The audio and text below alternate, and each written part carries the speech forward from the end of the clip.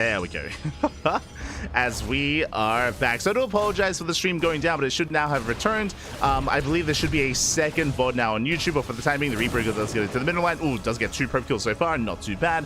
Does get 2 workers before going down. And from now, we are settling into our builds of choice. It is going to be a 2-1-1 setup here from Battle B. Late starport, but the Adapter does shade in. Shades into the main base. Does confirm the lack of starport. Does confirm that it is, of course, delayed a little bit longer. And this is going to be a very aggressive build here by Battle B. One moment here.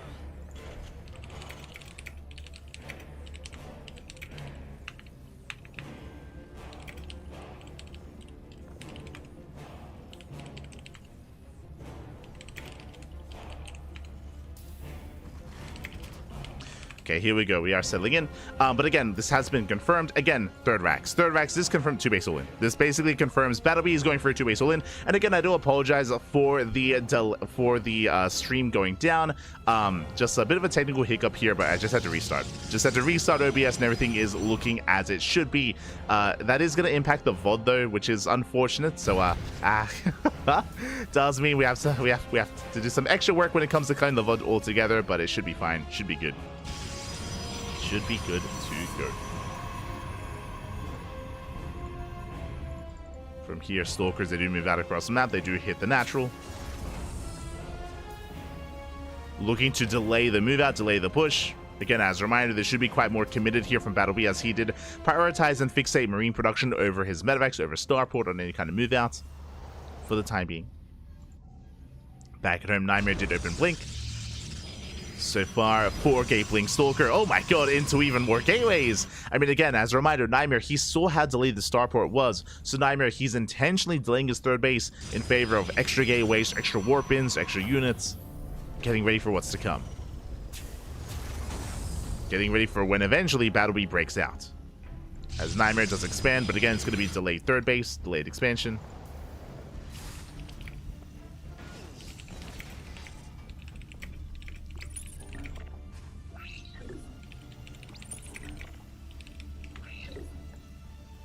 As the Observer does poke in.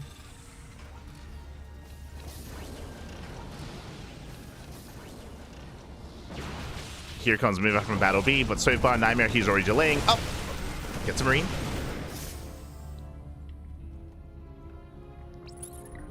Does pick up a Marine. Ideally trying to slow down the siege. Oh! Diving into the main! Yeah, dives to the main base, going for some reinforcements.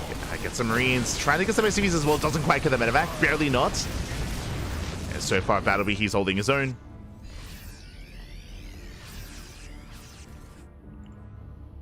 He's able to hold his own. As he's not completely all in, is expanding. Of course, Nightmare does confirm this with the Observer. He sees everything across the map. He knows.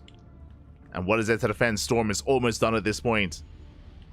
That'll be moving out. Nightmare, he's ready here to delay. Ready to engage.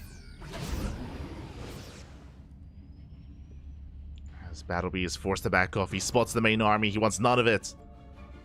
Going for a drop towards the main. Nightmare trying to keep up with the army rotation. Spots the tank. Rotates over. Nothing in the main.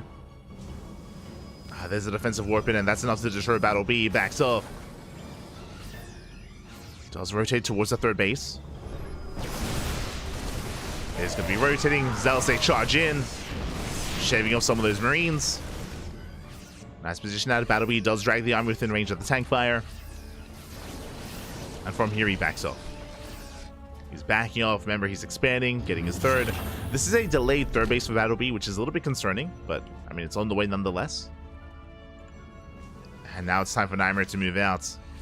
Remember, that's 4 High Templar, plenty of storms. Oh, the Widowmine. Oh! Widowmine doesn't quite go up. Nightmare rotating around. Looking for another way in. Whenever Nightmare does push, Battle B can hit the main base with that drop, but Nightmare's still in position. Storms are coming in. Oh! This one gets 2 storms off. Most SCVs do escape. 1 SCV goes down. But there's still more storms. Battle B is denied mining here at the natural, at the third. Another storm in the mineral line. 1 High Templar goes down. Up! He wants more storms. He wants them. He wants the SCVs. Okay, Prism has to back off. One High Templar went down. As they just dive in. They go for the dive. They do take some mind shots to the face. But more storms here in the mineral line. SCVs are going down. 17 SCV kills. Oh my god. Nice target firing here out of Battle B. Does focus on 3 of those High Templar. But still will lose that mineral line. And that's worth it here for Nightmare. He backs off, getting his 4th base. Still up in expansion.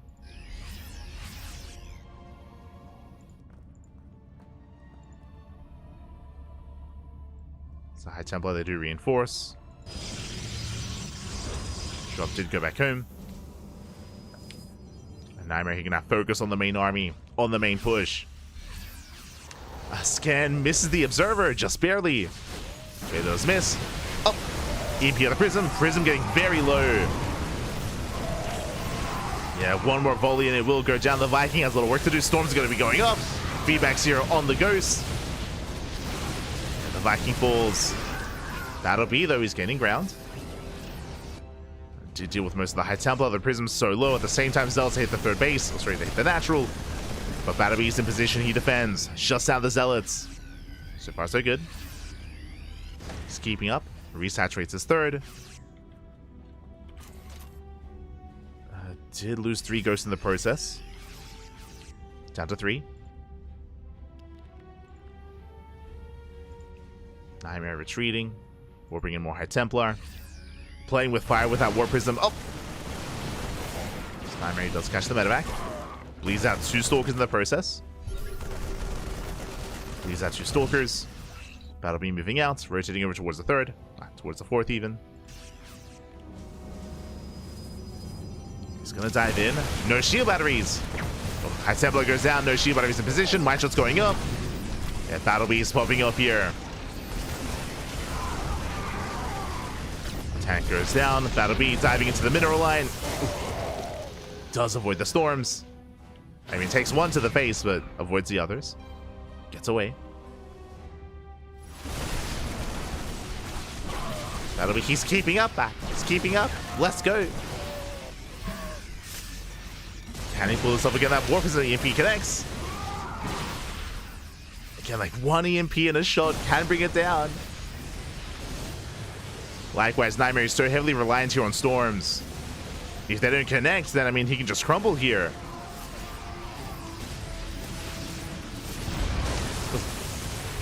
Storm going up. Softening up the Widow Mines.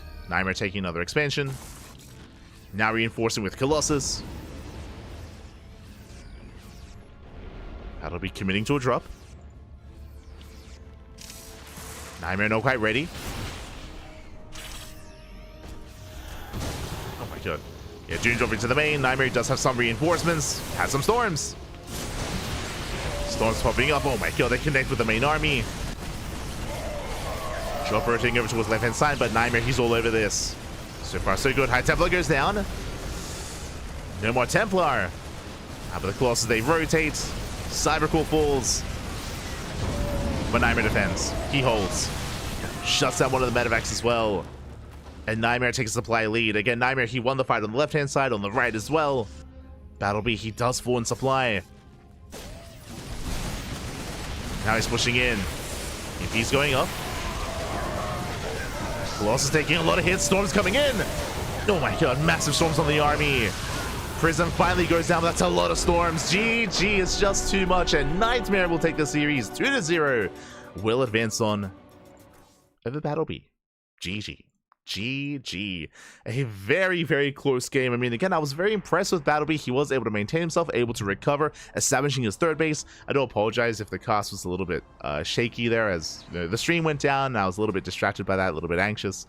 But regardless, GG, well played. Nightmare does take it. But a shout out to Battle B because he was able to hold his own for quite some time there. Unfortunately, when he went for the split push, when he dove into the main and when he pushed on the left-hand side, he did take some really rough fights, and he did lose a lot of momentum there, unfortunately. But up until that point, you know, he was definitely quite competitive with Nightmare. GG. GG, well played. Was still quite competitive with him, and in the end, Nightmare will take the series at 2-0. Will take the series. Again, Nightmare is one of the favorites to make it out of the group, and one of the many favorites, I should emphasize. There's a lot of competition here in Group A with Lambo and SKillous as well. And speaking of, we have yet to really feature SKillous or Lambo, but soon we will. Up next is going to be SKillous versus Fiat. Oh boy.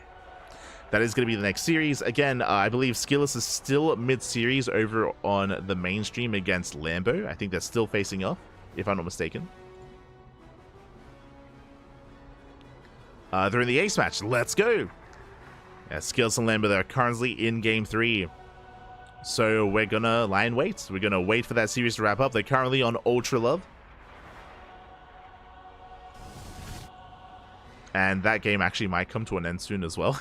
But once it wraps up, we will be following SKillous into Fiat.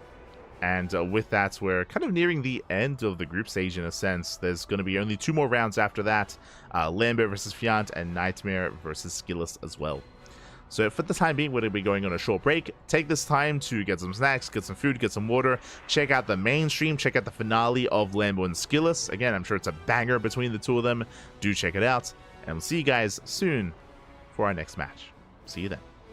See you then.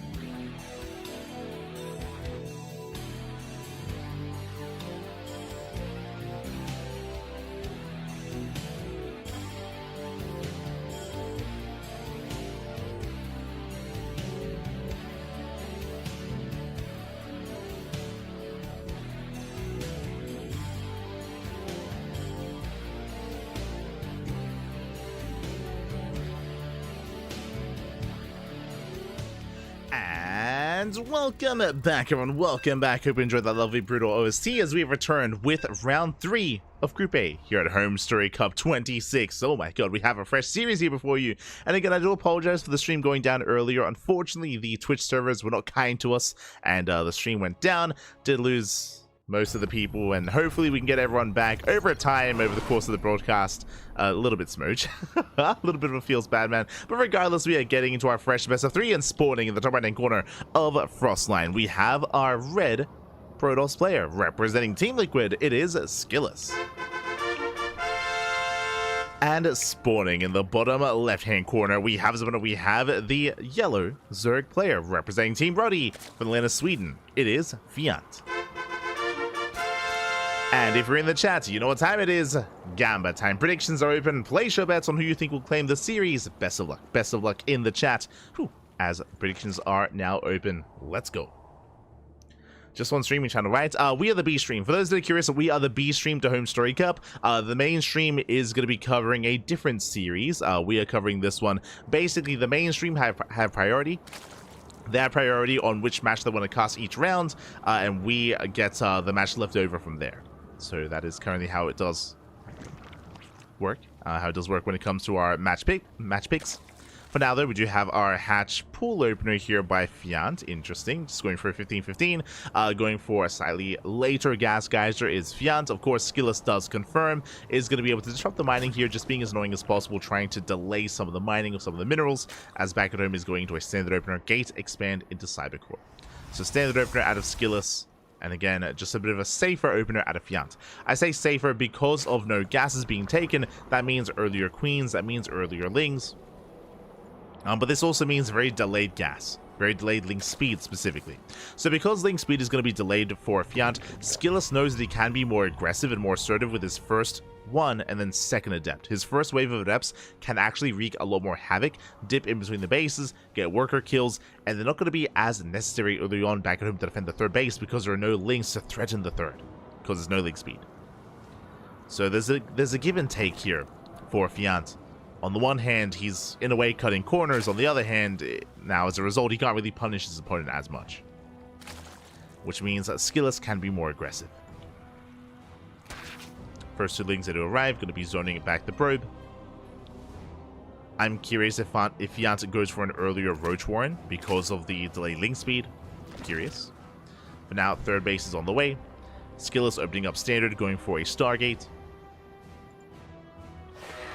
And we'll see where this takes us. Again, we're loading into Frostline. This is the largest map in the new map pool. I mean, I say that. Out of the new maps, it is the largest map. I do think that, maps like Abyssal Reef, Neon Violet Square, and King's Cove can still definitely contest for the largest map in the map pool.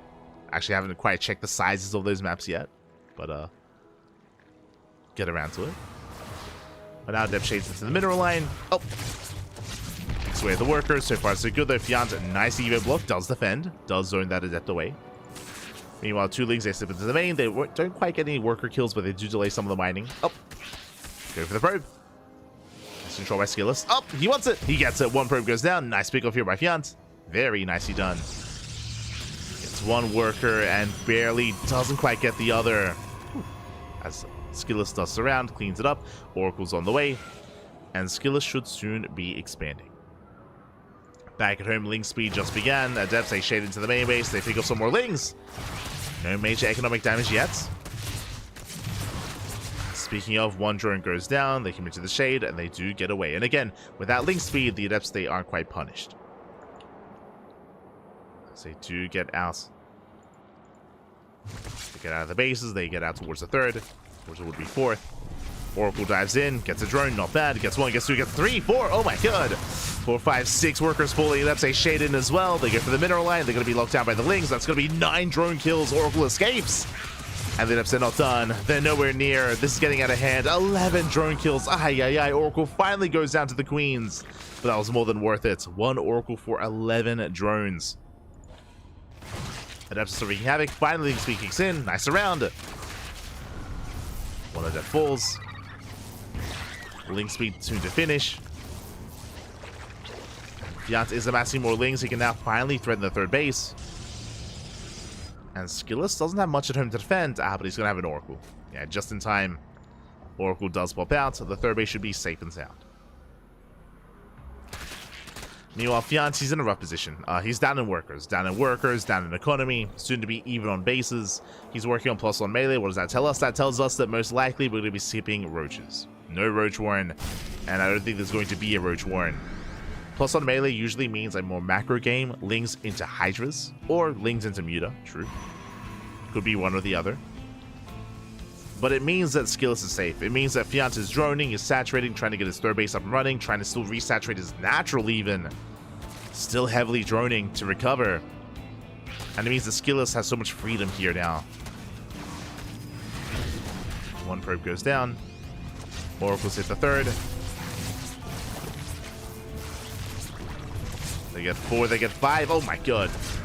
They get 5 drone kills here in between the bases. Not like this. Fiant popping off. Sorry, SKillous popping off, meant to say. As Fiant is struggling to keep up.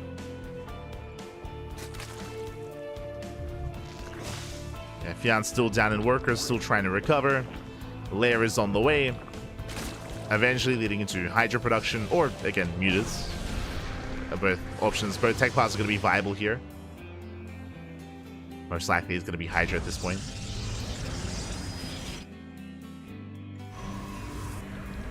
As again, SKillous is looking quite comfortable.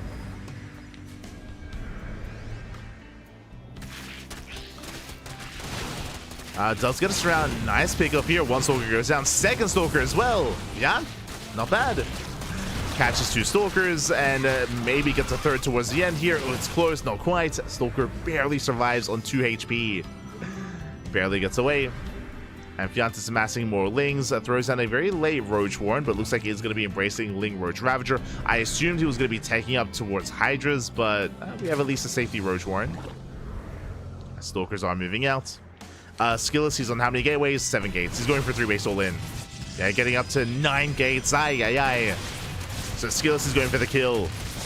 He's not taking gases. He's not taking into Storm or into Colossus or into any kind of splash damage. It's purely Blink Stalker. So 3 base, 9 gate all in. Lings, they hit the third base. They wreak havoc. Probes are going to be going down. Massive pickup. But again, SKillous is pushing in nonetheless. 13 probes fall. Very nice counterattack here by Fiant. But can he defend against the main army, as we do get a bit of a pause here? Hopefully everything is okay. Oh my god. It looks like our players are getting a big lag spike. Oh, it might be a lag spike at the venue, actually, if it's affecting both players. So hopefully everything is okay. It might also be affecting like even the other competitors as well. So we'll just wait it out. Yeah, I'm gonna be rehosting. So they have agreed. Both players have agreed to rehost. So don't you worry. But yeah, apparently there was a big lag spike which did affect both players. So they have agreed. We are going to be rehosting the lobby to a couple of seconds ago to jump back in. And it's a really important game state as well. So a couple of things. Winding it back a little bit here. First, SKillous was all in. He was all in. Again, 9 gate, 3 base all in. But because of that Ling run by, because of the mineral line going down, that does mean that SKillous, like that all in, he can't really afford it as much anymore. He can't really warp in and make use of all those 9 gates. So his production is going to be stifled. At the same time, though, Fiant doesn't really have much at home. Fiant, he's also losing control of his third base. He does have the safety Roach Warren, so he has slow Roaches to reinforce. Again, speed is not done for the Roaches, it wasn't researched. So I will see if Fiant can try and hold on to his natural. We'll see if SKillous turns back around and goes back home. As lobby is being rehosted. And we are jumping back in.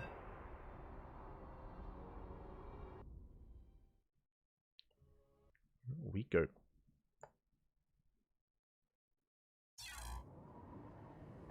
Here we go. So we are jumping back into our game here, recovering the lobby.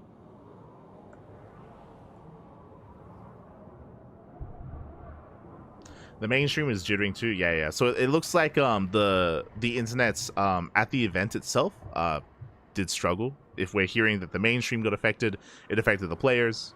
So, at least we know. So we are going to be recovering. And hopefully, you know, things clear up, and hopefully that is just a one-off, and there's no more lag spikes at the venue. Fingers crossed, fingers crossed. I mean, thankfully we can always recover from replay, so we have that available to us.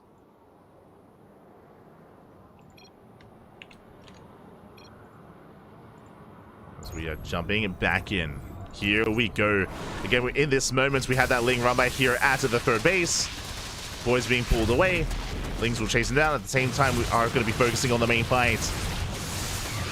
Jan trying to hold on. 20 more Lings in production. Again, pure Ling can hold against this. Queens are going down. Oh, missing some transfuse. Queens do fall. Third base falls as well. And Vianti's racing back home. Boys are being pulled. And can SKillous pull this off? The Oracles are coming into support. The Lings are coming for a full surround. Oracles, they do make it across the map. Queens are exposed. And SKillous, he did lose the expansion. He saved the workers this time, but still lost the third base, so he's stuck on a 2-base economy. Still has that proxy gateway, though he can still reinforce. He can still warp in. But Fiant, can he barely hold on? Triggers the stasis.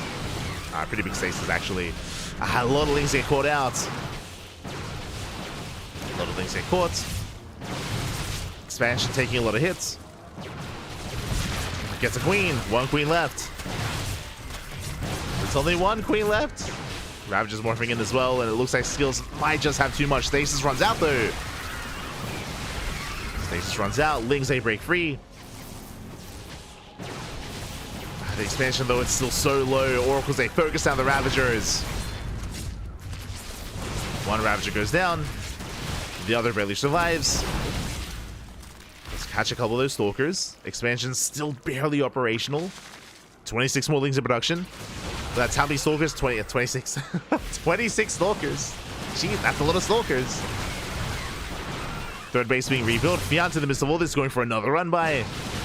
Another counterattack at the third. Oh, but likewise, though, the third base of Fiant does fall. Fiant catching the workers. 7 probes going down. Not bad. 7 up to 9 probe kills. Lings, they threaten the expansion. The natural. Heading back over. Likewise, SKillous rotating. Fiant had a 4th. So the workers, they just transfer over. And remember, the longer this goes on, the better it is for Fiant. Fiant just has to buy a little bit more time here. More reinforcements, more Lings, more Roaches. That's easier said than done, though. SKillous, he has a larger army. He's up to 29 Stalkers. And without these Lings, Roach is going to start going down. And Fiant can't necessarily afford those losses. Likewise, struggling larva-wise as well. I mean, he lost all of his queens, so no injections. Oh. Yeah, no injects for Fiant. Oh. SKillous, he does catch 2 Ravagers. 2 Ravagers go down. Oh. Almost catching the queens. Will Bars connect? Bars going to be connecting. Bit of miscontrol there by SKillous. Meanwhile, his third base is back up and running. As I say that, Lings, they hit the third base once again, forcing a recall. Oh, recalls reinforcements, not the main army. Ravagers pushing in. Zealots back at home, they defend. 7 probes go down. Ravagers are exposed. Expensive losses here for Fiant. We got Ravagers. Miles, they graze the army. And SKillous, he's going for the kill. He's going for the dive.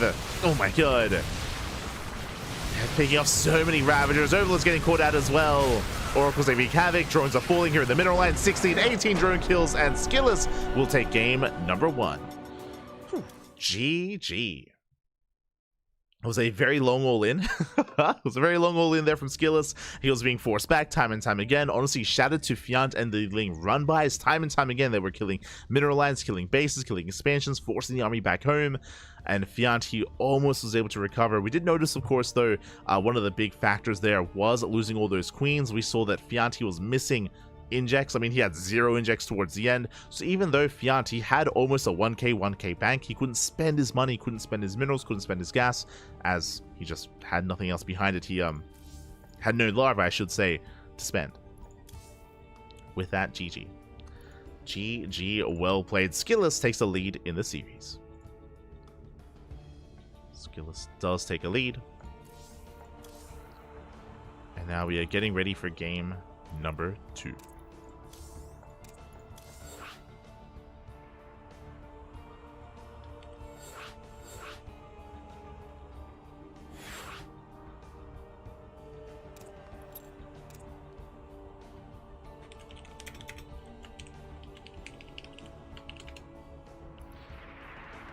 we go.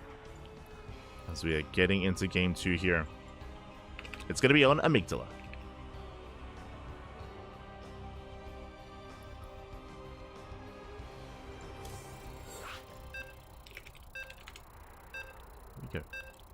And again, that was a pretty intense game number 1 there. Alas, Fiant barely did not have enough. We'll see what kind of approach SKillous has to this as well. Again, bearing in mind as well, what was most impressive about Fiant's defense there is the fact that he had lost so many workers in the lead up to the all-in, which is, I'm pretty sure, why SKillous went for the all-in to begin with. Despite that, Fiant, he was able to hold his own. He was able to hold his own, buy time. It wasn't as clear-cut. But now we're getting into game number 2, and spawning in the top right-hand corner of Amygdala, we have the Swedish Zerg player, the yellow Zerg representing Team Roddy. Down in the series, we'll see if we can force the ace match. It is Fiant. And spawning in the bottom left-hand corner, we have his opponent. We have the red Protoss player for Team Liquid, leading the series 1-0. It is SKillous. Here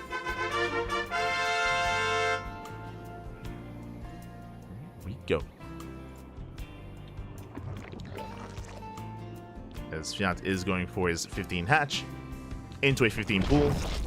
So 15-15 here out of Fiant, a very safe opener. Once again, we saw something very similar in game 1, which led into Fiant having delayed gases, delayed link speed, which meant that SKillous could be more aggressive and more assertive.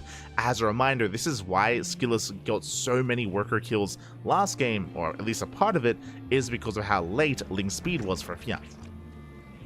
So Fiant had a harder time keeping up with the adept harass of SKillous.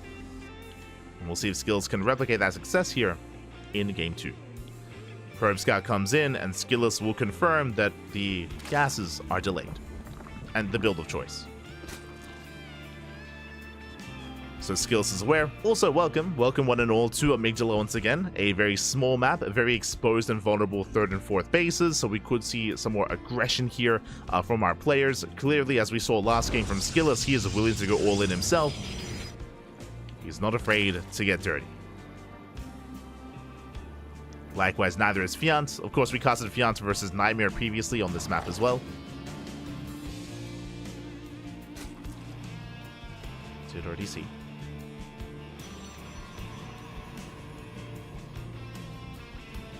Just catching up in the chat.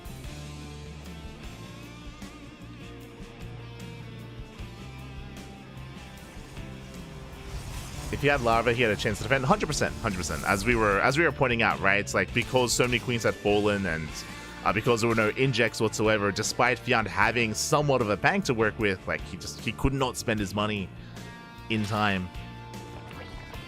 I'm pretty sure that's also why Fiant, if you remember towards the end, he morphed in most, if not all of his Roaches into Ravagers. I think that was just to spend his money. Like, like he morphed in so many Ravagers there at the end. And that's why we saw so many Ravagers in that final fight, because he just had to spend his money in some way, since he couldn't actually make units. But for now, though, we're settling in. Are going to be settling in. Is going to be a Stargate opener once again by SKillous. Stargate into Oracle. Adept threatens a Shade. And again, Fiant is still just now taking his gases. As a reminder, because of the 15-15 build by Fiant, that's why, again, link speed is going to be heavily delayed. Meanwhile, Lings, oh, they get 1 probe kill, not bad, almost 2. The 1 probe for 2 Lings, a better trade for Fiant. Adept shades in, Adept gets surrounded. Oh, big mistake here by SKillous, that should not have happened. So, who needs speedlings? 1 Adept goes down for 1 drone, I believe. Yeah, for 1 worker. So not a bad defense there by Fiant. Second Adept shades in. So far, Fiant is keeping up. Oh. SKillous, he gets one more drone kill. Two more drone kills, almost. Oracle dives in while the queens are distracted. Adept gets surrounded. And SKillous is being a little bit more careless this time. Does get 4 drones, true, but he lost 2 Adepts in the process. So he's not able to build up or bank up his Adept camp like he did previously. Shading in once again. Oracle's attempt to dive, but the queens are keeping up. Another Adept goes down. Fiant holds. Fiant holds, morphs in, more spores and gas geysers to protect those drones. So far, so good. I should say, so far, a much cleaner defense here by Fiant. Did I speak too soon? God damn it. Oracle comes in from behind. That's going to be 3, 4 more drone kills. Oh my god, now we are stacking up. Damn, just slowly building up here. Favor of SKillous. Up until that point, though, Fiant was doing well. Spore now on the way. Queens were dragged out of position. SKillous taking his own third, and behind this, it was Stargate into Twilight Council. No Forge, it's Glaive Adepts. Oh boy, a very aggressive follow-up here by SKillous. Now, as a reminder, this is not all in, but this can hit quite hard, especially if Fiant skips the Roach Warren. Now, if you remember last game, Fiant went for a very delayed Roach Warren in game 1, and here there is no Roach Warren. No Roach Warren, no Bailey Nest. What does that mean? That means it's going to be purely Ling Queen defense against Glaive Adepts, which is difficult to say the least. Oh boy. It's going to be a tough hold here for Fiant. Is going to be a tough hold. Again, if he was aware of what was going on, if he had scouted the main base, then I'm sure he would throw down either a Roach Warren or a Bailey Nest, but, I mean, there's no sign of aggression. Fiant is in the dark. He doesn't know what he needs. And I am concerned here for Fiant. Here come the Adepts. That's a lot of Adepts. They shade across the map. At the same time, Lings will hit the third. The third base is exposed. No shield battery. Lings, they slip in. Clutch warp in. Okay, very nice movement here by SKillous. Does preserve his workers, and Adepts, they have arrived. They shade across the map. What is there time to defend? Nothing. There's no Lings, no Queens. I mean, the Queens are trying to keep up. No Roaches, no Bailings. 9 drone kills already. And this is merely the beginning. This is only the beginning here. Shading into the main base. Getting another worker. Adepts, they shade in towards the third. 13 drone kills. Ay, ay, ay. And again, it's only Ling Queen to defend. And it doesn't trade well at all. Not like this. Not like this. Oh. Oracles hit the natural. Lings, they do get a surround. Not bad. Do surround the Adepts. Adepts should go down eventually. And with that, Fiant will clean this up for the cost of 16 workers. Still lost mine time here at the natural. Oh my god. Getting another couple of workers.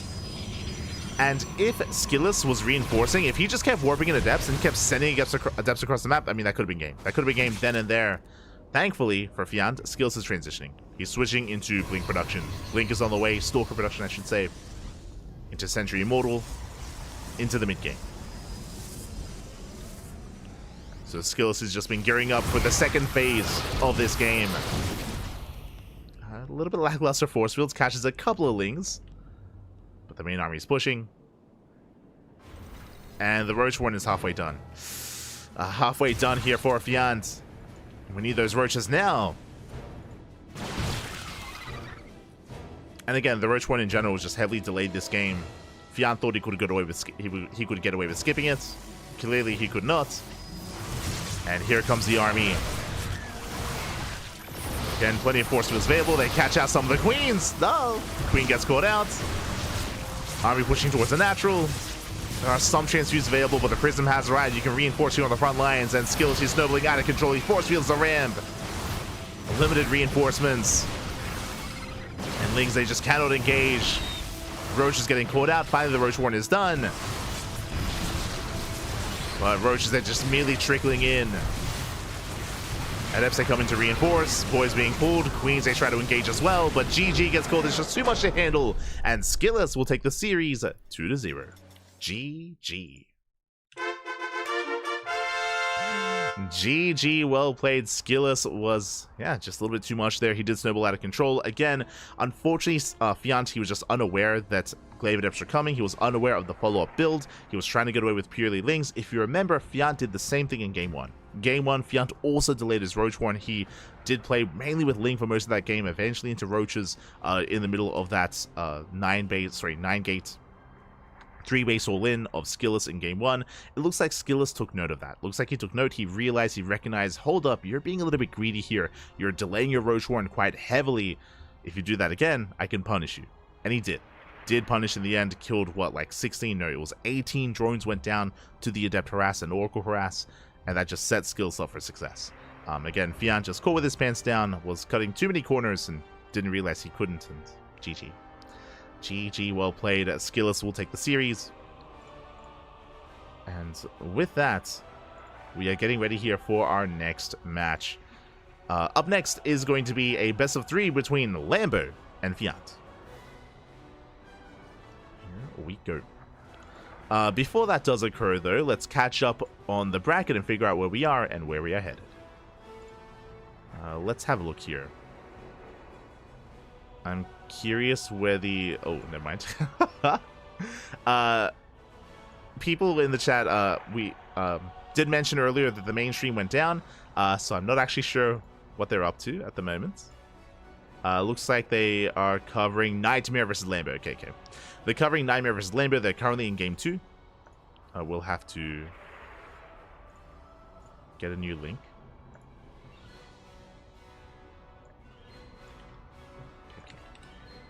We're good. But they're currently mid-series in Nightmare vs. Lambo. Oh, looks like they're lagging once again.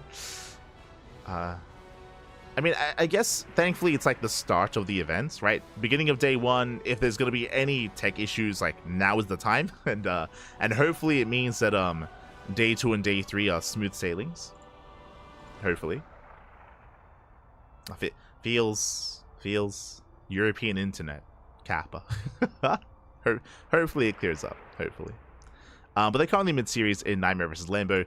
It looks like Battle B versus GuMiho already concluded, so we won't be able to jump into the TVT. We won't be able to jump into GuMiho versus Battle B, but just bear that in mind, as GuMiho did take it in the end. I should just show it. What am I doing? Of course. There we go. We're just catching up with the bracket here. You can see here, GuMiho, he takes down Battle B 2-0. Likewise, Nightmare and Lambo, they're in Game 2 as we speak. They could even go to the ace match. Best of luck to Lambo. Best of luck, as they're currently locked in. And it looks like the bracket is progressing. Ooh, so based on the results so far, we have confirmation Battle B and Fiant, they have not taken any matches themselves, any series. They are confirmed out of the group. So it looks like Battle B and Fiant, they cannot make it out of Group A. Meanwhile, it's still up in the air between GuMiho, Nightmare, Lambo, and SKillous. We could still see either one of these players make it through. So far, GuMiho, Nightmare, and Lambo, they are undefeated so far. But again, there's still a lot more matches to come. A lot more to come. After the break, we will be entering round 4. As you can see here, round 4. It's going to be GuMiho versus Nightmare, SKillous versus Battle B, and Lambo versus Fiant.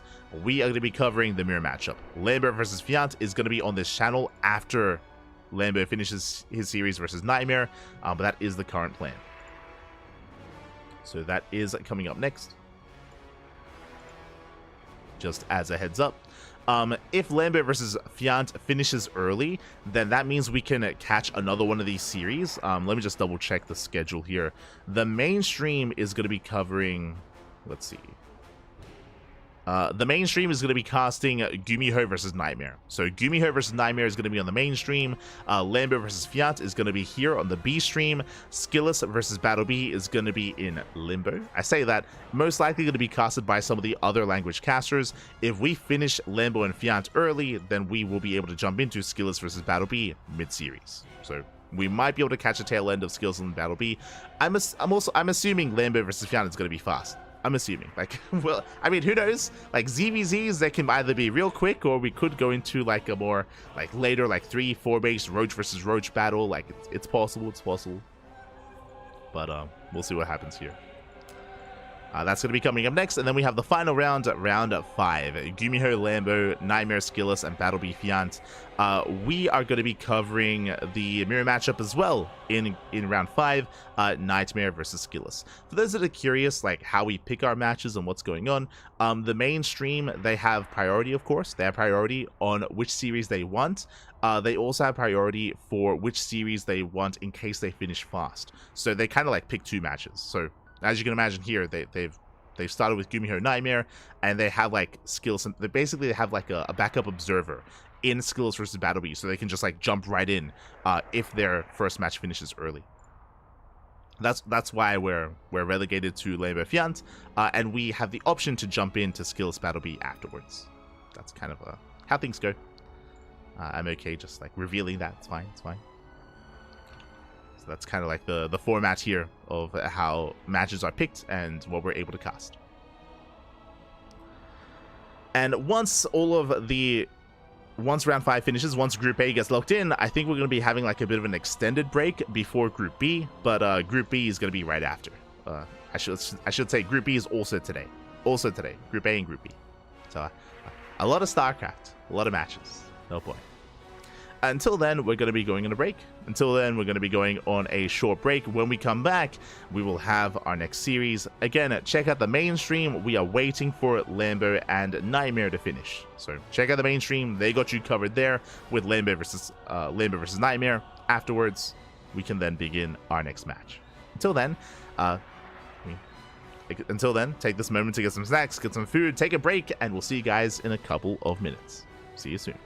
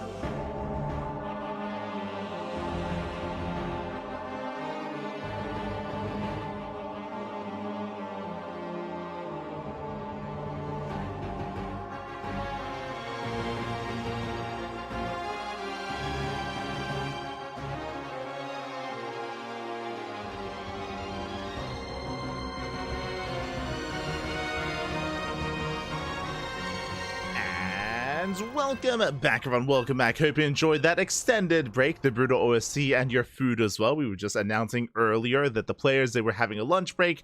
They had pasta. I can let you know that much. I don't know what the kind of pasta, don't know what it looked like, but food was eaten. And now we are continuing Group A of HomeStory Cup 26, and spawning in the bottom left-hand corner of Leylines, we have the blue Zerg player from the land of Germany, representing Shopify Rebellion. It is Lambo.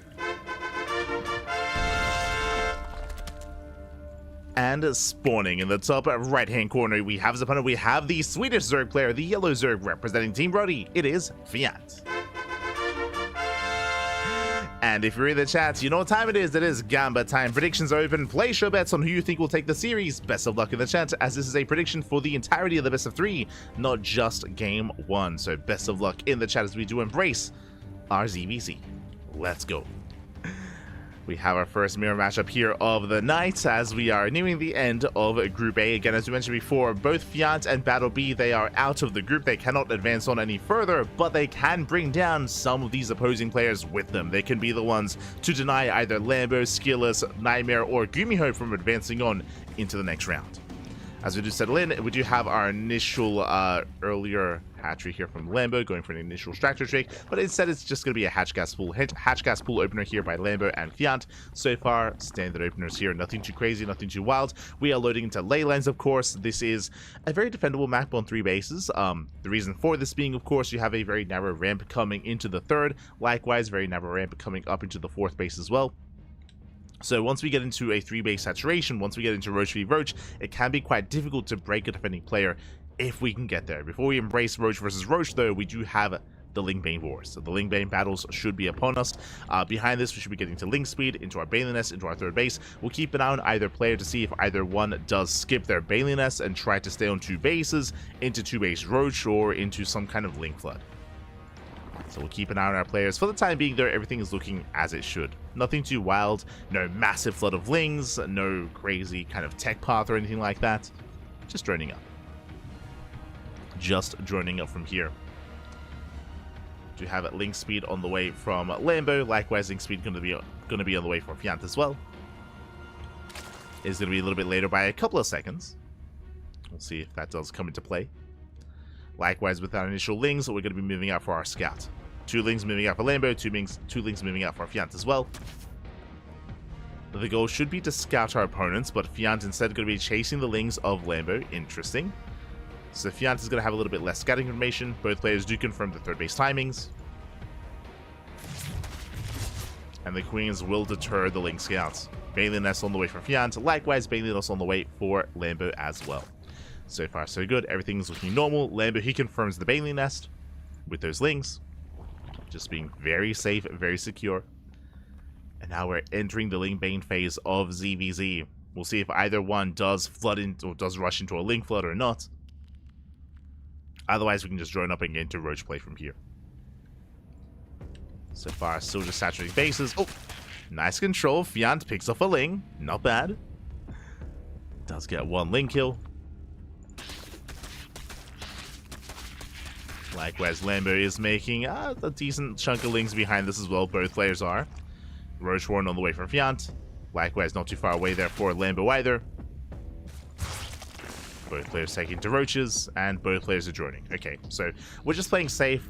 Looks like enough Lingbane was made just to be safe and secure for both Fiat and Lambo. No one is being overly aggressive. We're just calming things down and settling into a longer game state. And that's usually how things do go here in European ZVZ.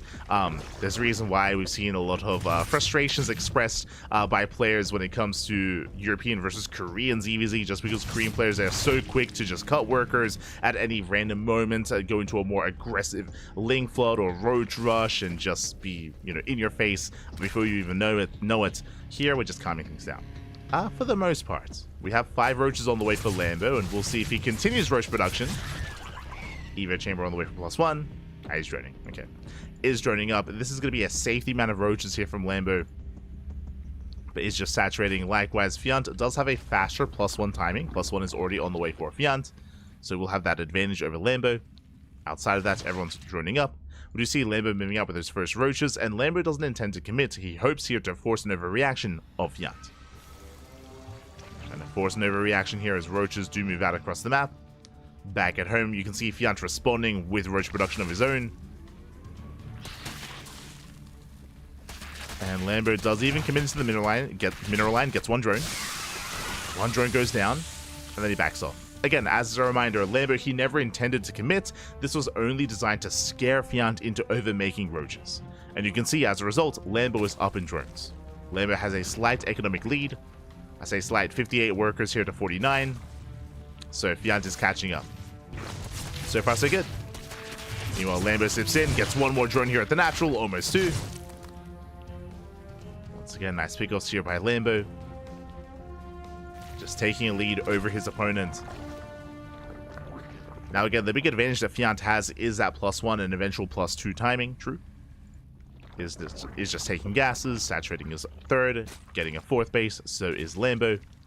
But again, Lambo has a significant worker advantage. And I'm concerned for Fiant as the game progresses here. I'm going to be concerned. Job Lord being set up as Lambo gets ready to move out. Overlord Speed finishing up as well. Bailings do waddle into the third though. Lambo pulls away, but oh my god, 5 drones go down. Very nice pickup. And just like that, Fiant is catching up in workers. Bearing in mind though, the Lambo has been mining more for longer, so he still has the advantage. But a nice move by Fiant.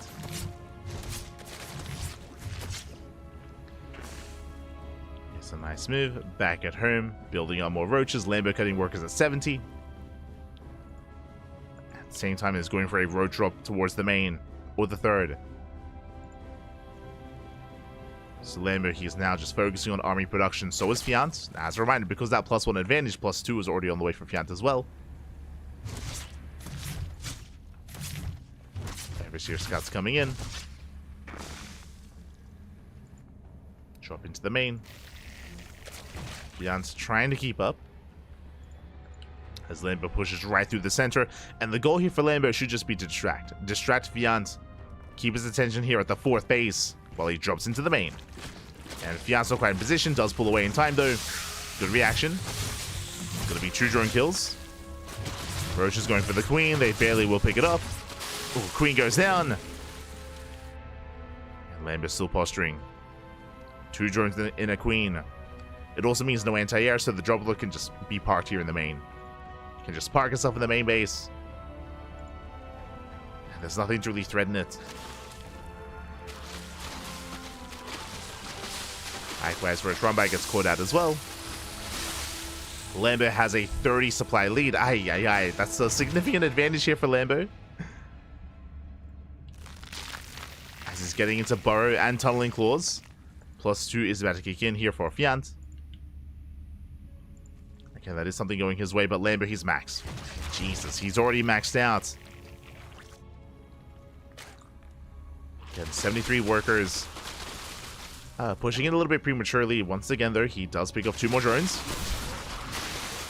Pushing to the center. Ooh, takes a bit of friendly fire. But overall, still forcing his opponent back at the same time. Does push in the left-hand side. Does get on top of the Ravagers. Ravagers getting picked up. Fiant, he is in position. And he's going to be able to hold on at the same time, going for his own counter drop across the map. Drones are going down. It looks like Lambo is pushing in towards the third. Reinforcements on the way. They're getting stuck here at the natural. Likewise, Lambo breaks through here on the 4th base. And he has borrowed. Oh, no detection. No detection for Fiant. He doesn't see. Doesn't know. Workers are going down. 14 drone kills. And Lambo is just pulling Fiant apart. Now Fiant has detection, but it's too late. It's too late at this point. Lambo is catching up with his upgrades. Breaks the natural. Gets over the Roach Warren.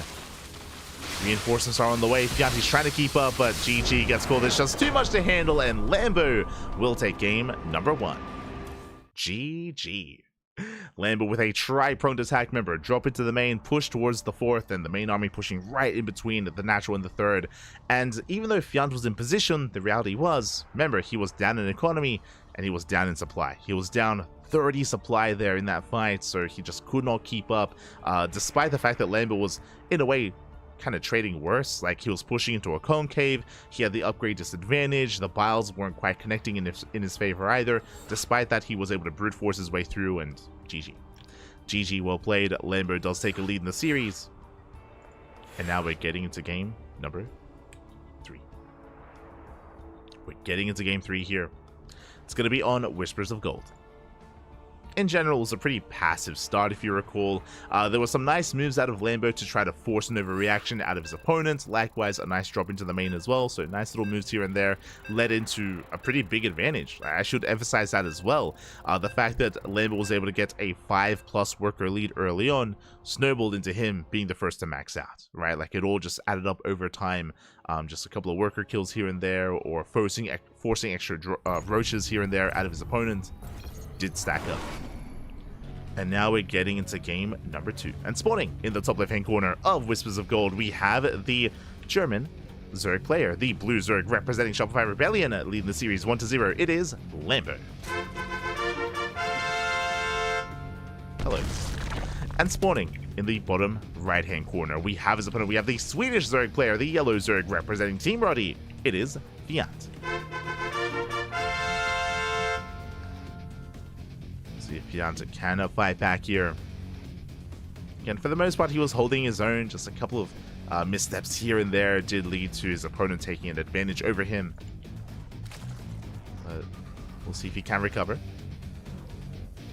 But now, once again, hatch gas pool openers from our 2 players. Did have the initial extractor trick, of course, out of Lambo, but outside of that, we're settling in. Gonna be settling in. Likewise, as opposed to the previous game where I was emphasizing that it is a little bit more defendable on 3 bases, at least on ley lines, here on Whispers of Gold it is much more exposed. The 3rd and 4th bases are a lot more wide open. You don't have those narrow ramps at these base entrances that you can take advantage of like you do on ley lines. So because of that, earlier game aggression I'm sure is more favored on Whispers of Gold, and we might see some earlier aggression here in this game as a result. Again, rush distance by ground is shorter on this map. 3rd bases are more exposed. We'll see which player does embrace an earlier roach timing and a lower drone count. For now, we're just chilling. Just droning up. Overlords move out. So far, so good.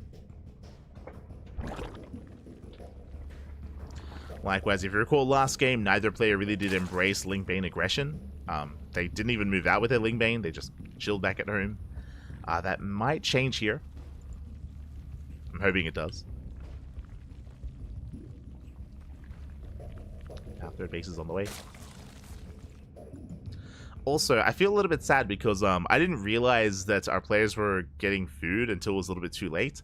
I was gonna make some noodles. I was gonna make some ramen because they were eating pasta. Maybe in between Group A and Group B, I can get around to making some ramen. I would like food too.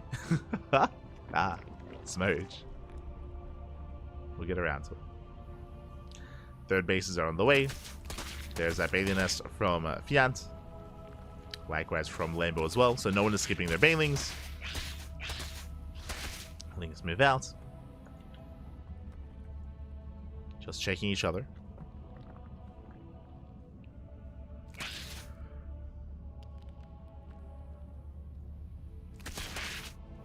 Nothing major yet. Oh, as I say that though, 12 Lings on the way. Okay, Lambo is going to be the aggressor this time. He's going to be flooding Lings. Bailey nest almost done. Lambo is going to be moving out. Meanwhile, Fiat's back at home. He's droning. He's droning up. He's saturating his bases. That means he's going to have that much less to defend. So we have Lambo being the aggressor, Fiat being the defender, Bailings are morphing in, and a lot of this is going to come down to these Bailing connections. Will they connect? Because Lambo is morphing in, 5 Bailings. Does hit the 3rd. Bailings are morphing in, 2 of them are done.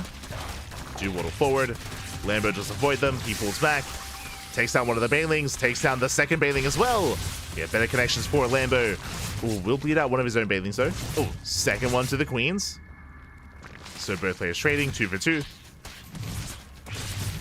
Another Bailing being targeted. Meanwhile, ooh, 2 Bailings, they hit the natural. 7 drones go down. I should have noticed, again, it was 5 Bailings, 3 on the left for Lambo, 2 on the right-hand side, and that is enough damage. Lambo, he hits the natural. With that, Lambo takes a worker lead. He's dancing with the army, building up more Bailings back at home. Building up more Lings. And now Lambo has to just defend. Fiant has to commit. Ay, ay, ay. Gets on top of the Queen. Queen's gonna go down. Not bad. Queen falls. Banelings are denied. Fiant's gaining ground here. Now target firing by Lambo. Does focus down the Baneling. Does get the Baneling. 2 more coming in. Oh, the splits. Very nicely done. Lambo splits away. Shuts down the Banelings. There's 1 left. And Lambo's holding. Lambo, he is holding on. Remember, Lambo, he's still up 7 drones. As Fiant has not been droning, Fiant is all in. At this point, Fiant is completely all in. Oh. The roaches are out, but they're going to get surrounded. Banelings, they zone away Fiant. Oh my god, massive connection. Ay, ay, ay. Bit of miscontrol there. Fiant's coming in a little bit too soon. Not like this. And Fiant, he's running out of steam. He still has roaches. He's pushing forward. So that's potential with these 3 Banelings. But behind this, Lambo now getting into his own roach production. Time is on his side. The longer this goes on, the better it is for Lambo. As once again, he does go for a Ling run by. Getting into the mineral line. Likewise, Fiant pushing in, but he barely has any Lings left across the map. Lings are cleaned up. Queen survives at least. Fiant's still down in workers. And he's keeping his roaches back at home. He's keeping them back. Both players getting into roach production. Fiant trying to re-drone. Trying to resaturate. But Lambo's pushing out. Like, Lambo's cut worker production. He's committing here on 37 workers. I mean, he knows he has the advantage after killing those 7 drones earlier. And here it comes. Here comes the push. This is designed to end the game. Fiant at the same time trying to catch reinforcements. Does coming from behind. Catches out 3 drones. Sorry, 3 roaches. Not quite. Fiant has to pull away.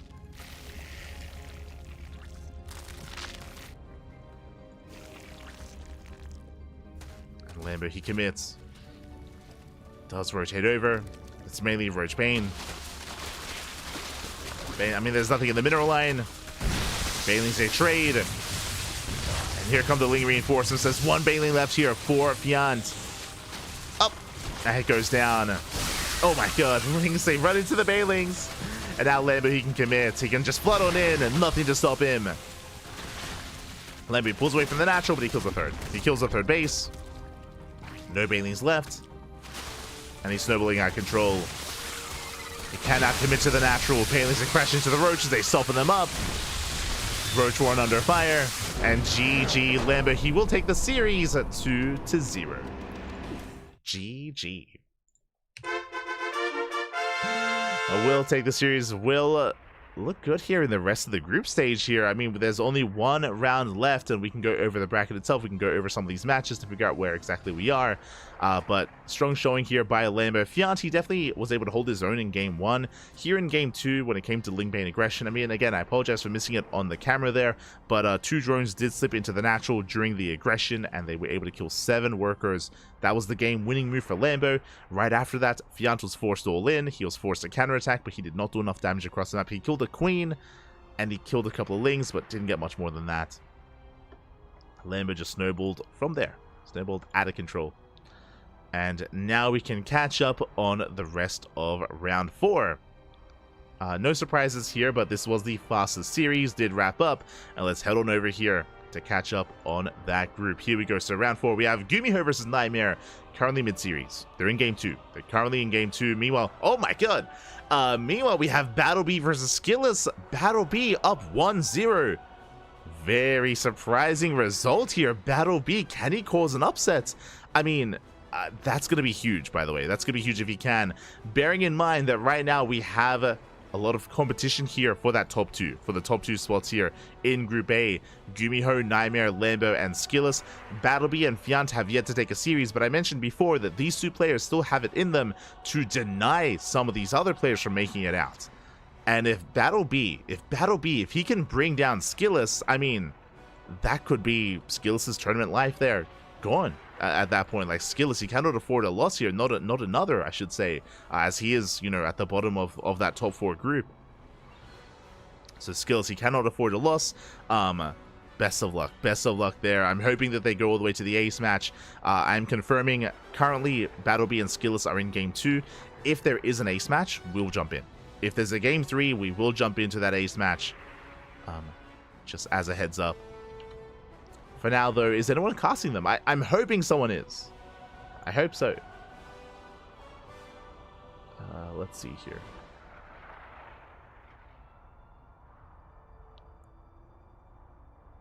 But maybe Enki, maybe one of these other casters. Because I know most of them are covering GuMiho versus Nightmare. I don't blame them, right? I don't blame them. But most of the casters are covering the other series.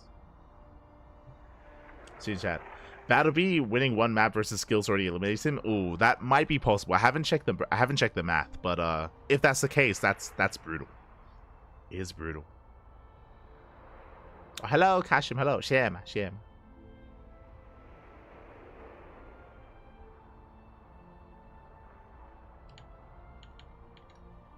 Go.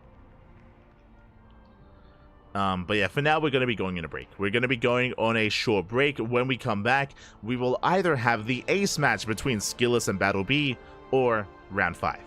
When it comes to round 5, let's double check here. When it comes to round 5, our series is going to be the mirror matchup between Nightmare and SKillous.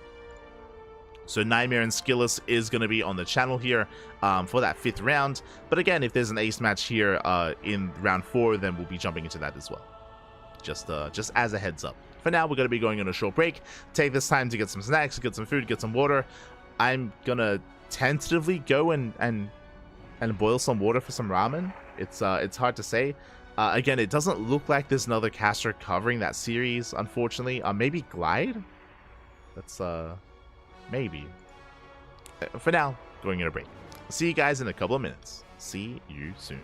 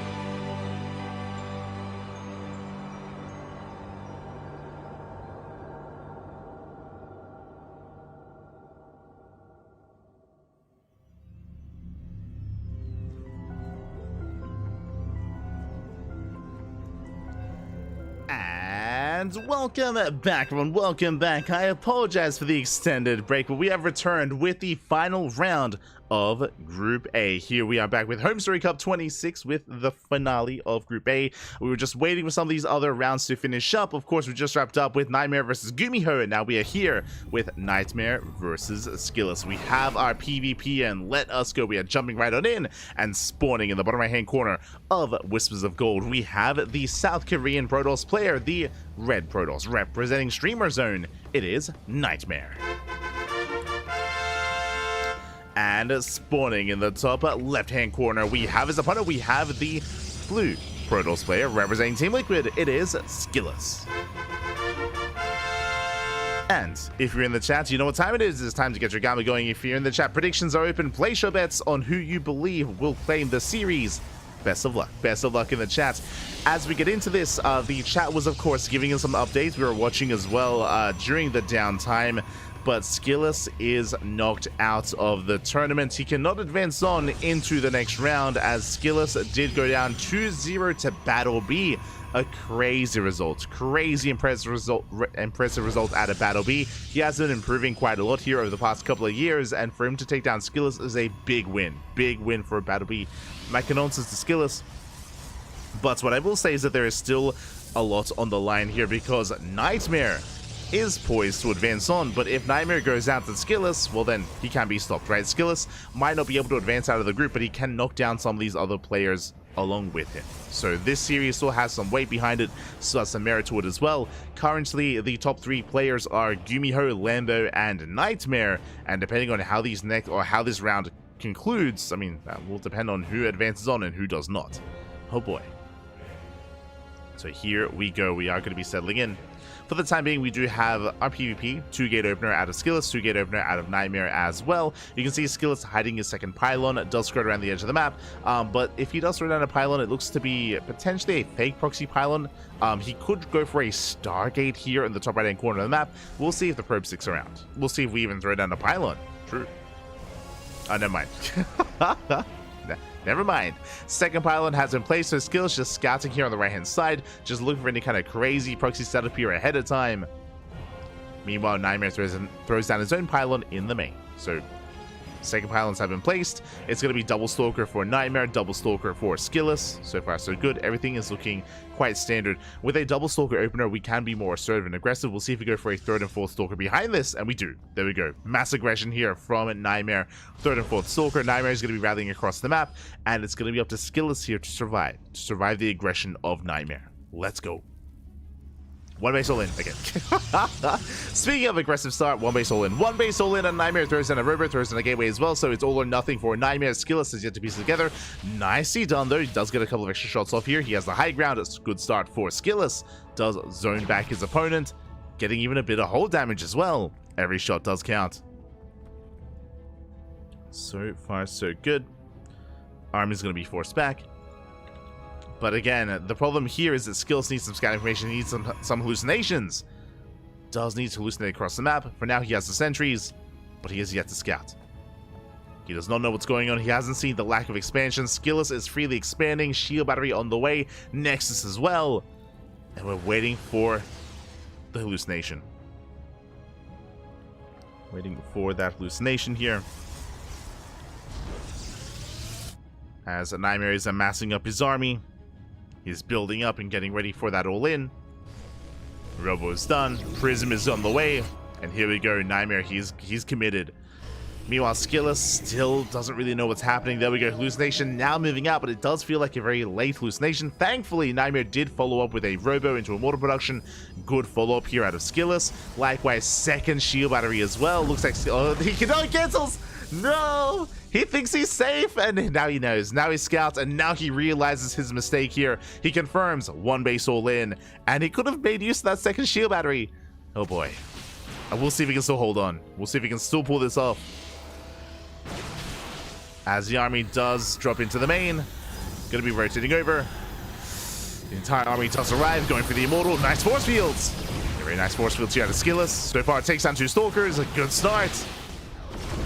Very good start. The army does fall back. More force fields thrown down. Prism taking a lot of hits. Oh no! Prism goes down, and with that, SKillous, he will hold. He should shut this down. The Immortal barely survives. 4 Stalkers left. Immortal goes down, but alas, at what cost? At the cost of the entire army. GG gets called, and SKillous survives and takes game number 1. Whew.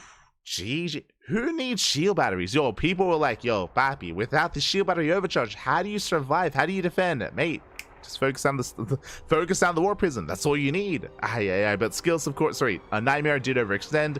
With that war prism, took a lot of hits, did go down. Without that war prism, no micro potential there for Nightmare, none whatsoever. SKillous does shut down the all-in, and with that, SKillous takes a lead. SKillous does take a lead. Whew. And from here, we'll see if SKillous can take the 2-0. We shall see. So he needs one more game here to close it out. And again, Nightmare may be a little bit overconfident with his play. Maybe a little bit overconfident there. Ooh, as we are going to be experiencing one of the older maps for the first time tonight. We have yet to really embrace either Abyssal Reef, King's Cove, or Neon Violet Square. Here for game 2. We have one of them. We are jumping into Neon Violet Square. It's time to get your pachinko going. Let's go. Time to pachinko it up, papi. Beautiful. As we are getting into game number 2. And spawning in the top left-hand corner of Neon Violet Square, we have the South Korean Protoss player, the Red Protoss, representing Streamer Zone. Down in the series, we'll see if he can bounce back. It is Nightmare. And spawning in the bottom right hand corner, we have the blue Protoss player representing Team Liquid, leading the series 1-0. Well, no ass, one more game is all he needs to claim the series. It is SKillous. And as I mentioned, SKillous, he may not be able to make it out of the group stage, but he can stop Nightmare from advancing on. I'm unfamiliar with the overall scoreline that is necessary. I mean, there's going to be some math involved, determining who will make it through between Lambo, Nightmare, and GuMiho. This final series, this final round of 5, or round 5, is going to determine that, of course, and we're settling in. Now, if you haven't been around since the beginning or since the early years of StarCraft or the early years of Legacy of the Void, you may not be familiar, but welcome once again to Neon Violet Square. This map was in the map pool back in 2017. That was the early days of Legacy of the Void. Some of the early years, I should say, as Legacy did drop in 2016, so it's been a while. It's been quite some time here. Fun fact, our first broadcast on this channel did feature Neon Violet Square. First broadcasts, even. Neon Violet Square, Abyssal Reef. Again, we started hosting our events in 2017. So, yeah, around this era. Around this era. Oh my god. The nostalgia, baby, the nostalgia. This is when we started casting. Meanwhile, one of the big features, of course, is the pocket base. You have a pocket third base available. Now, the important thing about this pocket base, one, I mean, proxies used to be very common, very popular back in the day. That was back in the Void Ray era, or proxy Void Ray era of StarCraft. It was a dark time, very dark time, but there's only 4 patches, only 4 mineral patches compared to the standard 6 patches. So because of that, there's less minerals available. Still a lot of gas, but less minerals. So this pocket base is a little bit less valuable than a regular standard expansion. Bear that in mind. Likewise, we have the pachinko machine. Of course, we have all these little squares that do make it a little bit awkward to engage here in the center of the map. That can come into play here if we do engage and we do get into the mid game.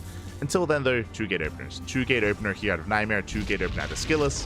So far, everything looking standard. Probe scouts do confirm the placement of the second pylon. SKillous expands, and Nightmare should be doing the same. Another thing to bear in mind is that the rush distance by ground is quite long on Neon Violet Square, so this is a very large map. I mean, all the old maps that have been reintroduced are large maps. Abyssal Reef, King's Cove, and Neon Violet Square as well. So because that leads into standard openers, into more macro play, typically.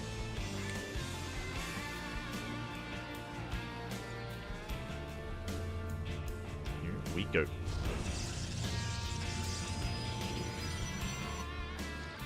As it does poke in, Hallucination will shade into the main base and will commit to the shade. Boys are being pulled up. 1 probe goes down. The pickup so far here by Nightmare. He gets 1 worker. He's looking for a second, and he will get 1. Yeah, 2 probe kills for 1 adept so far. Good trade, or better trade for Nightmare. Will shade towards the natural. Will even shade away. Oh my god. It does escape. So SKillous just a little bit too late here to wall off. And once again, unable to wall off. The Stalker was in position, which means more probes are going to be going down. A third probe falls. 3 probes for 1 adept. That is a worthwhile trade for Nightmare. Behind this, you can see him setting up here for potentially the pocket base. May opt to go for another expansion. We'll see. It's going to be a Twilight Council follow-up here for Nightmare. Meanwhile, Robot Opener out of SKillous. Robot Opener is typically a more safer way to play. Gives you access to early detection, early observers, early immortal production, and of course the Prism as well. So a much safer setup here by SKillous as he rushes into a very fast third. There you go. I mean, this would typically be a greedy move here. And I mean, it is still greedy by SKillous, but it is also safe because of the pocket expansion. So SKillous, I should say, you can get away with these sort of builds. Meanwhile, Nightmare does confirm. Moves in with Hallucination, he sees the pocket base, and he may respond with his own. As Nightmare is now aware, he is down in expansion with that Hallucination. And we'll see what he goes for. But now just working on Blink, throwing down his 3rd gateway. SKillous confirms that there is no pocket expansion yet. Nightmare, because he has a faster Blink, he has map control, and this makes sense. He goes for the standard 3rd. Now again, because Blink is about to finish, Nightmare, he can be active on the map and he can contain his opponent on this 3-base setup, and because SKillous should be being contained, that means that Nightmare can take a more valuable 3rd base instead, and can take the pocket base as a 4th later on. So this 3rd base is going to be, again, it's going to provide a little bit more here for Nightmare. Is settling in. Meanwhile, SKillous back at home building up his immortal counts. Again, just already building up those immortals.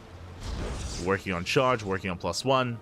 SKillous is going to be more defensive, more passive. He's going to be stuck on his half of the map until all these upgrades kick in. Then he can move out. We mentioned before that Nightmare has map control, and, I mean, as we say that, he moves out. He moves out, and again, his goal should be to contain. He shouldn't be trying to push in. Again, SKillous, he's very, very defendable here, or this map is very defendable on 2 and 3 bases. It's not going to be easy for Nightmare to find some pickoffs here and there. The best he can hope for, again, is just contain.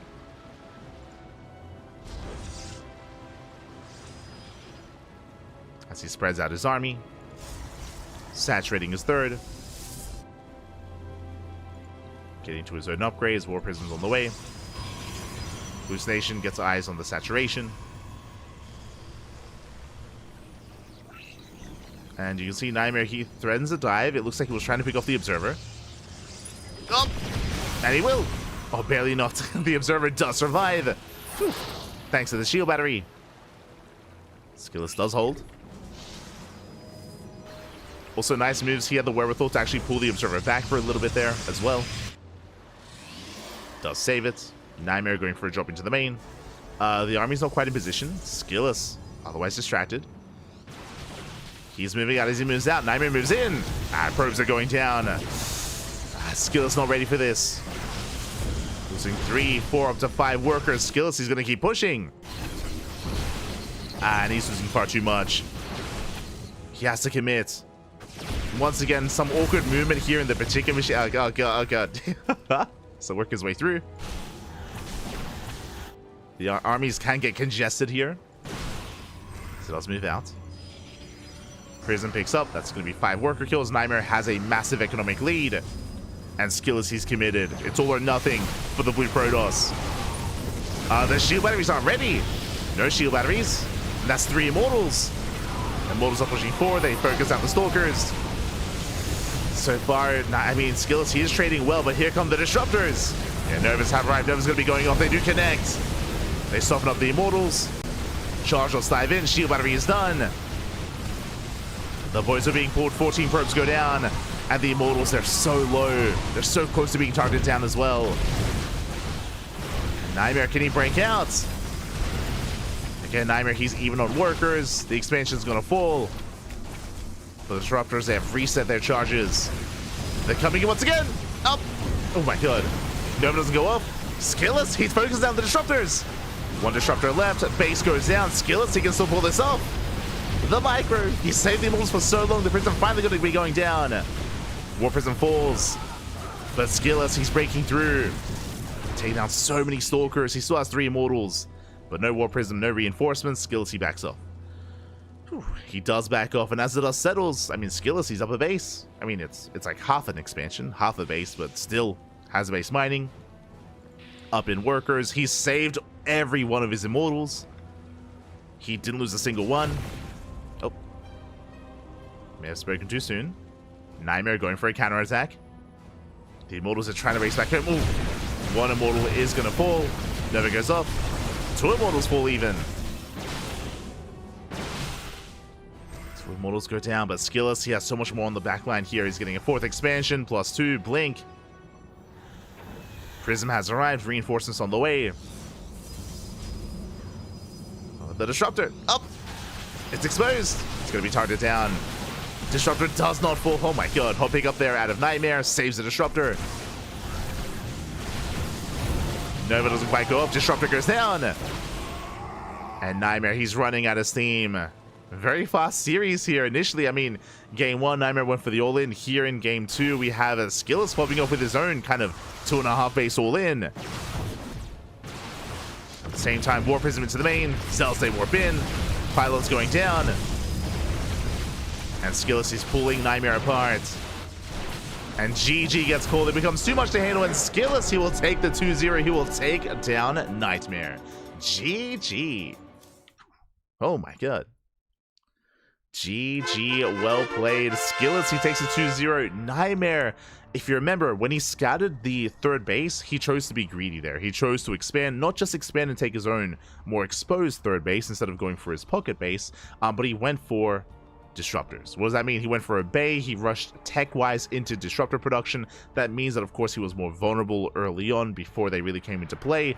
And SKillous, he cut workers, he went straight for that, again, what was that, 48, 47 pro ball in. He had less than 3 base saturation, of course. I mean, didn't have a full 3rd to take advantage of. And he hit Nightmare just before the Disruptor was ready, just before the shield battery was ready as well. Disruptors, they came out halfway through the fight, so we saw that the Novas, they were a little bit lackluster. We saw one big connection on the Immortals, but the Immortals, they lived up to their name. They were immortal. They survived the entire fight. They got so much value. GG. GG, well played. A very impressive fight there. Very impressive timing from SKillous. Nightmare barely was not ready for it. And with that, SKillous will take the series. And the question becomes, what does that mean for the group? What does that mean for Group A? We need to find out. Oh boy, we do need to find out here. Oh, actually, never mind. Despite the scoreline here, despite the result, I believe Nightmare will still advance on. Now, I don't know if Nightmare was aware of that coming into it. I'm not too certain of that, but let's quickly head on over here to the bracket. Here we go. Nightmare, I mean, I guess because of the previous results, let me see here. I mean, Nightmare, he took down GuMiho. I believe Nightmare took down Lambo. Yep, Nightmare, he took down Lambo, took down GuMiho. The only loss here was to SKillous. SKillous was the only one to defeat Nightmare in the group. And the reality is, because of the final series, because it's GuMiho versus Lambo, I mean, they're going to knock each other out, right? Like, the loser, they were already 3-1, so GuMiho versus Lambo will determine the final player to make it out of the group. Nightmare, only 1 loss. GuMiho and Lambo, one of these 2 players will have 2 losses. So, Nightmare is confirmed. Nightmare, he is confirmed into the playoff bracket. My condolences to SKillous, but again, he did put up a good fight here in a lot of these matches. Had a rough showing against Battle B earlier. Was a rough showing there, and SKillous may not be able to make it out, but at least he was able to have that flex towards the end, of course. So, GG. GG, well played. And now it all comes down to GuMiho and Lambo. Meanwhile, it looks like Fiant and Battle B are still in game 1. Yeah, it looks like they're still in game 1. So, what does that mean? That means that we have another series. Here. Up next is going to be game 2 of Battle B and Fiant. So I will need a moment to set that up. Battle B and Fiant. Un momento. Of course, they are currently in game 1, but once they wrap up, we can jump into game number 2. And again, there's a little bit less on the line for Battle B and Fiant, just because, I mean, neither one can make it out of the group. But regardless, it's still, I'm sure, playing their hearts out. There's no reason not to, of course. It's still competitive in nature, and they want to head off against each other. So best of luck to the two of them. I'm sure they're being covered by some of the other casters. I'm sure. I mean, I say that GuMiho and Lambo is very tempting, so I'm sure most of the other language casters are following that series. But despite that, I'm hoping that it's being covered by someone else. Hoping.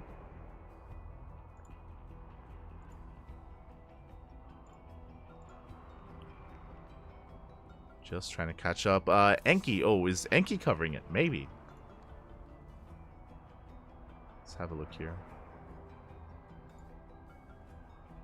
Oh, no, never mind. Never mind. So we're going to be going in a short break. I do also apologize for the extended delays that we've had, or the extended breaks that we've had.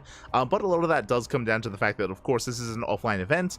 And after each series, players, they have to do their vetoes, they have to report their vetoes. They have to set up their PCs. You know, if they're on the main stream, then they have to be, you know, set up there with their cameras on them. And then they have to switch over as well, change their setups. There's a lot that goes into it, of course, and there's because of that, there are just, you know, natural delays here, as it is an offline event. Sometimes there are some issues. We said earlier that players were getting food, so there was a bit of a food break.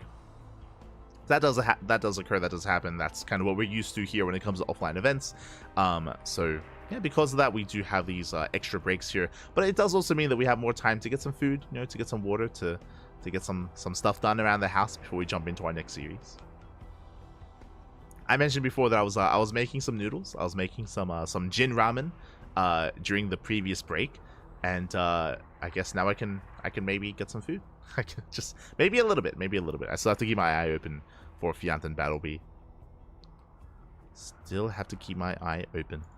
But if you're in the chat, if that series is being casted by someone else, by like one of the other language streams, I would love to know, just so I can tune in. So let us know.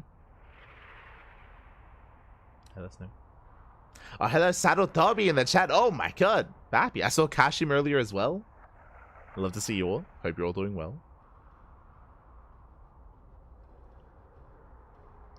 God love SKillous. He's a cool guy. Nikita, he's lovely. We love Nikita here. He's great.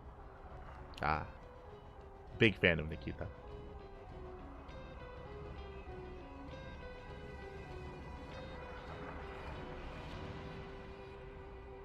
Going to Australia soon. Yes, Sarutobi, he might be coming to Australia soon. So, we can meet up. We can meet up. Get some noodles.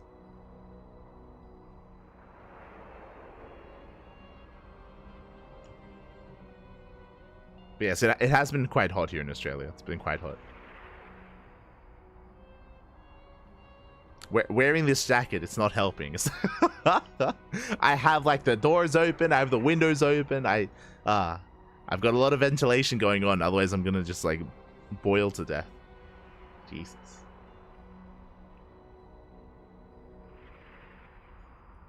How big could Australia possibly be? True. I mean, if you go to Australia, we can all just meet up. Kappa.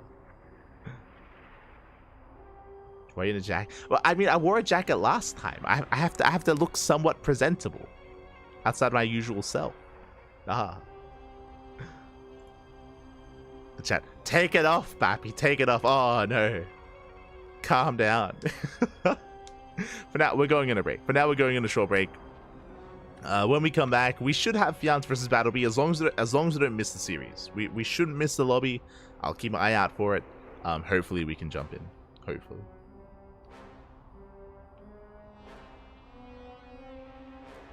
Until Sunday, then we all collectively die. Exactly. For now, though, again, we're going to be going on that short break. When we come back, we'll have, hopefully, our next series. See you soon. Again, we're nearing the end of Group A. Once Group A wraps up, we will be jumping into Group B. There might be an extended break as well, because basically, once Group A finishes, all these players have to pack up their peripherals, you know, their keyboards, they have to log out, their headsets, their mice, and then all these players, they step in. And then they have to set up their own PCs and their own setups, and there's like this like exchange period between the groups where that does take place. So that is going to take some extra time. Usually it does take some extra time for them to set up their PCs. just as a heads up. Otherwise, we'll see you guys after the break. See you soon.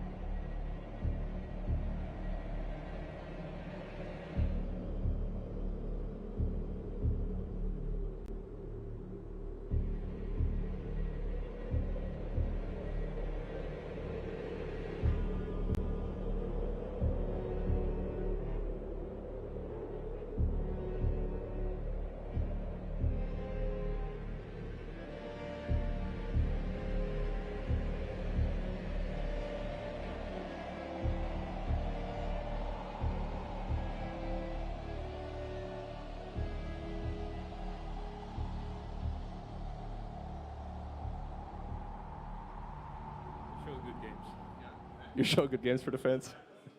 All right, the first question, and feel free to play along as well.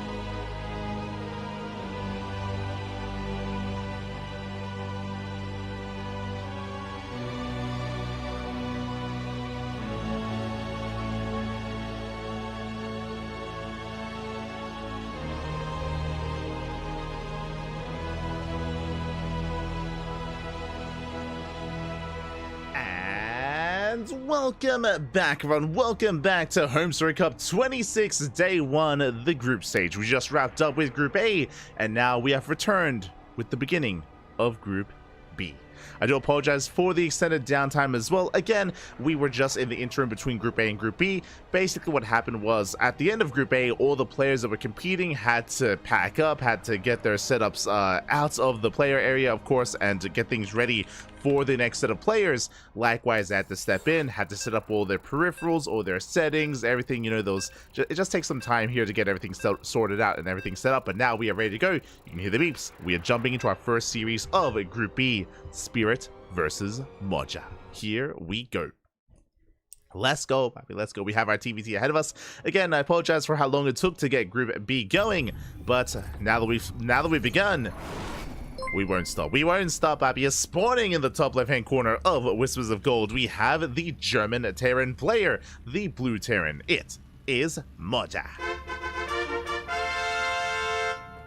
And spawning in the bottom right-hand corner, we have as opponent, we have the Polish Terran player, the red Terran, representing himself, currently teamless, but deserving to be on the team. It is Spirit.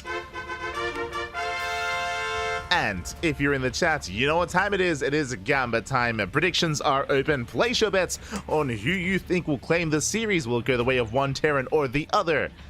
Best of luck. Best of luck in the chat. We can go over the group itself after this series. We'll have a little bit of time to delve into the matches up ahead of us and the players themselves. Again, in this group stage, there are 6 players in total, and only two will advance on. And it is a round-robin group stage. We are halfway through the night. Again, each day, today and tomorrow, we're covering 2 groups. So today, Group A and Group B. Tomorrow will be Group C and Group D. So we are halfway through the night, and here we go. We can embrace our TVT to start things off. Double gas opener out of Moja, double gas opener out of Spirit as well. That means both players going to be opening up with a faster factory. Both players going to be delaying their expansions. This makes sense here on Whispers of Gold. Again, welcome one and all to Whispers of Gold. I should also emphasize as well, this is the first major event on the new patch, on the new map pool as well. Exciting stuff, definitely exciting stuff, as the patch went live a couple of days ago, less than a week ago at this point. Because of that, there were a couple of bugs. There are definitely some issues that are plaguing the ladder. Thankfully, those issues are not plaguing the tournament. We did mention at the start of the broadcast, but I should reiterate it here as well. There are certain bugs that are affecting the live version of the game, but alas, a mod was created for this tournament. So the Cyclone has been patched, the Observer has been patched, and a couple of bug fixes as well. So because of that, that will not affect HomeStory Cup and events moving forward from here, because of course all of our regular weekly tournaments and all online events and events in general will be making use of that mod until it goes live on the live patch, on the live version of the game. Just as a heads up. But now that we're going to be settling in, first Reaper does move out across the map. We'll chip away after the Reaper of Moja gets the first shot off. Oh my god. SCV has the right to tank some shots. SCV does go down. The CC is delayed, and so far a good start here by Spirit. It was a bold move to be active with this first Reaper. As a result, we can see he has to get the hell out of here. He does have a Reaper disadvantage thanks to the defensive advantage here. Defender's advantage of Moja gets the SCV, backs the hell off, but at least Spirit did delay the expansion. That is all he was looking for. As a result, his own base is actually still slightly behind that of his opponents, but overall, we are settling in. Ooh, and Spirit, he does continue Reaper production. Reactor Reaper Hellion. Very aggressive here by Spirit. Essentially, the goal is going to be to bust into the natural base. To bust into the natural to get on top of these initial units here of Moja. Moja will have a unit disadvantage. Instead, he's taking that much faster into Starport production, into Cyclone production as well. Getting to a Cyclones, meanwhile Spirit is moving out. We'll see if he can try to catch out some of these units, the Hellions, the Reapers, the SCVs, even the Cyclone itself. As Spirit continues his aggression. With the Cyclone coming out, though, Moja, he should be okay. Yeah, he gets a lock on, chases down the Hellion, and Moja defends. Moja, he does defend, he does hold, he does save his natural. So far, so good. Spirit still sharking around. But with that weakened Hellion, he has to get the hell out of here. He pulls back. So far, so good. Moja, he's holding on, he holds on, he defends. For those that are maybe unaware as well, as aggression has subsided and we can settle in towards the mid game. I mean, Spirit, he continues his aggression going into a medevac. Oh my god. Going into drop play and into very fast tank production as well. But for those that were here last HomeStory Cup, and for those who weren't here last HomeStory Cup, maybe you wouldn't know this, but Moja did debut last season, or last HomeStory Cup. It was his first big major event, his first, I want to say maybe one of his first tournaments in general. If you remember, Moja has been a ladder hero for a very long time, competing on the ladder, but not competing in online tournaments. He would not play in ESL Open Cups or Wardy events or any other online tournament, really. He wasn't really too interested in that sort of thing. But last HomeStory Cup, a lot of local talent did show up alongside others as well, like Eon Blue, like Moja, Sebestis, and Moja, he debuted and he had a really good showing. Meanwhile, here we go, Spirit, he commits and he's throwing a lot away here. The tank is exposed. Oh my god, do you have a bit of a pause? Hopefully everything is okay. As we might have some unfortunate issues here. Ooh. Was that a lag spike? If that was a lag spike, then yeah. So another thing we should talk about, and we may just resume from replay, this happened last time as well. Yeah.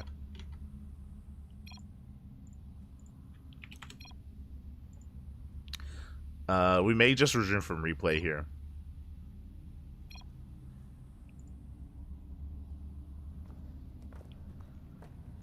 May just resume from replay. So it looks like there was a lag spike for our players, and because of that, that fight went very, very poorly. Yeah. So we are going to resume. This happened previously, so I don't know if you've been watching the main stream or even this stream. We did notice it, but unfortunately, the venue that HomeStory Cup is being held at have had some lag spikes and have had some connectivity issues. It did occur previously during Lambo series as well. During Lambo series. Oh wait, sorry, was it SKillous' series, if I recall correctly? Regardless, did occur during Group A, where we just had to resume from replay. And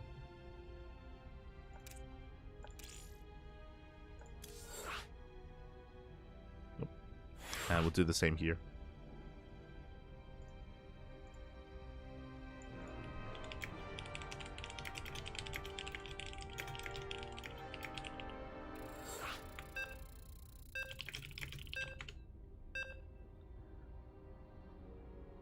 Here we go. We are getting it.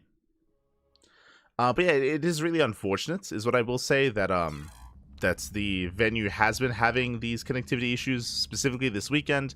I think the mainstream, Take TV, the mainstream has gone down like 3 or 4 times already, and we have had a couple of matches that have had to have their matches like restarted from replay as well. So it has been unfortunate. Hopefully it clears up by the playoffs and by tomorrow as well. Hopefully it's just a temporary thing and doesn't impact the entire tournament. Fingers crossed. Fingers crossed. But German internet worse than Australian internet. Confirmed. Kappa. And here we go. The assaults will resume. We're just having to see Spirit. He doesn't unload into the main completely. The tank does siege up. Get the slow push into the main base. Likewise, Moja trying to settle in as well. Gets a lock on. Oh, the medevac goes down. Massive pick up here from Moja. Shuts down the medevac. But the main army still alive. Tank is repositioning. I mean, Spirit, he's committed. He is quite committed here. But that was a massive tank shot going. Oh no! Spirit, he does walk into the tank. Tank takes a lot of hits, and it looks like Moja, he will shut this down. He will clean this up. So far, strong defense here by Moja. Barely losing any SCVs, if any at all. Yeah, 2 SCVs go down, and he holds. Whew. Moja does hold, he does defend. Back across the map, Spirit forced to expand, throwing down his 3rd CC. Unfortunately, Moja doesn't have his own 3rd base. He has the money for it, but he did not begin his own 3rd, so alas, he's going to be behind. There we go, in his 3rd base timing. And now we can settle in. We can settle in, and at least Spirit saves a tank. At least he does walk away with that tank. So even though Spirit, his attack did fail, and he did invest quite a lot into it, his tank count is still looking quite healthy. And sure, he may have lost some medevac, but he's getting to Raven production as well. It's one of those things where you can recover here in TVT. A lot of it comes down to positional play. A lot of it comes down to your tank count, your Raven count, and your air control later on as well. So the game will continue. Game will continue here. To see Mojo getting to the rest of his Raxes. Likewise, so is Spirit. Getting into reactor to Viking production again for that air control. More Raxes on the way. It's going to be biotank from both players. Thankfully, no mech. Thankfully. Not yet, at least. I know there are a lot of Terran players in this group. There's Moja, Spirit, Kellizer, and Maru as well. So I'm sure we're the first of many TVTs. Oh boy. Let's go. Let's go, Pat.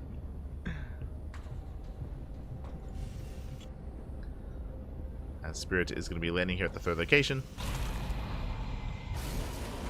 For the time being, Moja trying to break out. He has yet to really confirm the timing of the third base of his opponent. Moja doesn't know. Looking at the units tab, Moja does have a Raven advantage. Meanwhile, Spirit has a tank advantage. I mean, makes sense, considering the fact that Spirit did of course, invest into the early medevac. Meanwhile, you see Spirit moving out. Once again, Spirit trying to rotate around, trying to find an angle here at the third location. He's maneuvering over. He's maneuvering. Does scan ahead of time. He's pushing in. Ravens, they do respond. Oh, that's 4 Vikings here, 4 Spirits. And Moja, he just can't push in. Yeah,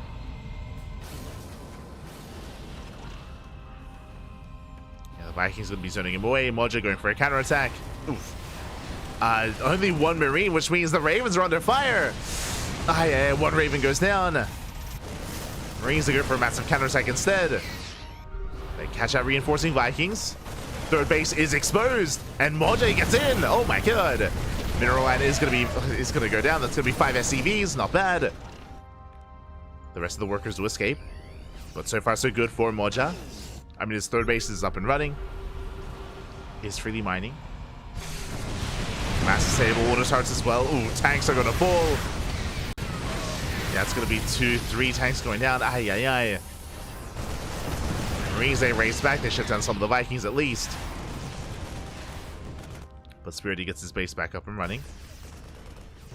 See Moja trying to set up a surround. Coming in from the right-hand side. Still has disable energy left here on these Ravens. Scans ahead of time. He's coming in. Oh, where are the disables? There we go. There's one. And there's the other.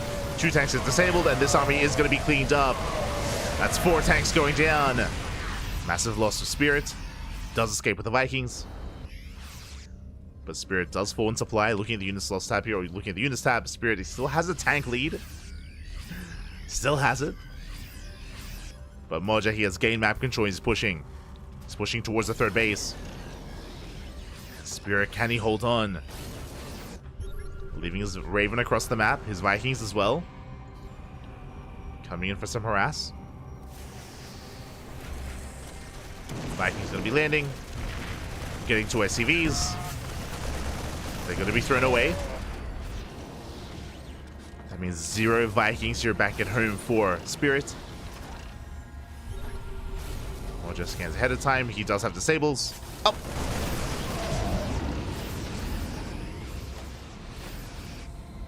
Does have interference matrix. Meanwhile, Raven harass into the main. Moja still looking for a way in.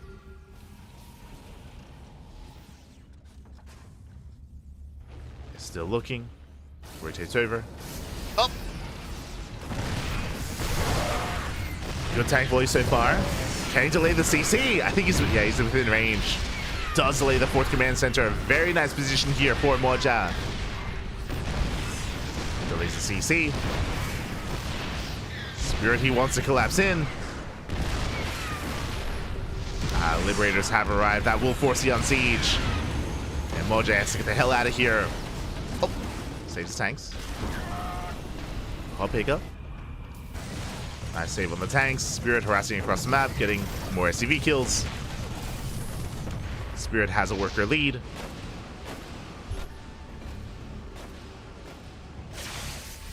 Moja's gonna try to collapse in here. Liberators have to reposition. Well, there's still too many tanks. Yeah, this was not it. Moja losing everything. 3 tanks go down. Meanwhile, Spirit, he saved every single tank. And that was not the play. With that, Spirit does take a supply lead. It was a big loss for Moja. He has to back off. Has to retreat, getting into 3-3. And now Spirit moves out. Okay, with a massive tank advantage. He's got 8 tanks to the 3 of Moja. Ay, ay, ay. That is brutal. Spirit moving in, going for the dive. Oh. Force siege up. Barely not within range. Massive anti-armor missile does connect. Tank goes down as well. Moja's hurting. Does have a massive marine count though. And he could still clean this up.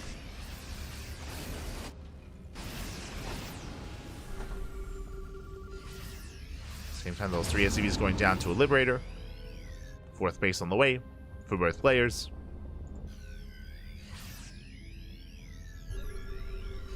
In the midst of this defense, Moja going for a Doom Drop across the map. Very committed. That's what? That's 5 medevacs full of Marines. And can he hold on?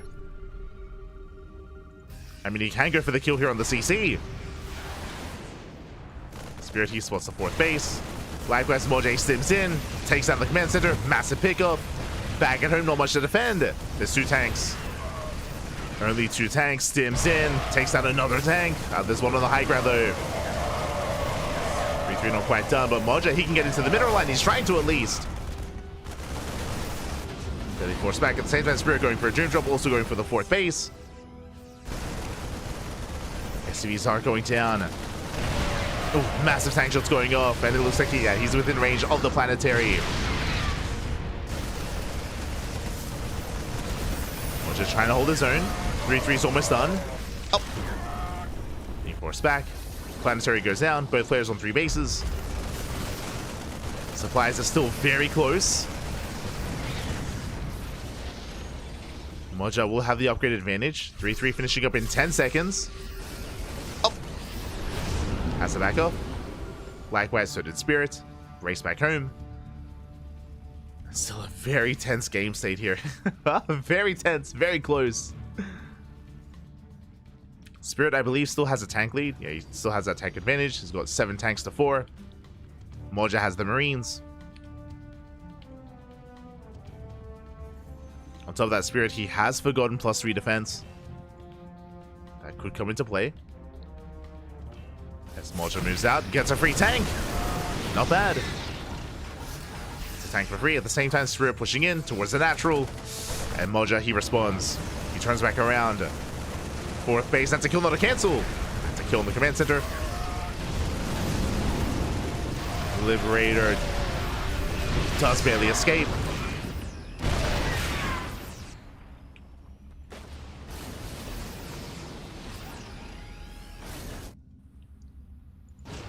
The last 13 SCVs going down. Spirit down in workers. Moja once again going for another drop. And Moja, he's been so quick to do this, to go for these counterattacks, go for these counter drops. And they have been paying off. Once again, stimming in, gets a tank. Still has that upgrade advantage. Ooh, but he will be overwhelmed. Meanwhile, Liberator advantage here for Spirit. Yeah, getting another 2 tanks, almost 3. 3 tanks go down. Brutal pickoffs.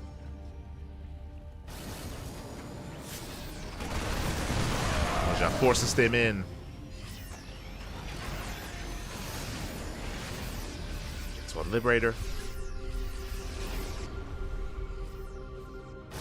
Tanks are pushing forward.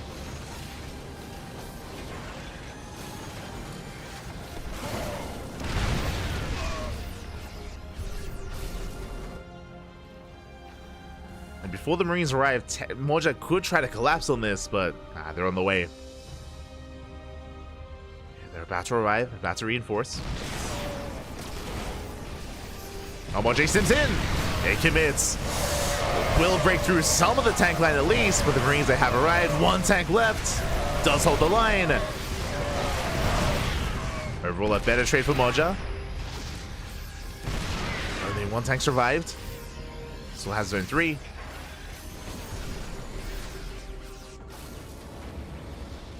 Moja, he's holding.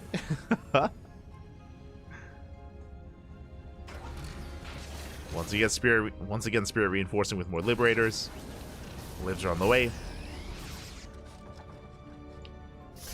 Moja hoping to catch the army. Gets a tank. Tank goes down. Still has the upgrade advantage.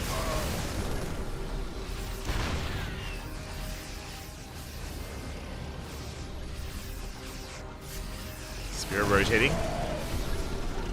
Right, so is Moja. Spirit shoots first. Gets a tank. Spirit getting another as well. Efficient trades here from Spirit. Gets 2 tanks. Even more value. Finally getting his 4th base. I mean, he floats over his main. Likewise, so does Moja, doing the same. Both players expanding. Liberator being so annoying across the map.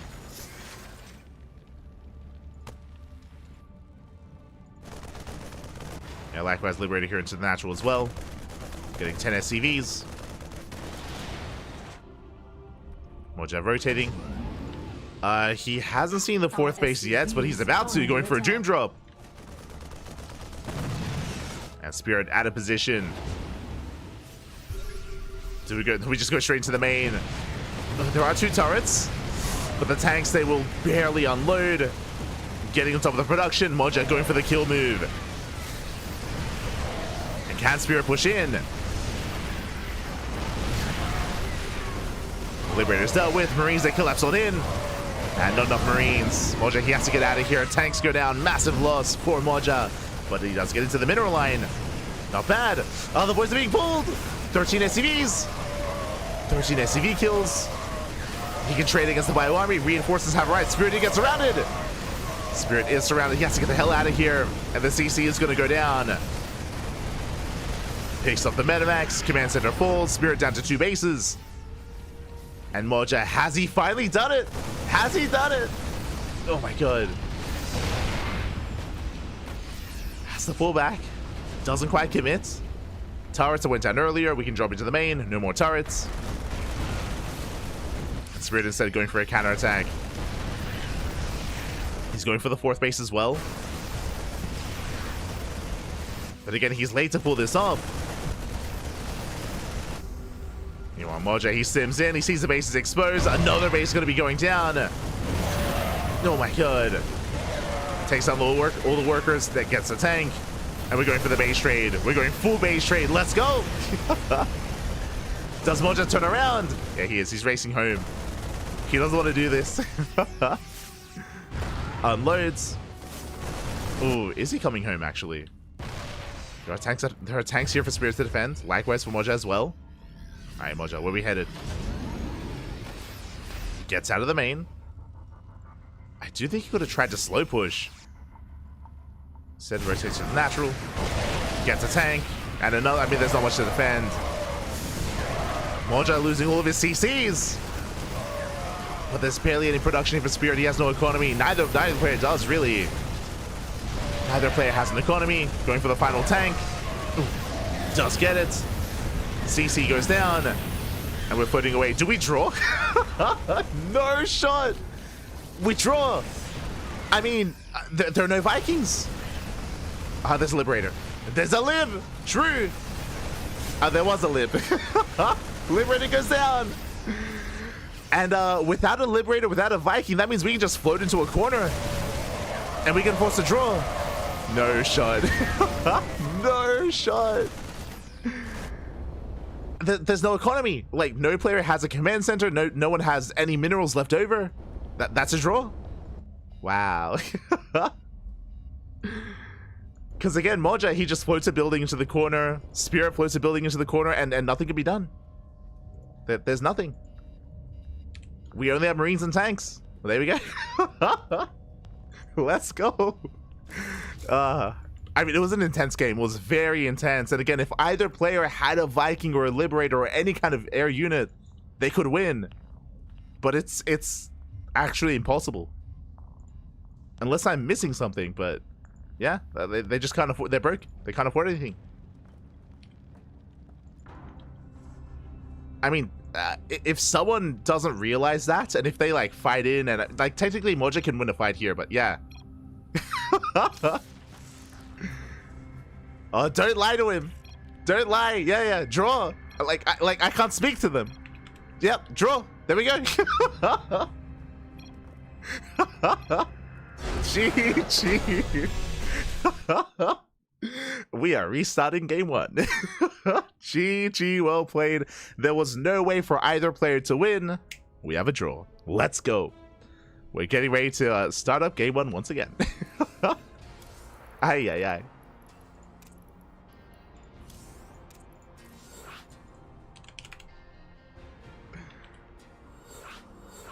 Let us go.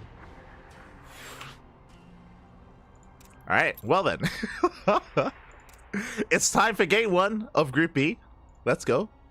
Our players are asking for a moment. Understandable. Very understandable. So, crazy, Poppy, crazy.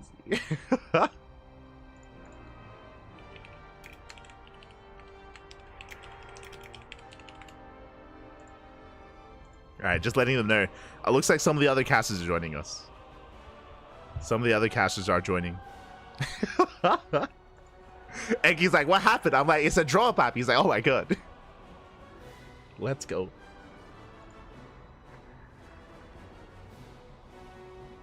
Just catching up. Fair play to both GG. Yeah, it was very close. It was very intense between the two of them. And again, like, for those of you that maybe haven't watched Moja before, I remember I was like getting into that before we had to restart and resume from replay. But again, Moja, he hasn't been competing too long. He has been playing for a long time. He's been improving. He's been laddering. He has been a ladder hero in Europe for many years, I believe. But Moja, he never really had that itch to compete and to play in tournaments. It wasn't until, again, last HomeStory Cup where he kind of debuted for the first time. And since then, he has been active. Since that HomeStory Cup, he has been playing in OSC events and online open cups. He has been a more active player in the region, in the scene. And it's great to see him here again. And when it came to last HomeStory Cup, he impressed everyone. Like, I was very impressed seeing Moja compete and play, taking down some other just other known players, greater known players, especially because Moja was more of an enigma. People didn't really know what to expect from him, and I remember he got a lot of attention. They interviewed him on the mainstream as well, asking him about that, and I know Roddy was really happy to see him competing here, just because like Roddy is like fully aware that he was an active player for a long time, on the ladder at least. So yeah, it's really cool to see him here, competing once again and looking good, and even holding his own against Spirit. Let's go, as we're getting back into game number 1. Jumping back in.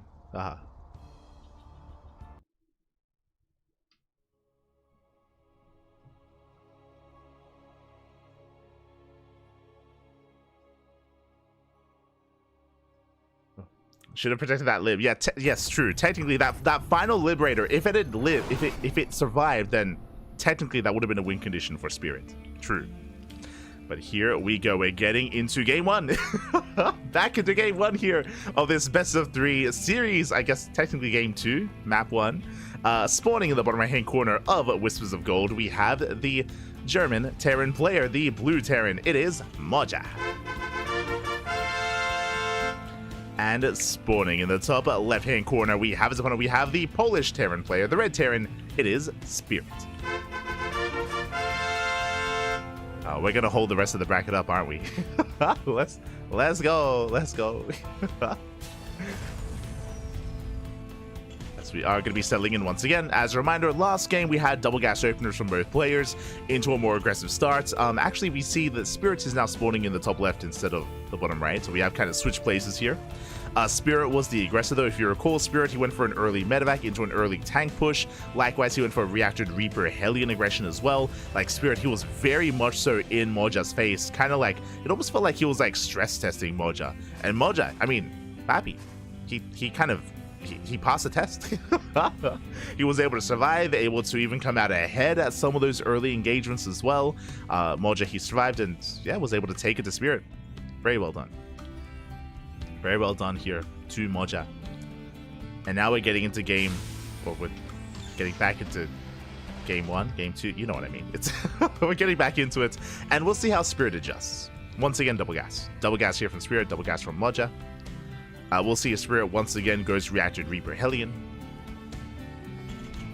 My eyes, I feel like you're going to be here on Spirit for the most part. To see how he adapts.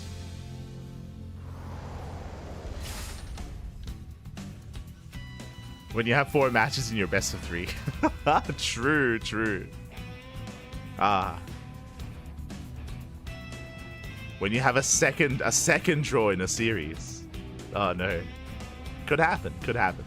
Moja, he scouts, he checks his linear third base location. Making sure there is no proxy. Expanding on location, likewise so is Spirit. And we're settling in. Again, it's usually considered to be illegal to move out with your first Reaper, so Moja waits till he has his first 2. Likewise, Spirit doing the same. Continuing Reaper Hellion production. No reactor, bear that in mind. None from Spirit. Meanwhile, Moja, he's working on his tech lab.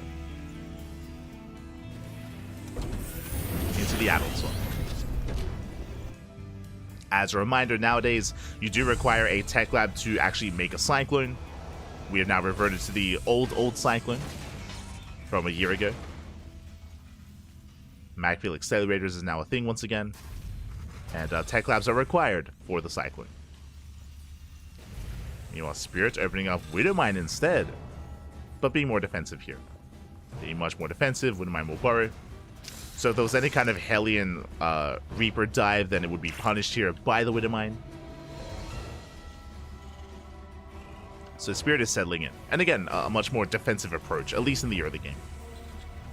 So Spirit is calming down. Moja likewise going for the same opener.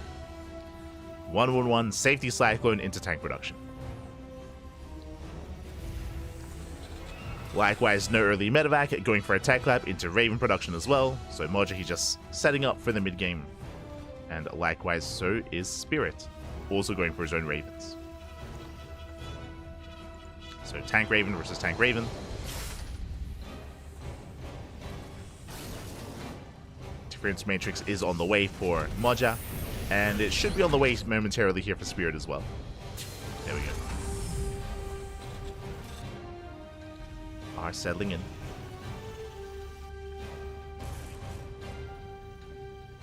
So again, I think the most notable thing here to point out is the fact that Spirit has calmed down after being hyper aggressive in game 1. He's now just more chilled out here in game 2. Building up. Third TC already on the way for Spirit. Again, embracing the mid game a lot faster. We'll see when and if Moja gets his own third. Oh, there it is. Third base now on the way. Again, just a little bit later, but only by a couple of seconds. Not the biggest of deals. Delayed by a few seconds. Getting into stim, getting into bio tank. No mech. I appreciate it. No mech, Pappy. Let's go. Stim for both players. And I'm curious if, once again, Spirit goes for earlier Viking production. Does have the reactor on the way on that starport. And did cut Ravens at 2. Okay, so only 2 Ravens to Spirit. Meanwhile, it's going to be triple Raven from Moja. As, ooh, there might be some latency issues once again. Oh, okay, we're good. Never mind. I mean, maybe there was. But it looks like if there was, things have cleared up. Game resumed. We can jump back in.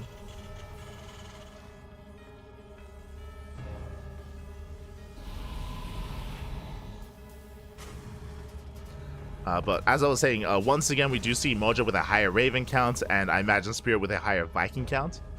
So similar in that respect to the previous game, where Spirit is vying for air control.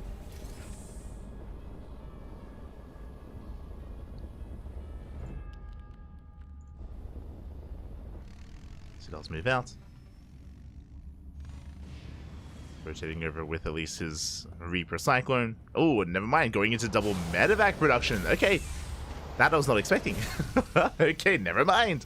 I assumed it was going to be Viking. Medevac's on the way. Spirit's soon to move out. Back at home, Moja getting into his own reactor starport production. Likewise is breaking out as well. Here we go. Spirit, he's already got his third base. It's getting up and running. Moja, slightly behind. Oh my god. Little Mike gets forced back. Reaper's diving into the natural. But the army does respond and Moja holds. Forces back the Reaper. Widowmine escapes. It scuttles away. And Moja's third base saturation is going to be, again, later than Spirit's, but it's getting there. Likewise, medevacs have arrived, so Spirit, he can threaten a dive into the main. Or just support his bio army. Spirit has map control. Moja getting in position, spots the army. Okay, big moment here for Moja. He can react. Spirit, does he go for the main? Cyclone gets the local on the tank, not bad. Widowmine goes down. And Spirit gets out. Gets the hell out of here. Pulls back. Likewise, so does Moja.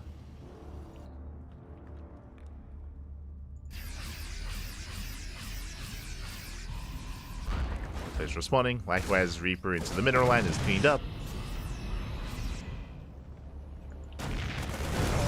Just spots the army once again. Spirit backs up. Reinforcements are on the way. Remember, Moja does have extra disables available. Oh. Does get caught by the anti-armor. Does get caught by the missile. Spirit backs up. Getting into the restaurant upgrades. 2-2 is on the way. So far, no major commitments yet. Goes for the disable. Is going to get one tank for free. Nice pickup. As I say that, the counter disables. Ooh, 1 second too late. Tank still goes down. Ay, ay, ay. A better trade for Spirit. And he's going to get another tank. That's 3 tanks going down. Rough trades for Moja. Has to back off. Sorry, 2 tanks even.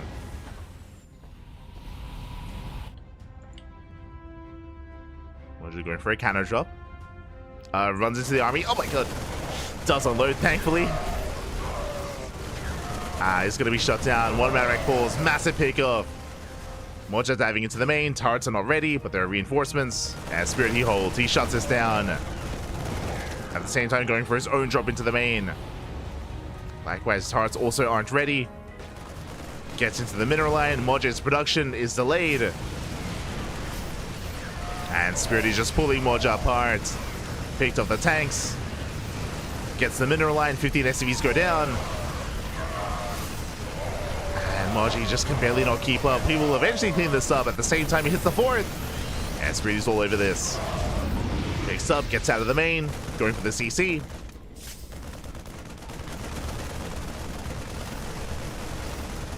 And Spirit still has his main army. Ready to dive in. Can he get the CC? Up! He can! Barely does. 4th base goes down. And even though Spirit did lose a lot of supply in the process, I mean, he has the economy. He has his own 4th base up and running. It's already a planetary. Spirit, he's almost maxed out already. And he's just pulling Moja apart. The boys are being pulled. And Moja's going to try to break out of this. It's going to cost him the entire mineral line. 23 SCVs go down. Ay, ay, ay. And Spirit, he can still hold his own. Moja just doesn't have enough.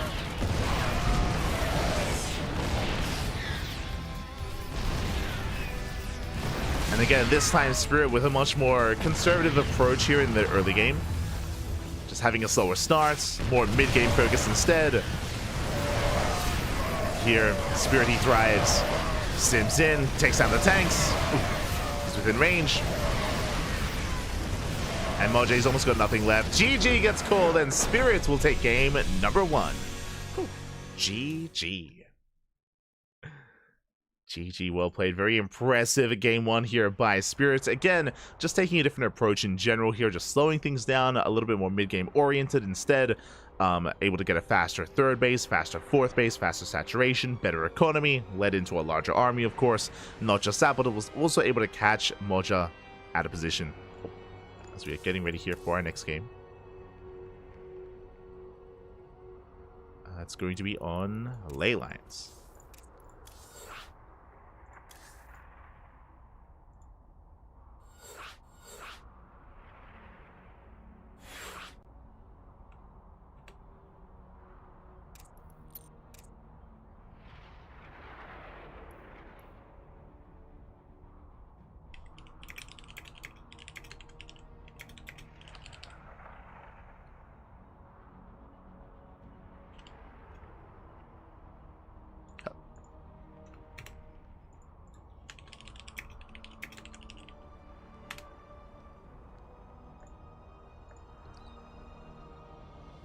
Here we go. And everyone's joining. Jesus. sorry, I was a little bit caught off guard. But it looks like the other series have wrapped up.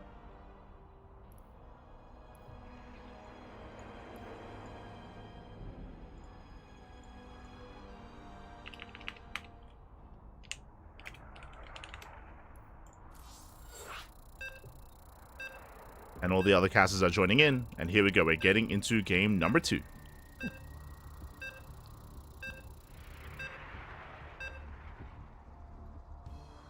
So I was just making the lobby. It's all good. Just make sure everyone got involved. Everyone got invited. And we'll be catching up on the rest of the group stage after this series. We will be catching up and spawning in the top right-hand corner of ley lines. We have the red Terran player from the land of Germany down in the series, but we'll see if we can bounce back and force the ace match. It is Moja. And spawning in the bottom left-hand corner, we have his opponent. We have the Polish Terran player, the blue Terran representing himself. But of course, deserving to be on the team, it is Spirit. Again, Na'Vi recently put their SC2 roster on hiatus. They put it on hiatus here for waiting for, of course, announcements for EWC before jumping back in, I'm sure. But again, a strong start for Spirit. After testing the waters in game 1, after maybe gaining after Moja gaining his respect, to take a different approach, and we'll see how he does approach things here in game 2 as we're loading into ley lines. Ley lines is more defendable on 3 bases compared to Whispers of Gold, something that I should emphasize as opposed to the previous map. Here, the third base, I mean, we have a very narrow choke point. We have the high ground advantage here at the third, likewise at the fourth base as well. So it is much more defendable. As a result, we could see a longer game state here. 3, 4 bases, split map scenario. It is possible. We have seen that before here on ley lines. We could see it again. If we can get into the mid game. We'll see. For the time being, double gas. Once again, double gas openers. Going for racks into factory, delayed TC.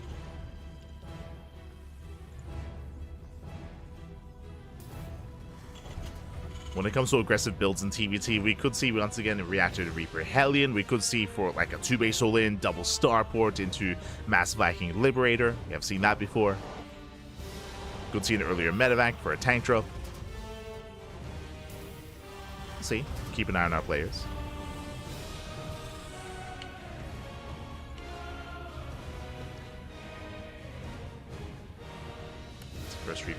As first Reaper moves out. Checks for a proxy. Likewise, Moja did the same. He did check the triangular third location. Confirmed there was nothing there. Spirit likewise checking the forward fourth before pulling back.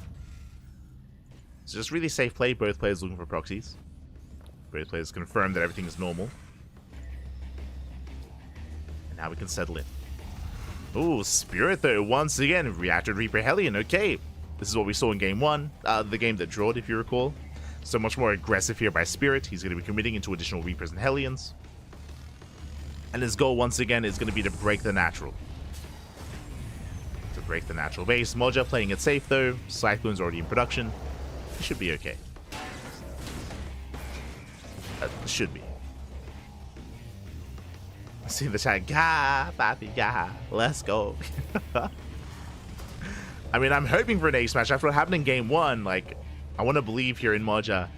He was letting us know, though, that, again, it looks like there was still some latency at the venue that was affecting the game, and it did affect Raven control, which is not what we want to be hearing. It is unfortunate.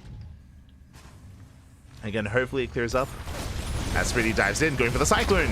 Cyclone pulls back, first Hellion goes down, and just like that, Moja defends. Does defend, shuts down the Reaper as well. Moja holds, Spirit backs off, following this up with a Medevac. This is the exact same build we saw in game 1. Reacted Reaper Hellion into Medevac drop with the tank. Into an early push. So once again, hyper aggression here from Spirit. We'll soon be moving out once again. Back at home, Moja taking a more defensive stance. Getting into tank production. His own Raven. We'll see what Spirit can get done. As he's waiting for that tank, there we go. Does load up.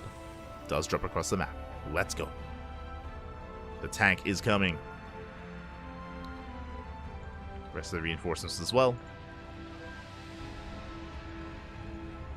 Spirit, he can threaten the main. He can maybe get the depot. If not, threaten the natural.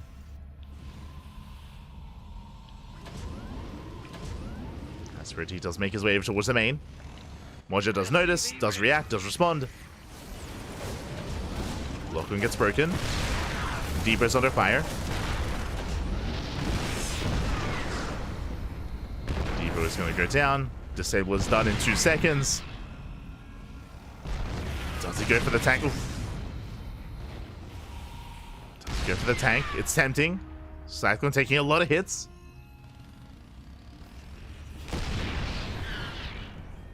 See Moja just waiting for his opportune moment. Yeah, there we go. Does go for it. Tank is disabled. The tank should go down. At the same time, drop into the main. Is deflected. Tank is cleaned up. And so far, a better trade for Moja. He lost the depot, but killed the tank. With that, Spirit gets the hell out of here. Does pull back. Back at home, third CC is halfway done. Likewise, Moja not too far behind him. Third base also underway. And the game will continue. Whew. The game will continue here. Looking at the units tab, Moja does have a tank lead. Makes sense. He's up in tanks. Both players throwing down extra Raxes, embracing bio production. Reaper into the main, delays the CC. Let's go.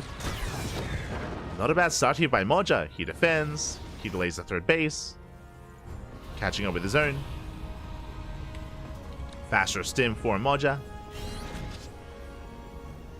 Spirit should soon be starting his own. Prioritizing 1-1 upgrades, actually. Interesting.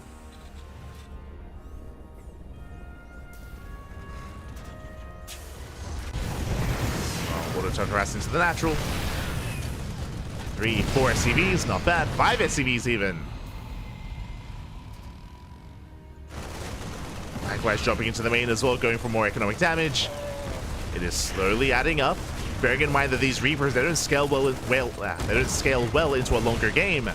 9, 10 SCVs. 10, 11 workers going down. This is actually becoming quite significant at this point. 11 SCV kills, and Moja pushes. He just moves out across the map. And what can he get done? Vikings are amassing. Despite Moja having a Raven lead, it might not matter. That's 4 Vikings waiting back at home. Scans ahead of time, spots the Vikings. Ravens, they go for the dive. Now deflected. Ravens have to back up. Third base is delayed.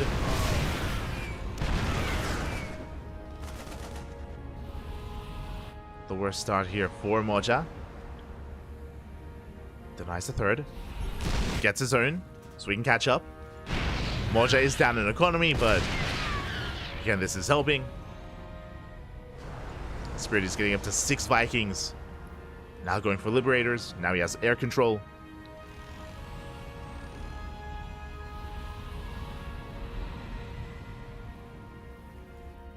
At least Moja here saved those Ravens. Has plenty of energy. Just has to keep them safe.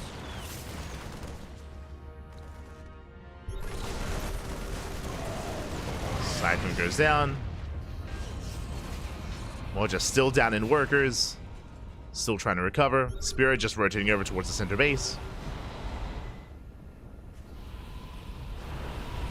Just going for the center expansion.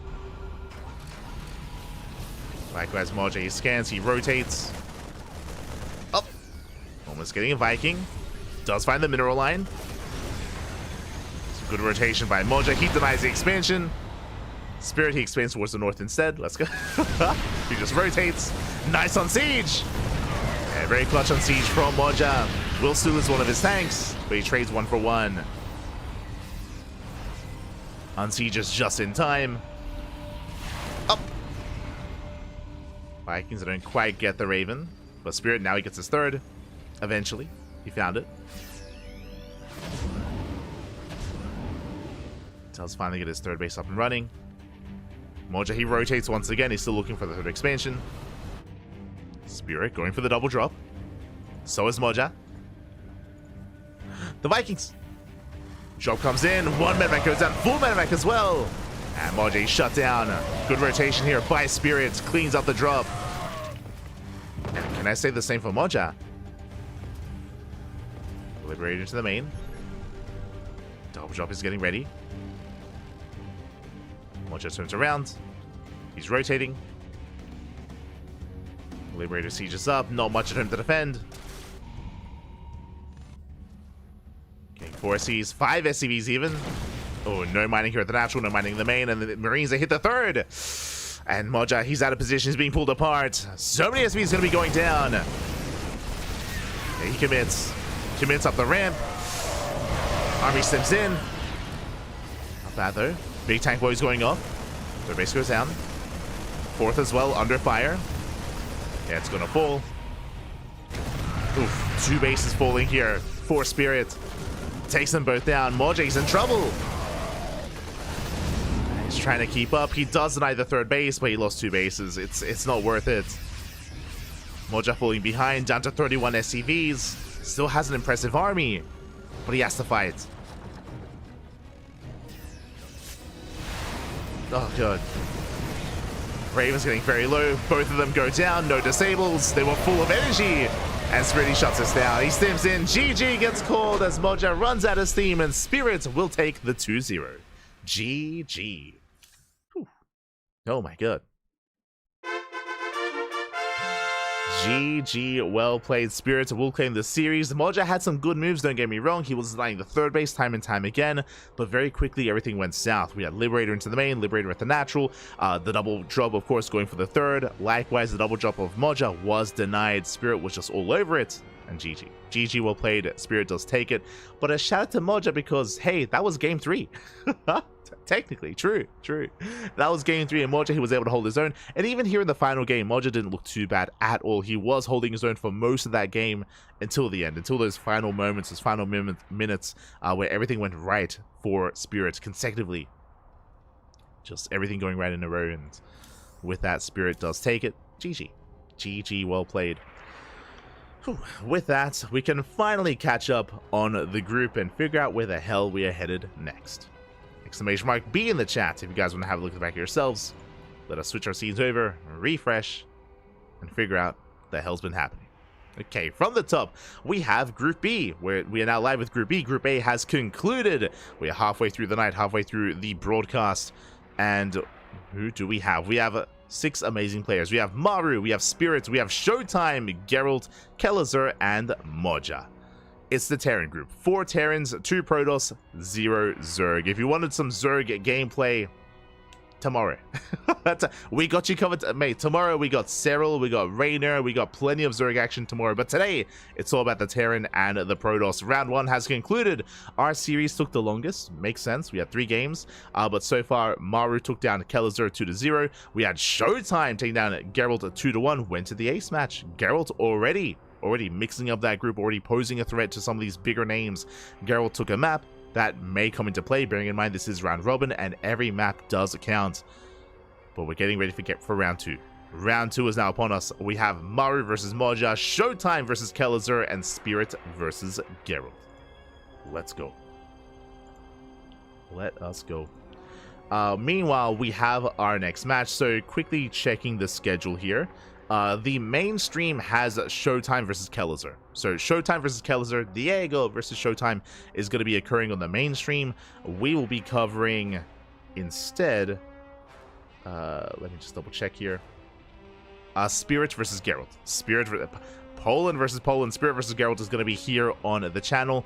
Moja and Maru, they're going to be the secondary stream for the main stream. Basically, if they finish faster, then they can jump into Maru and Moja.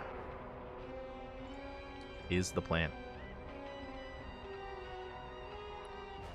Just making sure we find our players. Vetoes are underway. There he is, Geralt. We found him. Did find him. But yeah, we have a PVT coming up next. So we're going to be following Spirit into his series versus Geralt. Coming into this, I do favor Spirit, but Geralt, again, he has been improving so much over the past couple of years. When it comes to European Protoss players, he is definitely up there. He has risen the ranks. He's up there along players like Christianer, like Harstem as well. They're all up there in the upper echelons of the Protoss scene in Europe. And yeah, I mean, to see Geralt already take a map off of Showtime does bode well, but we'll see how he compares to Spirit. Again, they're very familiar with each other. Again, they're both, of course, native to Poland. They do compete very often against each other, especially in regional events. So we'll see how they compare here at HomeStory Cup.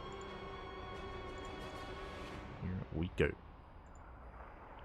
Until then, we are going to be going on a short break. We're going to be going on a short break while our players conduct their video, so take this moment to get some snacks, get some food, get some water, drain your disruptors, hydrate all of your hydras, and tuck in your Tempest. When we come back, we will have our TVP. See you soon.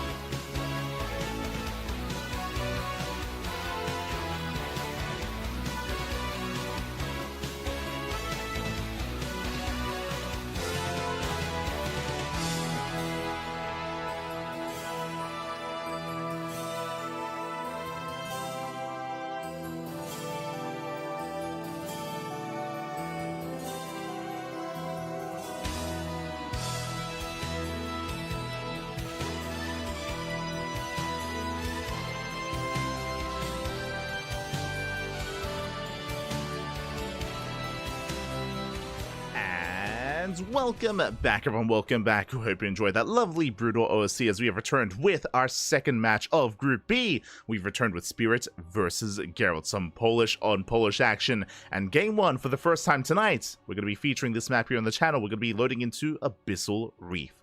Oh boy, it's been a very, very long time since we've been featuring this map here in the ladder map pool. Of course, this map originated back in 2017. It has been so many years since this was in the ladder map pool. It's great to have it back once again. Not just this map, of course, but Neon Violet Square and King's Cove as well. They're all from that era of StarCraft, the early years of Legacy of the Void. Great to see it once again. Oh boy. Oh boy, here we go. This was the OG map, of course, that was under the sea, underwater, and units did float up to the surface before, 2K atmospheres or any of the other maps that did feature that kind of, or Data Sea, for example.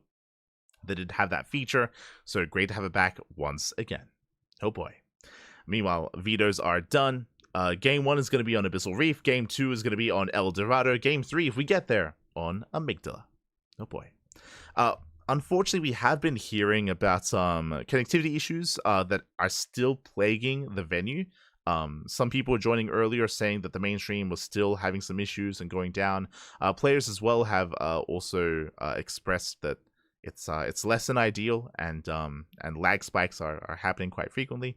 Again, unfortunately, I don't really know. I imagine it's just out of the venue's hands.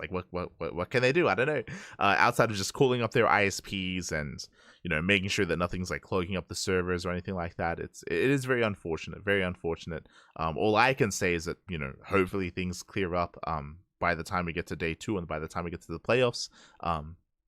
Fingers crossed. Fingers crossed. It's one of those things. Unfortunately, there is no LAN. Right? There is no LAN still after all these years. We have to rely on the Blizzard servers or on internet, of course, and it can be less than ideal. So, yeah, hopefully things clear up. As, speaking of things clearing up, it looks like someone may have timed out. Usually, for those that are curious, I'm okay just showing it here. Usually, if you're loading into a game, and if you're stuck like this in a loading screen, that usually means someone timed out. It means someone has disconnected. So because of that, everyone is stuck on the loading screen like this. The question is, who lagged out? I think it might be one of the players. Like if the venue's having issues, then we may have lost either Spirit or Geralt. We'll probably remake. After this and get things going once again.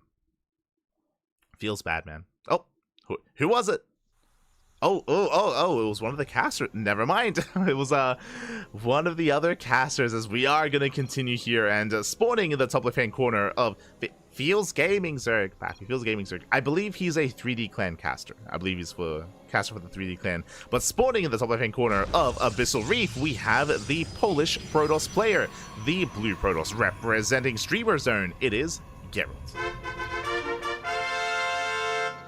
And spawning in the spawning in the right hand corner, we have the red Terran player from the land of Poland. It is Spirit.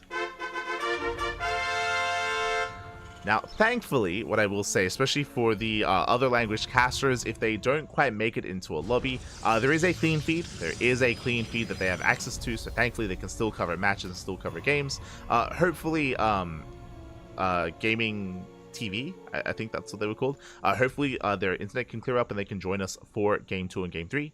Hopefully. So we will settle in. Whew. Oh boy. Settling into Game 1. And again, it has been far too long since we've been able to embrace Abyssal Reef here. It's been so long. Some of the big features, though, of this map is, one, long rush distance by ground. It's a very long rush distance, very large map in the map pool. As you can imagine, it might even be the largest map in the map pool.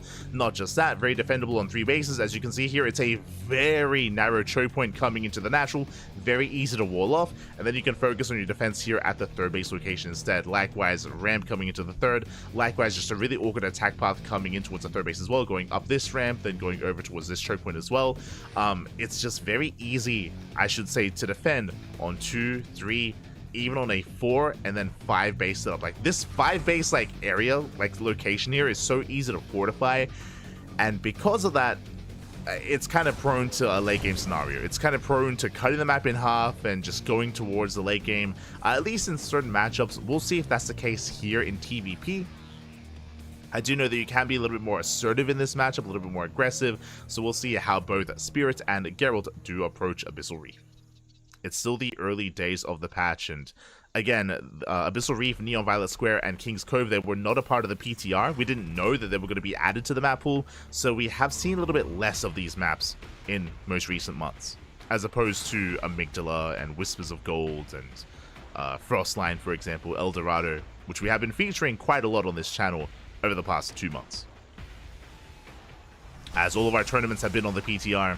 Until then, though, we have our take of choice. It's going to be a Twilight Council opener out of Geralt. Going to be Twilight Council here. Should be into Blink.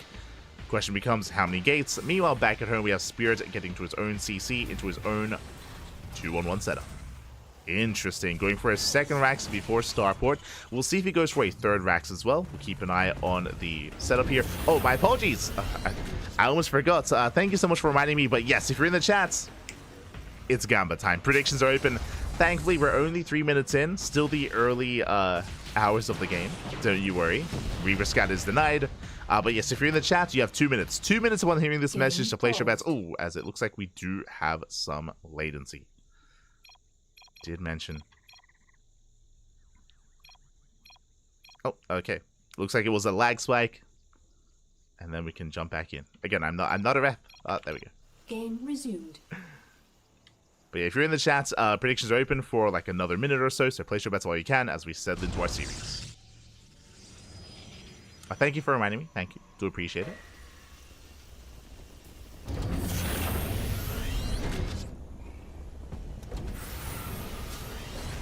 As you'd have said, do threaten a dive. So far, Spirit, he's keeping up. He's holding on. Shall sound the adept. Meanwhile, that is a third Rax on the way, again, before Starport. This looks very aggressive. This looks like hyper-aggression here from Spirit. What I mean by that, because the Starport is so heavily delayed, and there's still no Starport, by the way, we're building up a higher bio count of Marines, of Marauders, faster stim, faster combat shields. By the time medevacs arrive, then Spirit pushes. So we're going for a bit of a medevac timing here. Once medevacs arrive, then we can move out across the map, and Spirit can hit quite hard. He can hit quite hard with this, going for another add-on swap here for additional Marauder production. Back across the map, and Geralt did open up 2-gate Blink into a third. Very economic build here by Geralt. Because of this, he's going to be prioritizing his third base, prioritizing saturation of the third, less so his main army. So he is going to be a little bit more vulnerable here to Spirit, and we're waiting for that eventual move out. There's the add-on swap, still waiting for the upgrade, stim, combat shields, +1 attack, only 1 eBay as well, bear that in mind. Only 1 eBay for +1 attack. And Spirit will soon be pushing. Hallucination Scouts, and this is a big moment here for Geralt. He sees the production, sees, I mean, everything in the main, really, and he should know. He should know to be ready for an assault, for a push. Something else he has to do here as he's moving out is to delay the move out with these Blink Stalkers. This is the advantage you have. I mean, whether it's with Blink Stalkers or whether it's with a Phoenix opener, the goal here, or something that's quite necessary as a Protoss player, is to be active on the map to slow down the push, to force out a stim, to force out a siege, to pick away at the medevacs, pick away at the Marines. You do need to slow this down. And Geralt is on the way. Meanwhile, the army pushes. The Observer does miss the move out. Uh-oh. But Geralt, he can threaten a backstab. He can go here for the main. Dies on it. He can deny combat shields. Combat shields is denied. Spirit doesn't turn around. He commits. He doesn't care, he commits. Meanwhile, second Tech Lab is going to be shut down as well. Very nice pickoffs. Catching out some of the production. Points are being pulled. SCVs are going down. And Geralt, he will have to recall eventually because Spirit, he's pushing. He's committing to the third. Picking up more reinforcements, more Marines. What's at the third base? No shield battery. Uh-oh. No shield battery, no defensive setup. The third base, it may just go down. There's the recall. Recall back home. Third base under fire. Immortals push in. And the base goes down. Yeah, the Nexus is picked off. Spirit getting his own third base on location. His move out did do enough damage. And Geralt, he's stuck on a 2-base economy. And Spirit, he didn't lose anything. Didn't lose any of his army. He backs off, races back home, content with what damage he dealt. Now he's getting ready for his medevac reinforcements. Here we go. They have arrived. Now Spirit can maintain himself. And again, even though Geralt has a higher probe count, it doesn't matter. He's long distance mining. Spirit holding onto his stim. Does have the army lead. Geralt, he's still supply blocked. Still heavily supply blocked, just not breaking out. That's 4 pylons finishing.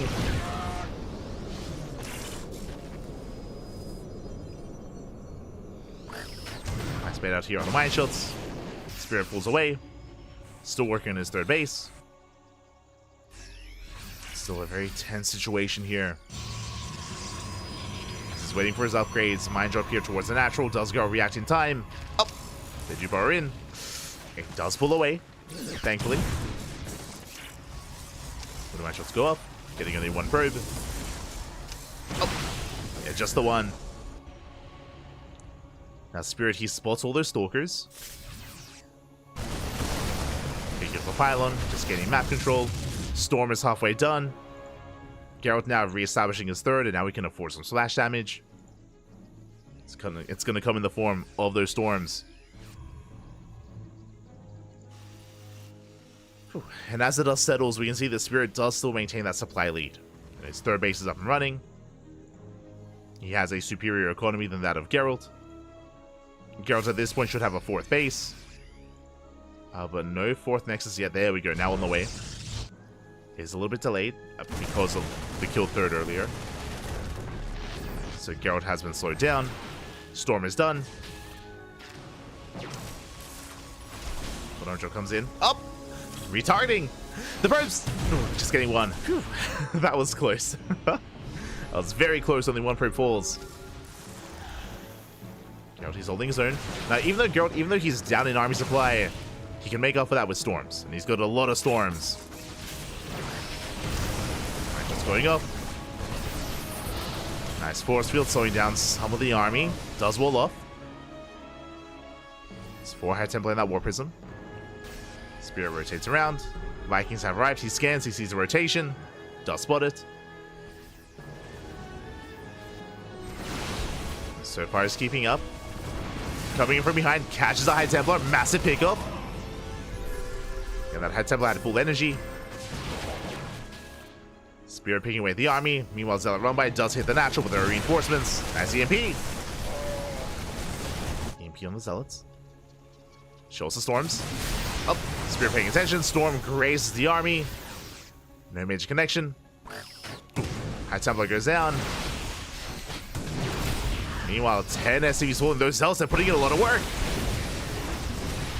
The Zealots are wreaking havoc, but looks like we're down to 2 High Templar. Oh my god, another High Templar goes down, and another massive pickup. Once again, high energy High Templar. Aye, down to 1. 1 High Templar left, and Spirit holds. Spirit, he does hold on. Again, just massive pickups. Only 1 High Templar left in that War Prism. Spirit still maintains an army supply lead. Is heavily supply blocked though. Still supply blocked actually. Slow him down. Rotating over, more High Templar. They come to reinforce the Immortals. The Immortals get caught out. Ooh, massive storm. The other doesn't quite connect though. And Spirit, he still has a 40 supply lead.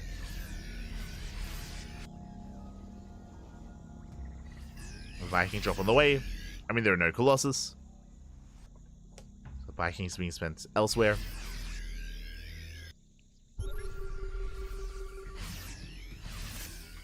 Let's get ahead of time.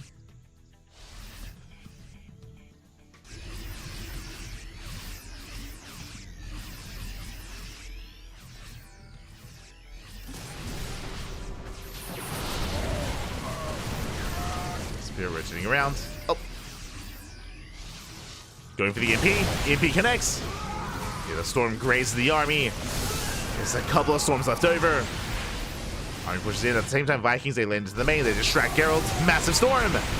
Out of the Marines, they kept safe. And there's just too much bio here. Yeah, Spirit, he has done it. He breaks on through. No more storms remaining.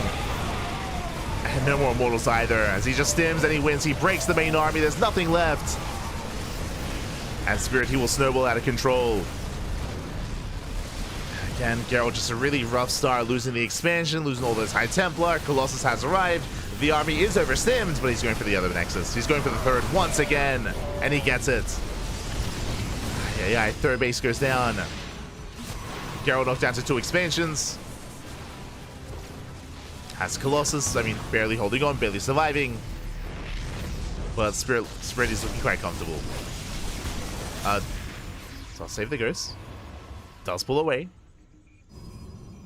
Geralt, he has to double expand, getting his third, getting his fourth. Building on more Colossus. He's done with the High Templar. I mean, he still has one, to be fair, but no Storm's ready yet. And Spirit is securing his fourth. He's securing his fourth base. Looking very well set up back at home.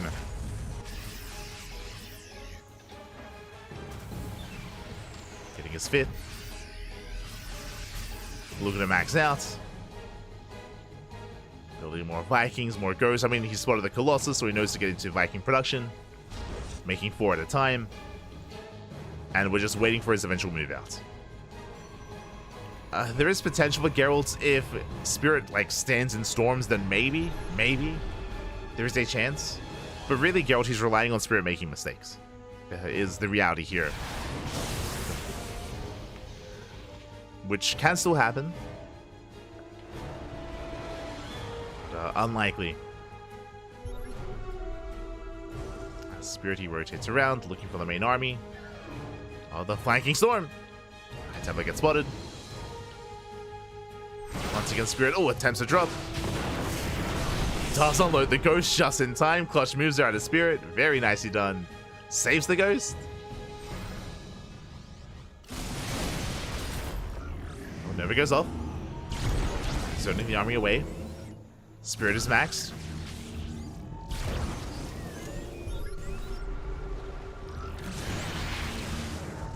Again, the Novas are lackluster. They buy time, they zone the army, but they don't connect. Spirit snipes the High Templar. Decent Novas going off, but Spirit, he's just biding his own time. Waiting for his upgrades. Pushing in. Massive EMP. Nova goes off, but there was just the one disruptor. And Vikings, they get hand. They shut down the Colossus. They get one, they get 2. And they're gonna get the third one as well. All the Colossus go down. Just disruptors left over. Nova's going off. They collapse on the Vikings, but alas, Spirit can just keep pushing. Yeah, the Novas don't matter. They run out. That's the final Nova, and the fourth base is going to go down once again. He's just trying to hold on. Snipes going off. 21 probe kills. And Geralt, he's now on his last legs. He's got one more storm in him. Good connection. But once again, he just didn't win. Takes out all the disruptors. GG gets called, and Spirits will take game number 1. GG. GG, well played. He will take a lead in the series. We'll take the first game. And now we're getting ready here for game number 2.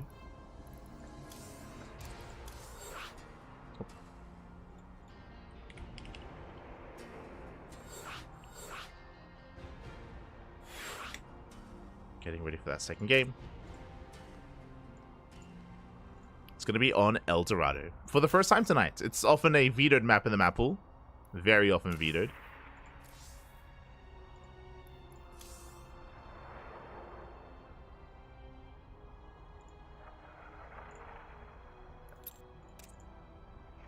Okay. Here we go. We're getting into game number 2. I'm just hoping we get everyone involved. Making sure we don't leave anyone behind. Beautiful. We're getting to game 2. Again, El Dorado, it's very often vetoed. For those that are curious, it is a very small map, very short rush distance by air, and I guess by ground as well. There are some goal bases that you can take advantage of, but for the most part, players do typically avoid this map. So I'm excited to embrace it here in this CVP. Let's go. When it comes to the previous game, of course, it was quite close, and again, Geralt was able to scout the aggressive build of Spirit, and I'm pretty sure Geralt was hoping that Spirit would turn around. If you remember, there was that moment where Geralt, he moved out with the Stalkers, blinked into the main, denied combat shields twice, killing 2 tech labs, getting SCVs, but Spirit did not flinch. He didn't flinch, didn't turn around, he committed across the map, and he killed the third. Like, it was crazy. Like, how much damage he dealt, and what he got away with as well. So, the Stalker counterattack unfortunately wasn't quite worth it. But here we go, we're getting into game 2, and spawning in the bottom right-hand corner of El Dorado, we have the Polish Terran player, the Red Terran. It will lead in the series 1-0. It is Spirit. And spawning in the bottom left-hand corner, we have his opponent. We have the Polish Protoss player, the Blue Protoss, representing Streamer Zone. It is Geralt. Let's go. And again, it's one of those things where the Stalker attack from Geralt did do a lot of damage, which is good. It just wasn't quite enough to be the equivalent of losing an expansion. Because of that, Spirit was able to take an economic lead, was able to get his third base on par with the third of Geralt, and snowball from there. As usually, a Protoss player wants to be up an expansion compared to the Terran, and that just was not the case last game. And again, I'm sure God, he was just assuming that Spirit would respect the Stalkers and turn around. It just didn't happen. Ay, ay, ay. Spirit, no fear. No fear. Este Piotr.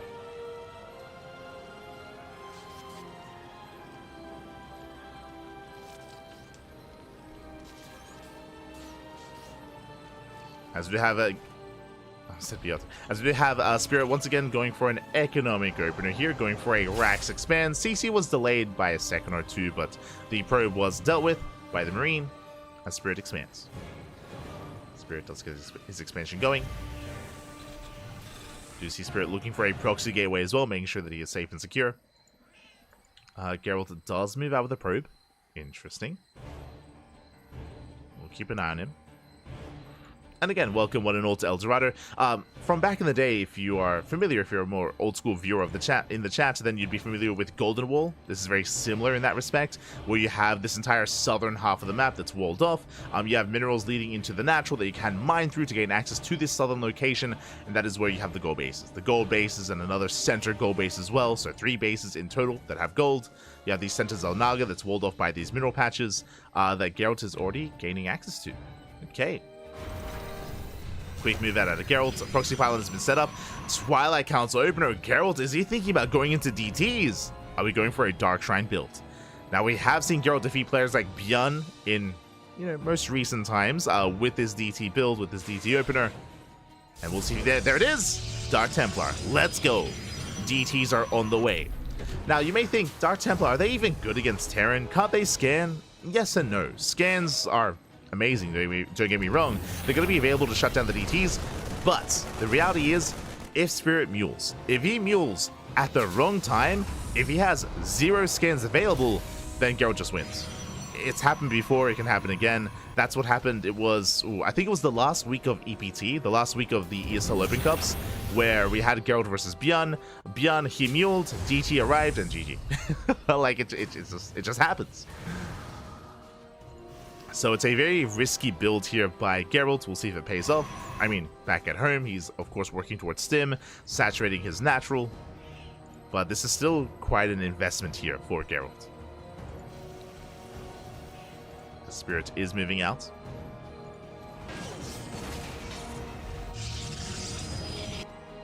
Doesn't move out across the map. Geralt, he does not have control of the Zelnaga, not yet. Misses the move out. Shield battery is halfway done. And Spirit, he can threaten a dive. So far, just looking for any stray units here. Gets a probe. His army gets spotted. Dark Shrine is done. Geralt forced to warp in defensively first. Spirit does push in, but the shield battery is ready for this. There's the overcharge. Boys are being pulled, stalkers are going down. The Cyclones do so much damage in the back line. Oh my god! They just have so much DPS. But alas, it looks like Geralt will barely hold on. Just barely. Meanwhile, no DTs yet. And I mean, I say barely, but the Cyclones, they just keep pushing. Stalkers are under fire. A lot of hull damage. They're going to be going down. And Spirit, has he done it? Has he broken through? More boys being pulled down to 2 Stalkers. And again, Geralt, he doesn't want to reveal his Dark Templar. Doesn't want to reveal them. And that's 10 probe kills. That is insane. 10 workers go down. The Cyclones survive. Very nice control here out of Spirit. Here come the DTs. But are they too late? And it's only one. Oh, there's plenty of scans. Never. There's plenty of scans. Ay, ay, ay. Yeah, Spirit, he's been backing up. DT waddles in. Tower's about to finish. Dark Templar does slip past. Okay, gets into the main. Damage is going to be done. Spirit not quite in position. 3, 4 SCV kills, not bad. Another DT waddles in towards the natural. Hoping to force out a scan. 7 SCVs. Meanwhile, Liberator into the main. Oh, gets 4 probes across the map. Ay, ay, ay. I mean, the DTs are putting in a lot of work. Where are the scans, by the way? There we go. I was about to say, like, we have the energy. We had the energy. 14 SCVs. Not bad here. Damage is dealt, but mules are available, of course. Third base still on the way. Spirit, he can move out. Is down 10 workers.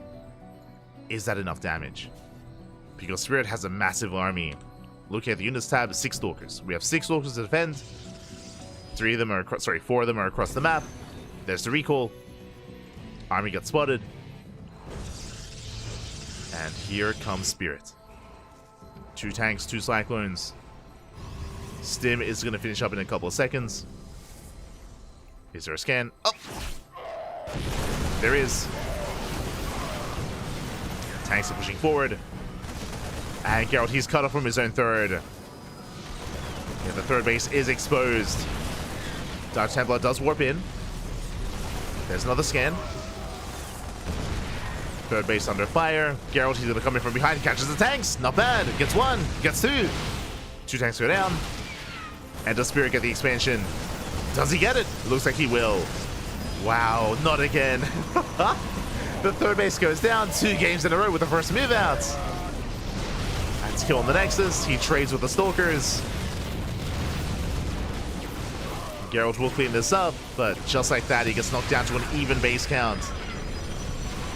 Gets another medevac. Miss rally here out of Spirit. Has to pull away. Meanwhile, back at home, third base just now beginning at a similar time here to Geralt's third. Similar to last game. Spirit still maintains his army. Gets a Stalker. Gets 1. Almost 2. Geralt setting up a Zealot round by it.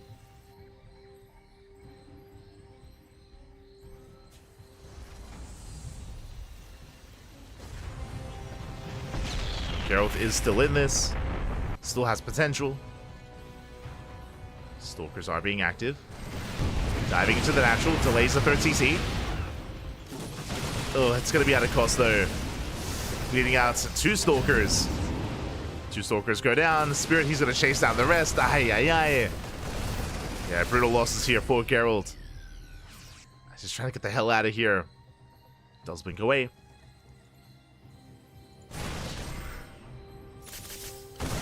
Still gets caught out. There's another Stim. Losing every Stalker.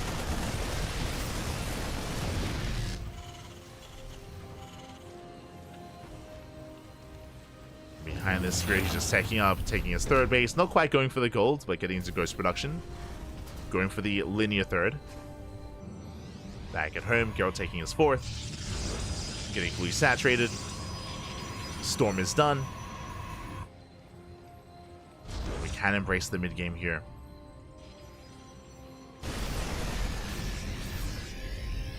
In the end, the DTs, they were worth it. If it wasn't for the Dark Templar, I mean, Geralt would be dead by this point. They got, what, 14 SCVs? Wasn't bad. Third base not getting saturated. Spirit moving out. He's about to have 3 ghosts. Still on the way. Geralt double expanding, going for the gold. Let's go. Rushing into the gold base. Storms are ready. Spirit, he scans ahead of time. He's aware. Double jump towards the north. Collapses on the gold. Will force a cancel. Denies the gold base. Storm zoning away. Zelda does get into the mineral line. Geralt's just forcing away some of the attention here of Spirit. Likewise, drop gets cleaned up. 4 CV kills, not bad. And so far, Geralt's keeping up with Spirit. The drop is denied. Drop is denied. Geralt gets his 4th base up and running. Doesn't get the gold, but a 4th base nonetheless. And soon, Geralt is going to be able to afford a bay into Colossus, into more splash damage, whether it's Colossus or Disruptors. He can get there.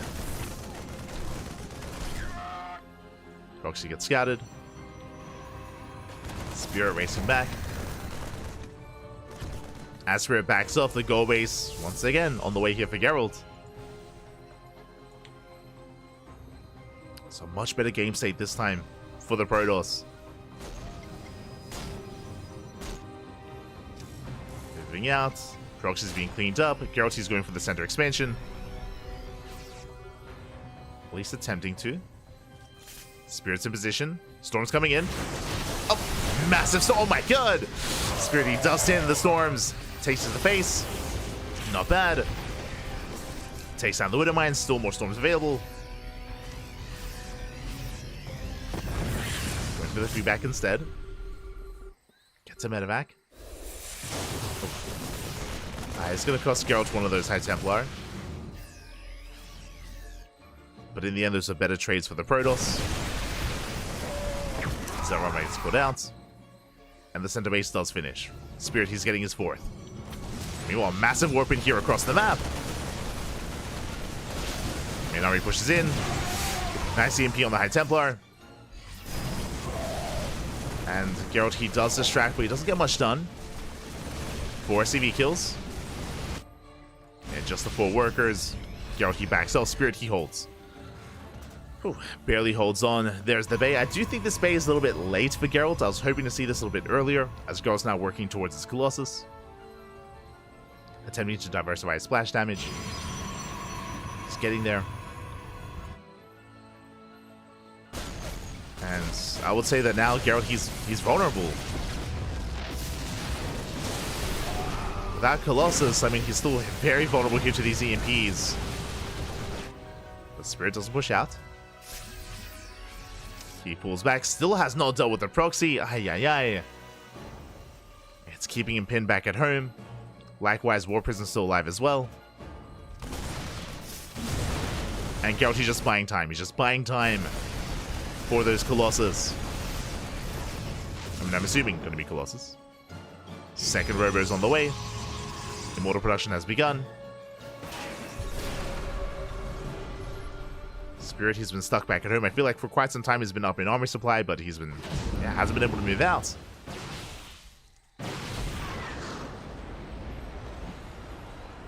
Has just been forced to turn around time and time again. As you can see, Geralt, he's ready for his Zealot run by. Once the army pushes, he can move in. Speaking of, does pull the trigger. War Prism into the main. Going for the warp in, and it looks like it will just barely finish in time. Just barely. Prism goes down. Zelsay warp in. Main army pushes through the center. At the same time, here comes Zelrambe towards the 3rd. And again, Spirit, he was distracted. SCVs are falling. Delay on the CC. Dragging the army back home. And again, this is all just buying time for, I assumed it was going to be Colossus. It's Disruptors. Disruptors are on the way. As Spirit, he races his entire army back home. Drop is denied.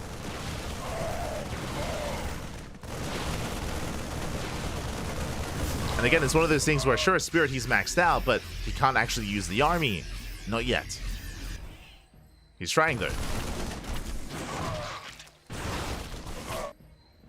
What I will say, though, is that this time, there's no Prism. There's no War Prism. There's no Zelrambe ready. This time, Geralt, he's not ready for a counterattack. And Spirit, he can finally move out. Geralt, though, not too far behind in supply. Nova goes up. Up! Massive connection! Gets a ghost. Not bad. More Novas coming in. The expansion is going to fall. The flanking storms. Zealots are coming from behind. Massive storms. And Spirit, he's going to lose everything. Tries to escape. But Geralt is going to chase him down. The army is heavily overstimmed. Stalker's coming in for the surround. Spirit, he has to take the fight. And from here, Geralt, he can even focus on the medevacs. Getting every single ghost. Oh my god. One Marauder lives. One Marauder survives. And Spirit, he's hurting. He's in trouble. How many ghosts does he have left? 0. 0 ghosts remaining. Geralt, we have to send it. Send it, Babby. Send it. Going for the center base. Storm in the mineral line. 10 SCVs, not bad. You see Spirit setting up another. Oh my god, the storms! 27! 27 SCVs go down. Good damage. Pushes towards the north. Never goes up. No major connections though. Ooh, and Geralt has to be careful to not overextend. Pulls away. Zealot run by into the main. Once again, SCV's going down.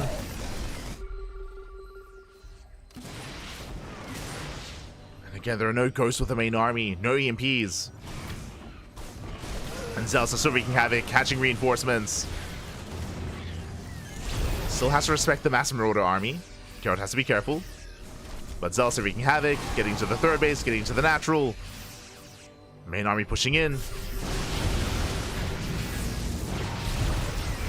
He just has control of the high ground, getting more SCVs. Another storm as well. Massive connections in the mineral line on the main army as well. And it looks like Spirit, he's just being pulled apart. Again, he was the first to max. He had a massive army for so long, but again, he just could not do anything with it. Could not make use of the army. Geralt just bought so much time. And he reached his final form. Coming in for the CC. Army takes a storm to the face. I mean, not a bad fight here for Spirit. He comes in from both angles, but reinforcements have arrived, and Geralt, he can even afford these losses. Some of them, at least. As Novas go off. Massive connections, gets the Marauders. And GG gets called. Geralt, he does fight back, tying up the series 1-1. We are going to the ace match. Let's go. GG. We are going all the way to game 3.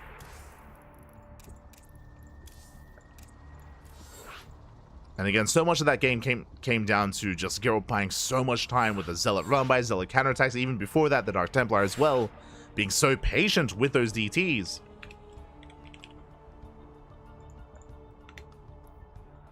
Being oh so patient. Now we find ourselves in that final game.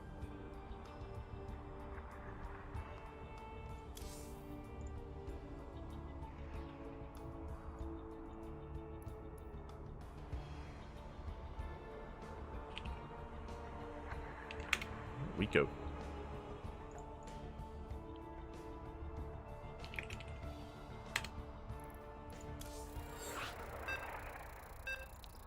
So we're jumping into the ace match. The ace match is going to be on Amygdala. Sorry, just make sure everyone gets involved, everyone gets in. Inviting all the players. Here we go. Or the casters, I mean.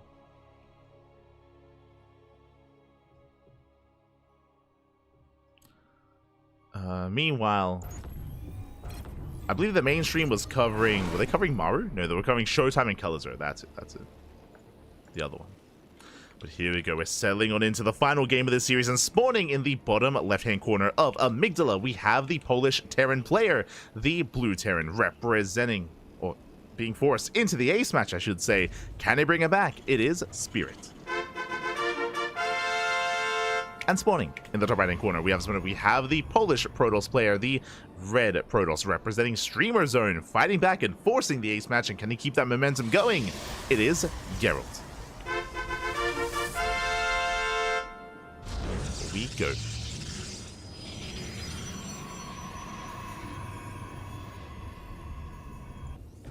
Here we go. As we are settling in.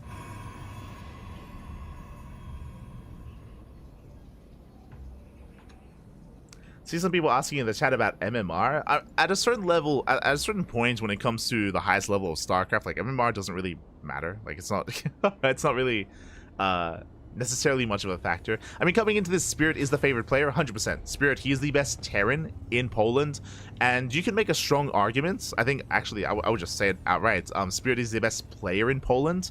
At this point, I mean, the amount of times that we've seen Spirit take down a Laser, Geralt, and Christiana, and the other Polish Protoss players during the House of Galactic battles is quite high.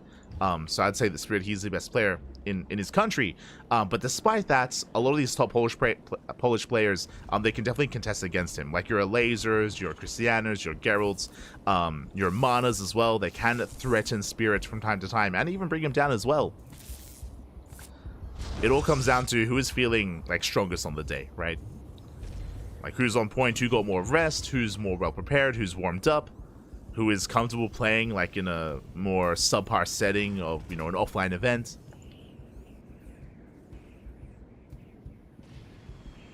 And on top of that, I mean, because the patch is so fresh, because the map pool is so fresh as well, it also comes down to how quickly a player can adapt to that. Especially for Protoss, now that they have to, of course, kind of... Oh, we get a full scout. But they have to adapt to no longer having the shield battery overcharge, now making use of the NG overcharge instead. Takes quite a bit of getting used to, I'm sure. For now, though, it is going to be a Twilight Council opener out of Geralt. Twilight Council to blink. As a reminder, last game, Geralt did open up Twilight Council into DTs. It happened quite some time ago, but that was the build of choice. We shouldn't see that again, though. Typically, that's a build that you do once in a series. You don't want to rely on that. As Reaper is chased down. And again, we had a more economic build here by Spirit going for a Rax expand. So we are settling in. Spirit following this up with a 1-1-1. Going for an earlier starport. This can lead into an early medevac into drop play. But no Widow Mines for Spirit. Interesting. May instead go for a Tech Lab into Banshee or even a Raven-based opener. We'll see. We'll see if he goes for a Tech Lab or not. Again, tank Banshee play has been very trendy over the past 6 months in TVP. Going for the initial Cyclone. Does he go for that Tech Lab? Meanwhile, back at home. Oh, Liberator. Okay, a bit of a more aggressive start here. Spirit going for an early Lib, early Cyclone as well to move out. Meanwhile, back at home, Geralt does throw down extra gateways. This is not 2-gate blink. He's going up to 3. So 3-gate blink Stalker. Very safe play out of Geralt. Does mean he has extra warp ins and he should gain map control. But initially, the Hellion does slip in. Gets a full scout. Yeah, very free scout here. Spirit, he counts the gateways. 1 gateway in the main, 2 gateways in the natural. Spirit, he knows 3-gate blink. Knows to be getting ready. 3rd base on the way. As a result, this Liberator in this early move out shouldn't really get much damage done. Geralt has the tools to defend, but it all comes down to his positional play. Likewise, he doesn't really know what's coming his way. Could be drop, could be Liberator. Is moving out the hallucination.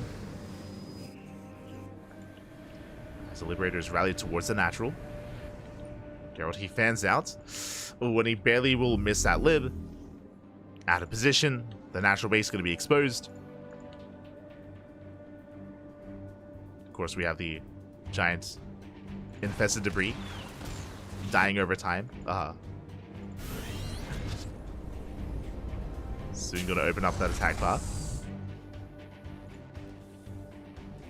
Likewise, Geralt moves out. You can see Spirit pretty well set up here. He's got a tank behind his wall in the main. Bunker at the natural. Turret as well. I mean, you can see Spirit, he's a little bit scarred by the DT build last game. So he's ready for Dark Templar already. The Mind Game's coming into play for Geralt. Takes up the depot. Spirit knows Stalker's out of position. Liberator comes in. Liberator does hit the natural. Once the Stalkers get revealed. Probe's going down. So far, so good. Geralt going for another depot. Depot catches fire. Nice trading in some Marines. 2 probes go down. And the Liberator should be cleaned up. Up just barely. Just barely. Up. Fairly not. Gets into the main. There we go. Does go down. And Geralt did get the depots, going for another as well. 3 depots, not bad. Depots full. Meanwhile, Geralt, he's getting saturated up to 3 bases. Natural, his third, his main. All settling in. And for the first time, we are not rushing to storm this series. Geralt, he's going into Colossus instead. Headed into Colossus production. I do like this mix-up here by Geralt. A little bit more old school. Meanwhile, the Observer gets caught out. Finally falls. And Geralt does spot the third base. He's fully aware. Is where the third does catch a couple of transferring workers. 2 SCVs go down. Pushing into the natural, and he can always recall or just blink over the wall. Spirit comes in from behind, and he does punish Geralt. That's all the Stalkers falling. Very nice punish here. Spirit shuts down all the Stalkers, gains map control, he can move out. And Geralt's in a bit of trouble. He has to pull back. Getting to his second Colossus. Upon losing all those Stalkers, he doesn't see the move out. He's in the dark. He also lost his Observer, if you recall. Thankfully, Xel'Naga does reveal. Geralt knows. Geralt is aware. Getting in position. Shield battery is done. Moving forward, forcing out a siege. Does force the army to siege up, slowing it down. Second Colossus just popped.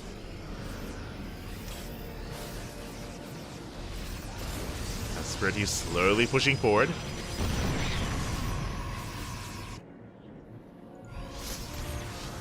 Going for a jump towards the natural. So far, Geralt just buying time. Getting 4 warpins. Trying to bait out the Widowmine. He's trying to get his 4th base up and running, but still a very tense moment here for Geralt. Oh! He wants that Widowmine. Nothing quite in position. Widowmine dropping to the natural. Up! Lane reaction! 10 probe kills instantly. 10 workers go down. Spirit stims in. Geralt out of position. And the base falls as well. Massive pick over the blink of an eye. Yeah, 1 second is all it takes. 1 moment. And that can be it. Yeah, and Geralt just pulled apart. It's just too much at once. Colossus are exposed. 1 goes down. The second as well. And that's going to be game. That's all Colossus falling. A couple of gateway units left over. 16 probe kills.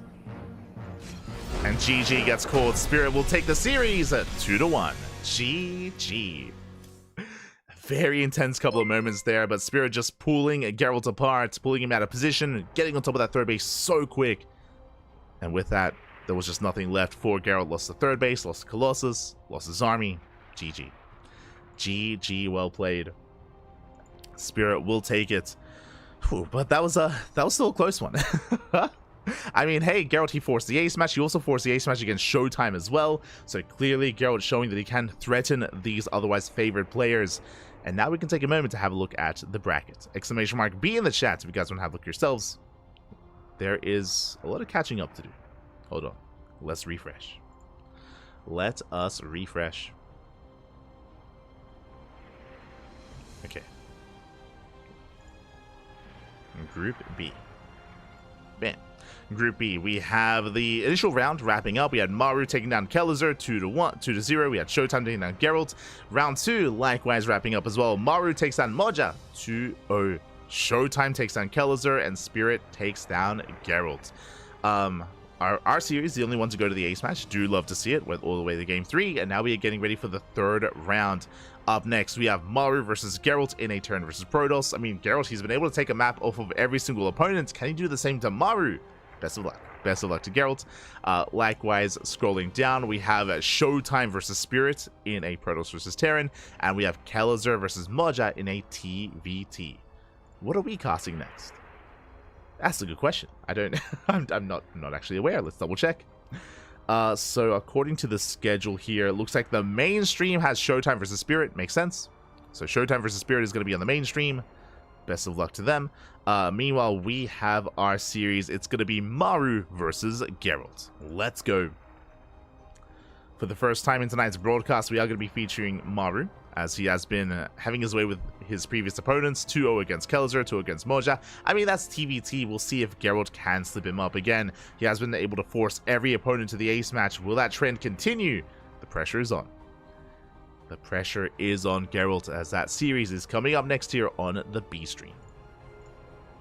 Vetoes are underway, and we'll soon jump in. Likewise, we're getting towards the halfway mark of Group B. We're getting there. There's still round 4 and round 5 left over. Currently, when it comes to the standings, no major surprises here. The top 3 players, at least in my opinion, are Maru, Showtime, and Spirit. They're the top 3 to kind of vie for that top 2 spot. But again, I do feel like players like Geralt, Kelzer, and Moja, they can definitely threaten these players, take maps, take series, and definitely impact how this group pans out. They can still impact the group. If you are otherwise curious about Zerg players or some of these other groups, Group C and Group D, they are going to play out tomorrow. So tomorrow we have the other remaining groups as a heads up. We're also going to be live here on this channel tomorrow for the finale of the group stage. We'll be there. Otherwise, we're going to be going on a short break. Vetoes are underway. Once they are done, we can jump into our next best of 3.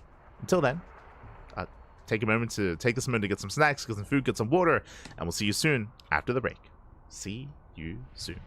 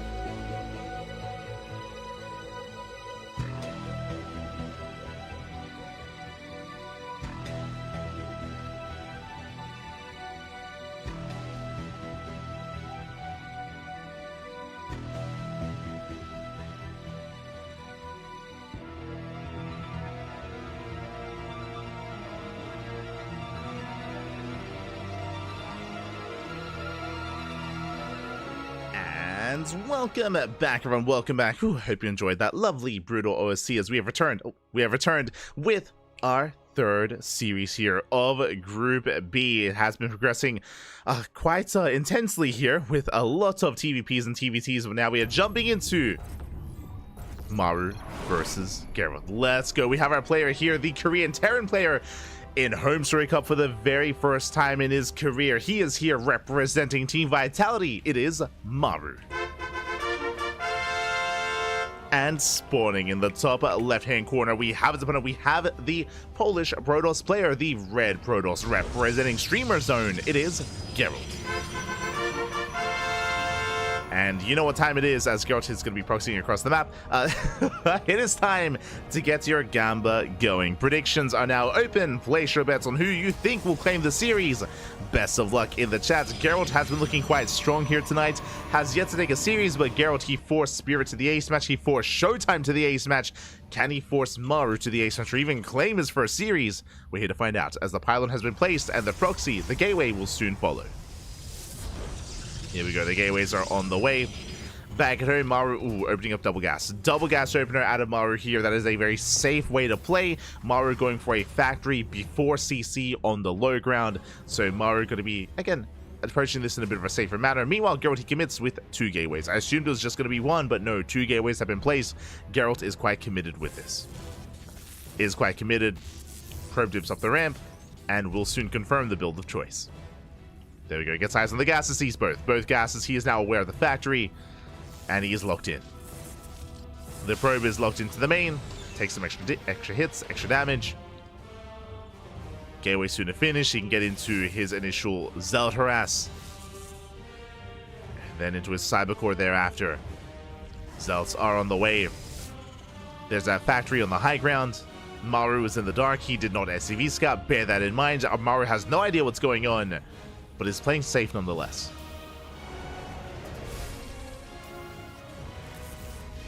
As the Reaper will shut down the probe, and will soon move out across the map. In doing so, though, that does mean that there's going to be no Reaper back at home. Zelsa can get some damage dealt, as we have 2 so far, soon to be 3. Cybercore's on the way. Bearing in mind, this also means there's nothing at home. there's literally nothing at home to defend. And Reaper has arrived, and with good enough control, this Reaper should not fall. It should not get surrounded. Speaking of, boys are being pulled. The boys are being pulled. Maru, he's now aware of just how committed Geralt is. Back at home, what do we have to defend? Ooh, Reactor was first, before any other unit. No bunker either. CC on low ground is going to be delayed. Probes are going down. So far, 2 probe kills. Marines are amassing. See, Maru has yet to cancel his expansion. There we go. Base is cancelled. Gets the refund. Cyclone's on the way. Bunker as well. And Geralt, can he break through? Can he deny the bunker? He's trying to. He's focusing down the SCV. First SCV does go down. Second SCV takes a lot of hits. Does barely survive. As Geralt, it's all or nothing. He's completely all in. Gets another SCV. Still delays the bunker. Marines have amassed. Another SCV goes down. 3 SCV kills. 3 getting up to 4. But now the Cyclone has arrived. And with the help of the Cyclone, Maru holds. Maru does hold. Lost 4 SCVs in the process. Reaper moves out across the map once again. Back at home, Geralt is expanding. He's attempting to transition. Does expand. Reaper will soon confirm. Meanwhile, back in the main, Maru still no CC. He cancelled it earlier. He's going for the starport.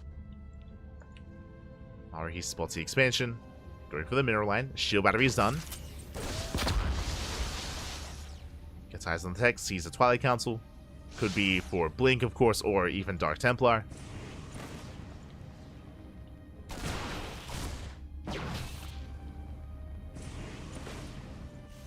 As Maru, he's going for a second rack. Oh my god.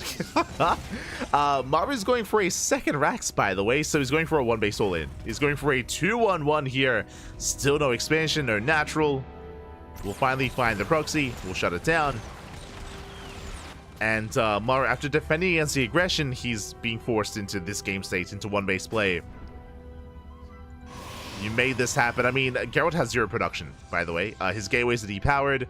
Backup gateways are on the way. What you see is what you get. That's going to be 4 Stalkers to defend. And here comes Maru. He's getting ready for his move out. Shuts down the probes. Here comes the tank. And here comes everything else. Once again, Geralt trying to move out and trying to repower those gateways. And Maru commits. Oh boy, looking at the units tab here, it's going to be 12 Marines, 2 Cyclones, a tank, and a medevac against 4 Stalkers. Now, 2 gateways are about to finish, so there's going to be 2 war pins. So these 4 Stalkers are about to turn into 6. There's going to be a shield battery as well. There's a 3rd gateway on the way, but the numbers are not in favor of Geralt. He may just not have enough. Tank will siege, Cyclones push in, they get one Stalker kill. They get 1, they get 2, they get 3, they get everything. There's nothing left. GG gets called, and Maru takes game number 1. GG. A very bold move for Geralt to go for the proxy 2 gate, was very committed, did do some damage. Remember, it delayed the expansion, did get 4 SCV kills, but that is all the damage that was dealt, and that was not enough. That was not enough there to really make it worth its while. And now we're getting into game number 2.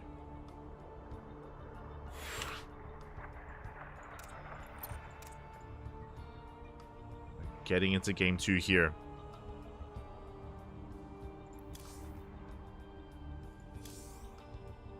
It's going to be on Abyssal Reef. Beautiful.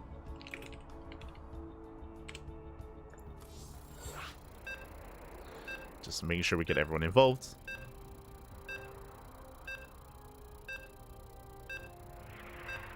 And we'll see if Geralt commits to a proxy once again, or if Maru, it's his turn. It could, I mean, Maru, he's more than willing to, 100%. More than willing to, we'll see. As we are loading into one of the larger maps in the map pool. Very large map. Here we go. As spawning in the top left-hand corner of Abyssal Reef, we have the Polish Protoss player, the blue Protoss, representing Streamer Zone. It is Geralt. And spawning in the bottom right-hand corner, we have the South Korean Terran player, the red Terran, representing Team Vitality, leading the series 1-0. It is Maru. Onomas, one more game is all he needs to claim the series. The pressure is now on Geralt. Pressure is on.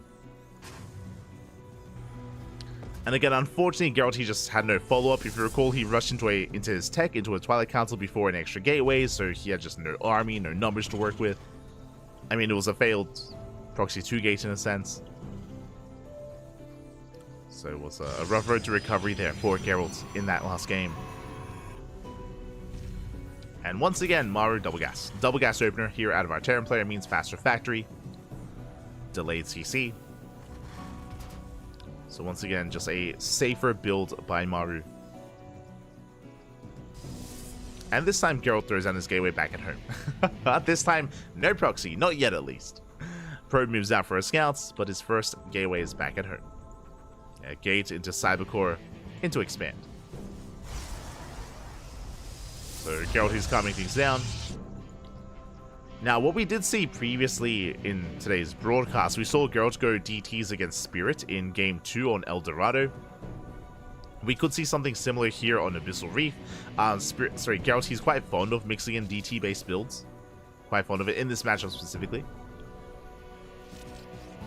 So that is something that we could embrace here against Maru. We'll see.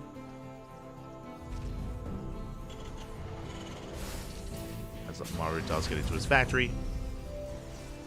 Geralt expanding back at home. And we'll keep an eye on that tech of choice here from Geralt. Does attempt to hide the probe, does hide it here at the triangular 3rd. Not bad, or I guess 4th base. The low ground expansion. Divs back in. And the scout is going to be denied. He does get eyes on at least the reactor. And we'll be able to force, we'll delay the command center. Does force it off center. Not bad. Reaper comes back home. Reaper does race back. Oh, gets the probe. Meanwhile, Maru going for a 1-1-1. And interesting. So there's no add-on swap. There's no Widowmine yet either, but this could be the beginning of a Marine drop. Yeah, with a single Widowmine. We'll see. As Geralt does shade in. Goes for the SCV. Oh, Doesn't quite target it down though. Bit of a misclick there from Geralt. Gets a shot up on the CC instead. Adept is going to be forced out. Coming in from behind, gets the SCV, not bad. SCV goes down, Adept escapes, and Geralt he pulls away. Behind this, it's going to be a Twilight Council as the tech of choice. Going into Blink. Medivacs on the way. And this does look like a Widowmine Marine drop, but we'll see if he does move out with all these Marines. He's still staring down the army. He's going for it.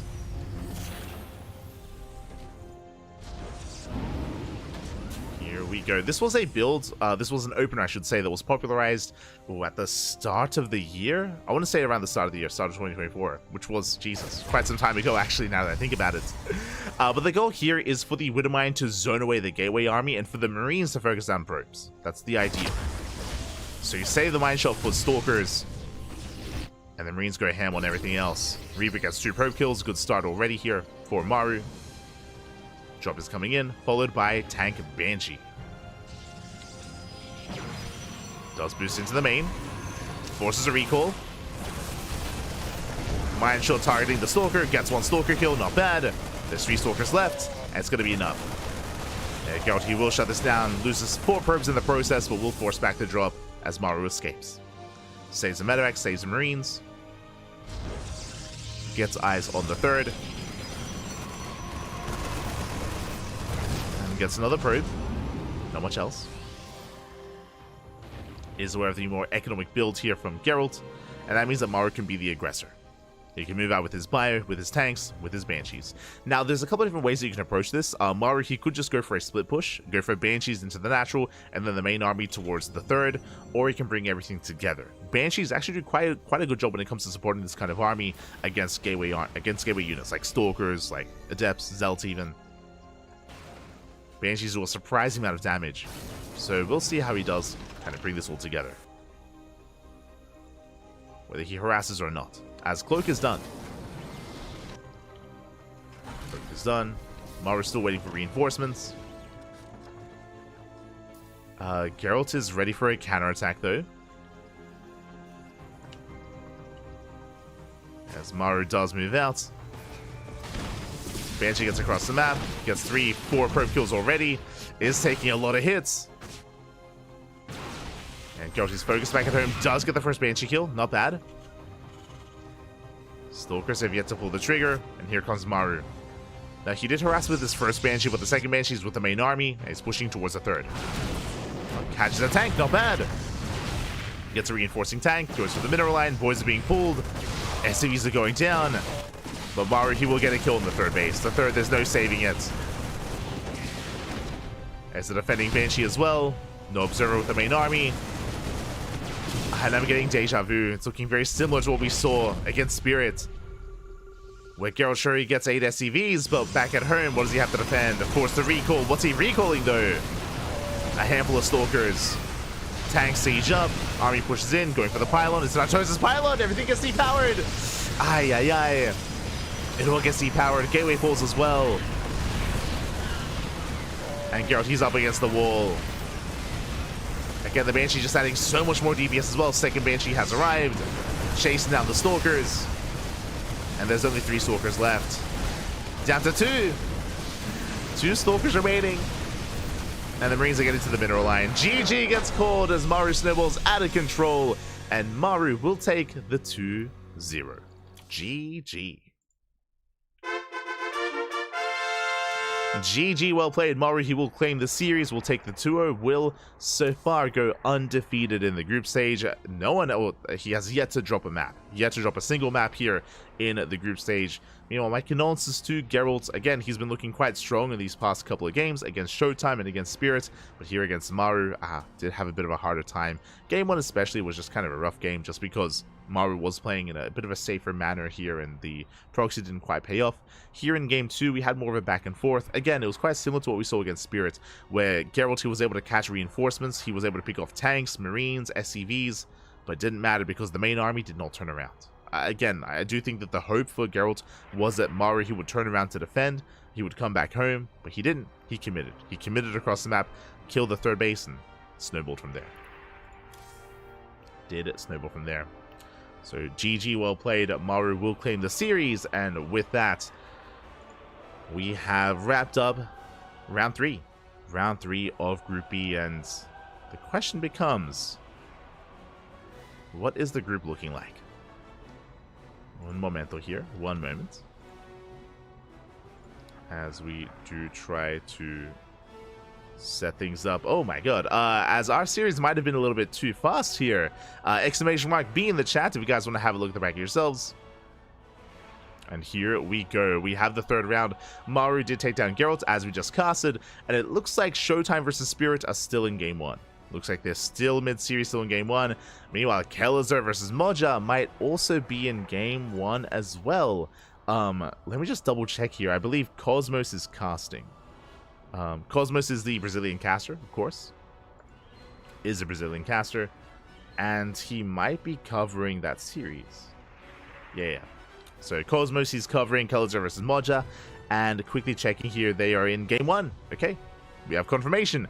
They're currently in game 1. They're on King's Cove. So Kelazar and Moja, they're in King's Cove. Which means we can jump into game 2.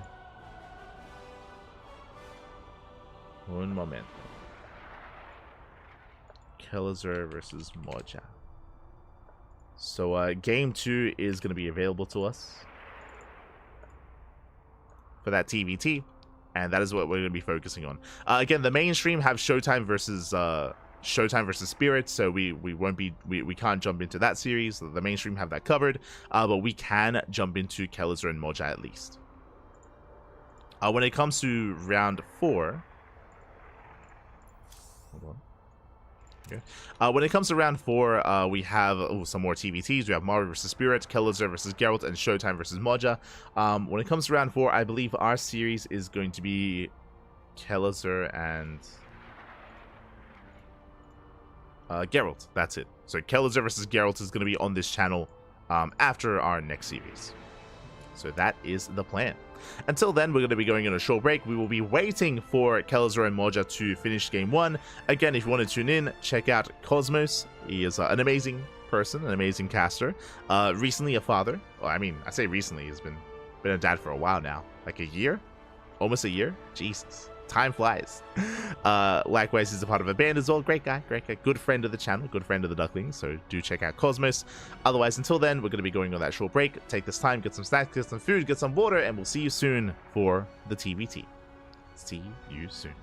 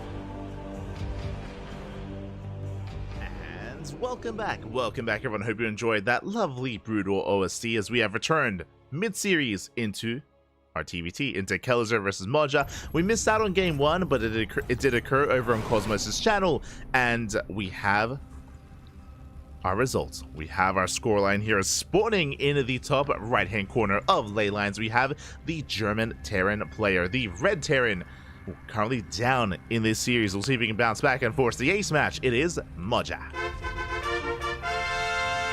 And spawning in the bottom left-hand corner, we have his opponent. We have the Brazilian Terran player, the Blue Terran. It is Kelzer. Let's go. Again, we missed out on game 1. It was on King's Cove, if I recall correctly. It was on King's Cove. It went into the mid-game as well. Was quite an intense back and forth, but did go the way of Kelzer in the end. And we are at least here to kind of close out the series. We're here to round out the series, here to find out if it is going to be a 2-0 or if Moja can fight back and force that ace match. We're here for the finale, for the climax. Let's go. Let's go, Maru. Let's go. Once again, it's double gas. Double gas open out of Kelzer, double gas out of Moja as well. So far, so good. We are mirroring each other. Something that we have mentioned, of course, about ley lines is how defendable it can be here on a 3 and even 4 base setup. We'll see if we can get there. We'll see how aggressive our players plan on being.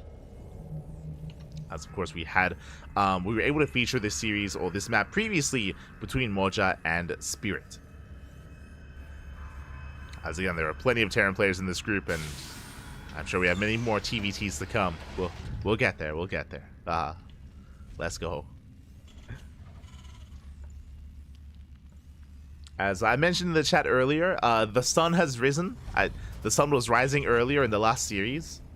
It is 6:42 a.m. in the morning. Let's go. Let's go.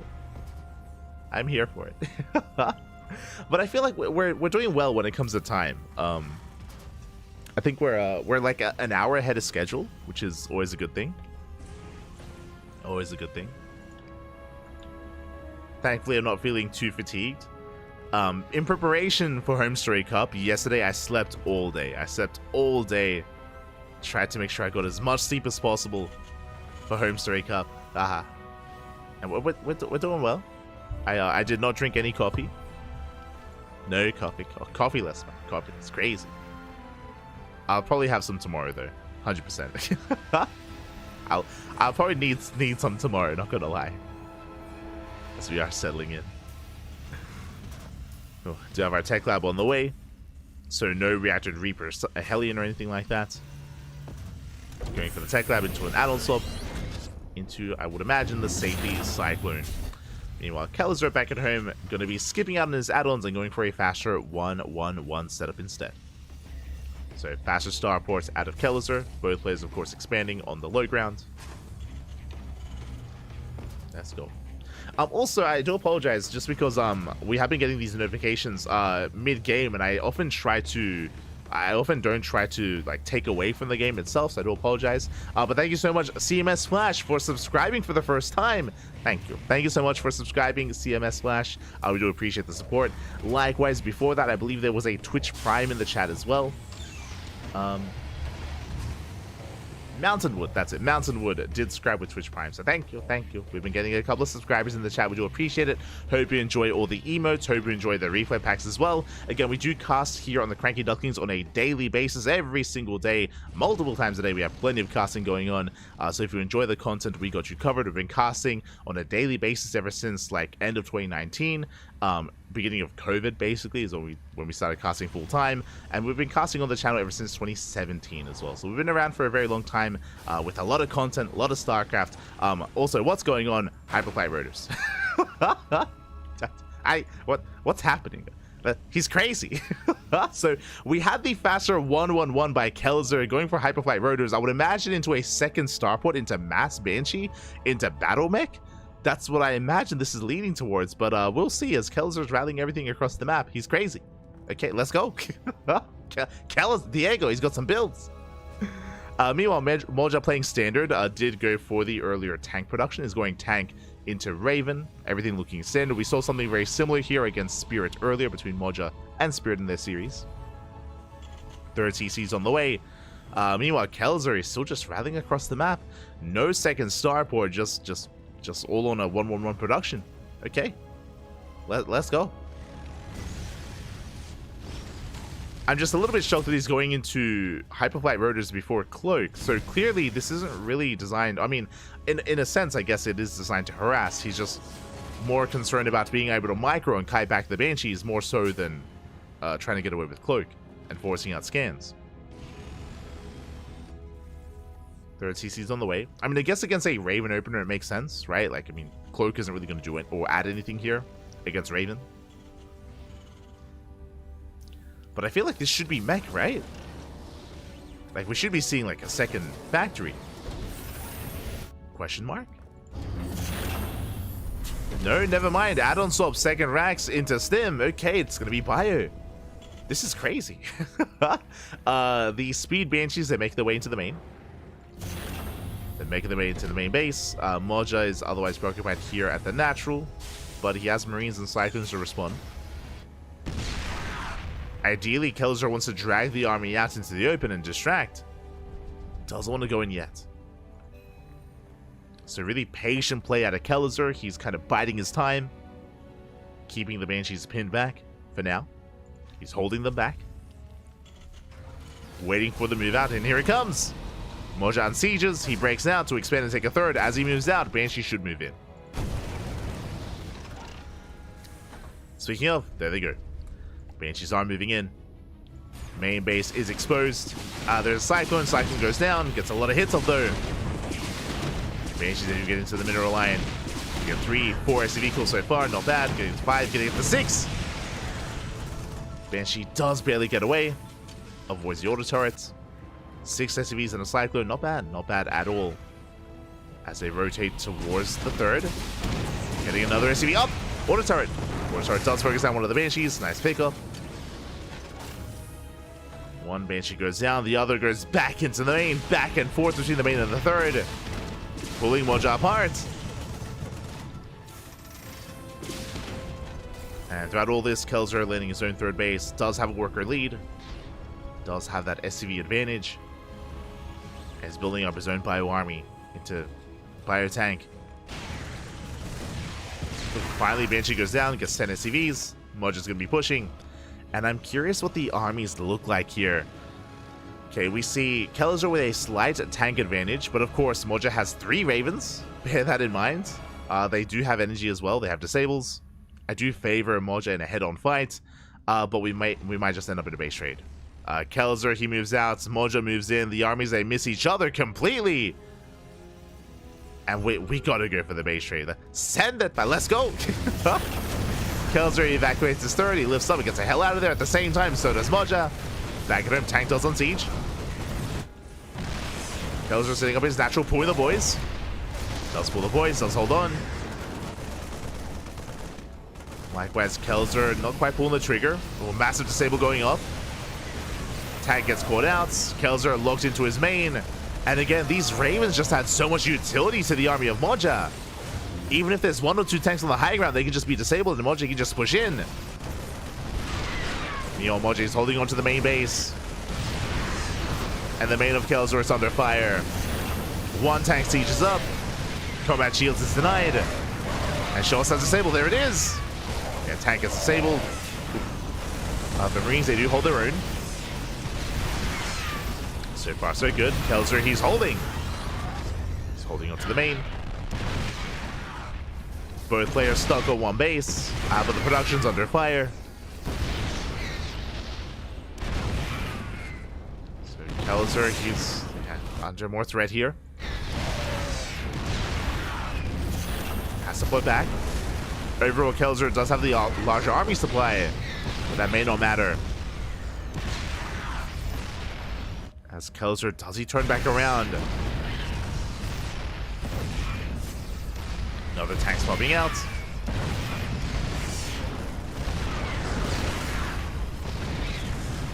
It does pop. Kelzer supply locked.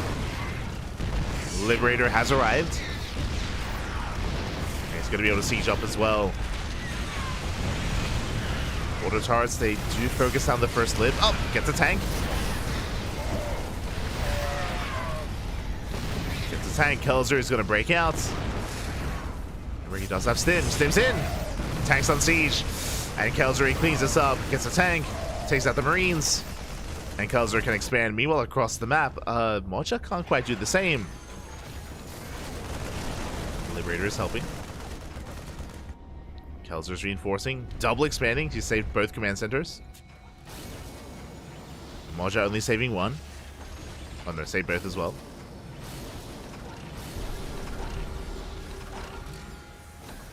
Kelzer pulls away due to those liberators.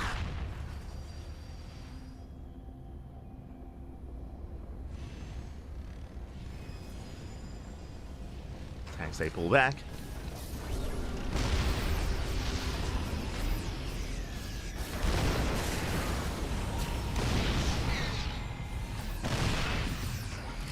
And again with these lives, Moja, he can finally reestablish his natural. As Kelzer does not have air control. Has no Vikings. He is forced out. Kelzer does have a base advantage. He has his third up and running. Moja does not.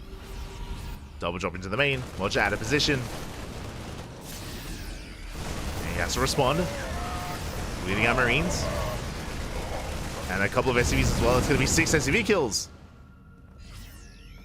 6 SCVs go down. Not bad. Kelzer maintaining his worker advantage. Raven's breaking out. Mass disable. Ooh, getting most of the tanks. Only one tank left over. Kelzer has to get the hell out of here. He backs up. Again, the power of the Raven. As that was 3 tank kills. Kelzer has to get the hell out of here. Bleeding out another tank. Another tank goes down. Double drop into the main. SCVs are going down. And Moja commits. He just commits across the map. And back at home, what is it to defend? Kelzer barely has an army. He gets 15 SCVs, but that doesn't matter. It does not matter. Moja has arrived. Kelzer has to give up on his third. Gives up on the third base. Pulls away. Moja down to 30 workers. But he has a massive army. Takes out another tank. Another tank goes down. Third base catching fire.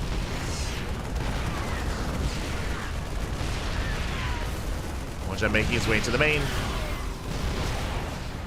And Kelzer, he just doesn't really have an answer to this. More reinforcements on the way. And Moja, he may have just done it. And shuts down the reinforcements. Kelzer attempts to surround, attempts to catch some of this rally. Moja, he just gets even more tank kills. That's 2 more tanks. And Kelzer, he just can't keep up. Not anymore. Not against 3 Liberators. Oh my god. 3 Libs, they siege up. They siege up, they bully the army. I mean, what can Kelzer do? He pulls the boys into 5 tanks. Massive tank shots going up. The boys are helping. Place losing everything in the process. A couple of Liberators arrive, they get shut down by the fire. 3 tanks survive. And Moja takes the lead. He's now up in workers, up in army. 2 base versus 2 base. Double expanding.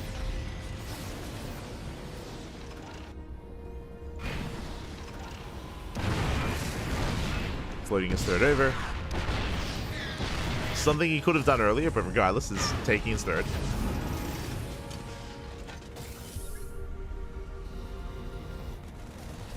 Kelzer going for a counterattack. But Moja just stims in. He stims and he wins. He takes out both tanks.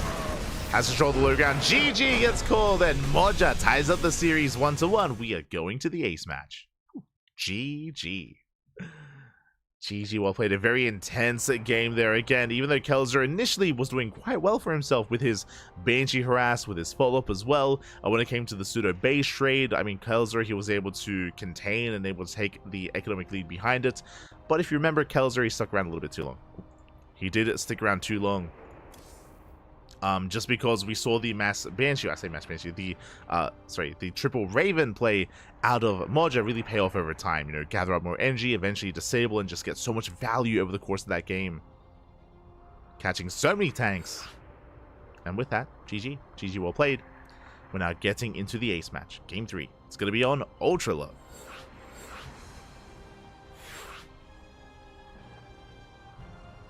I don't think we've actually casted on Ultra Love yet tonight. I could be mistaken, but I don't recall introducing on this map. So let's go. I'm ready. I'm excited. Are gonna be loading in to the final game of this series.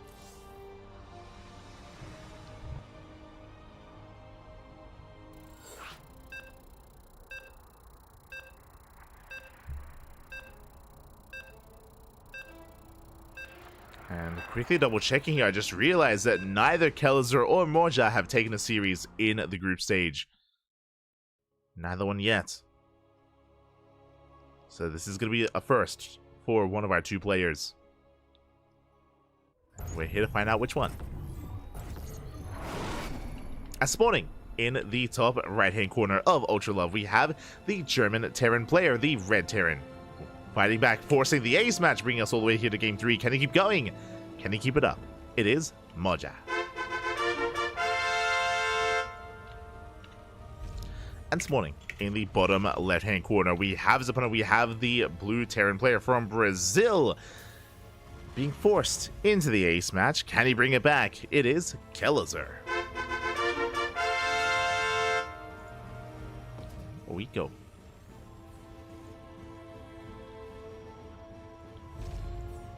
We are going to be settling in. We'll see where this takes us. As again, we load into Ultra Love. Ultra Love is a very interesting map as well. I do appreciate the aesthetic here. This was changed for the live version of the game. This used to be completely blue, just blue everywhere, and blue vortexes and ley lines all over the place as well. But for the live version, it has since had a bit of a color palette change, with half the map being blue and the other half being red. So you have that kind of like blue versus red, like Artanis versus Alarak kind of dynamic here, which I do appreciate. I do appreciate the color scheme. You know, the red storm here in the background. I appreciate it. It's an aesthetic that we don't really get enough of anymore. It does look nice. But for now, we're going to be settling in. We do see Kellizer going for a single gas opener. What does that mean? That means racks into expand. Economic build here by Kellizer. Meanwhile, Moja going double gas. So Moja going for just a double gas opener into a faster factory. Very safe, and can also turn into a more aggressive build from the side of Moja. Just more tech heavy, is what I will say. More tech heavy with a faster factory. Meanwhile, Kellizer will have the better economy, at least early on. We'll see if Kellizer can maintain that greater economy.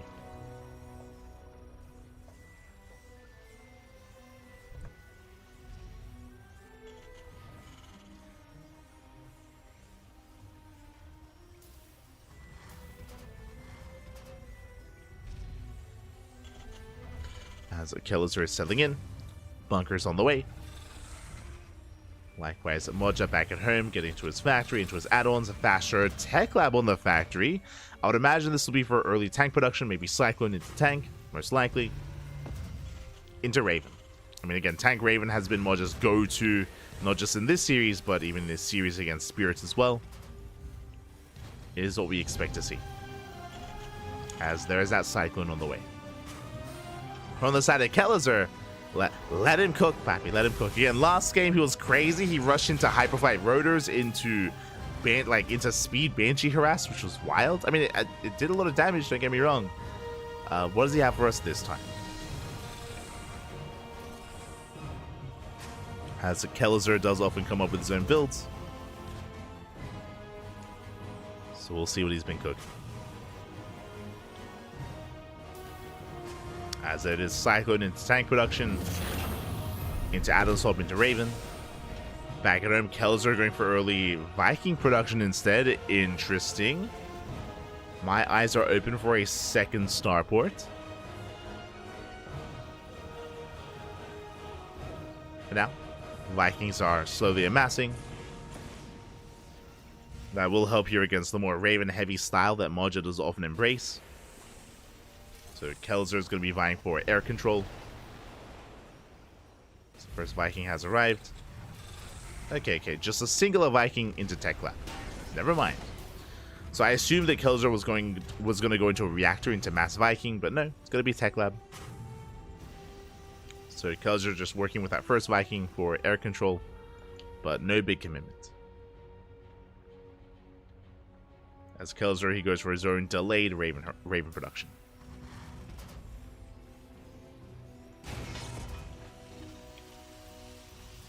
As Moja already has his first Raven,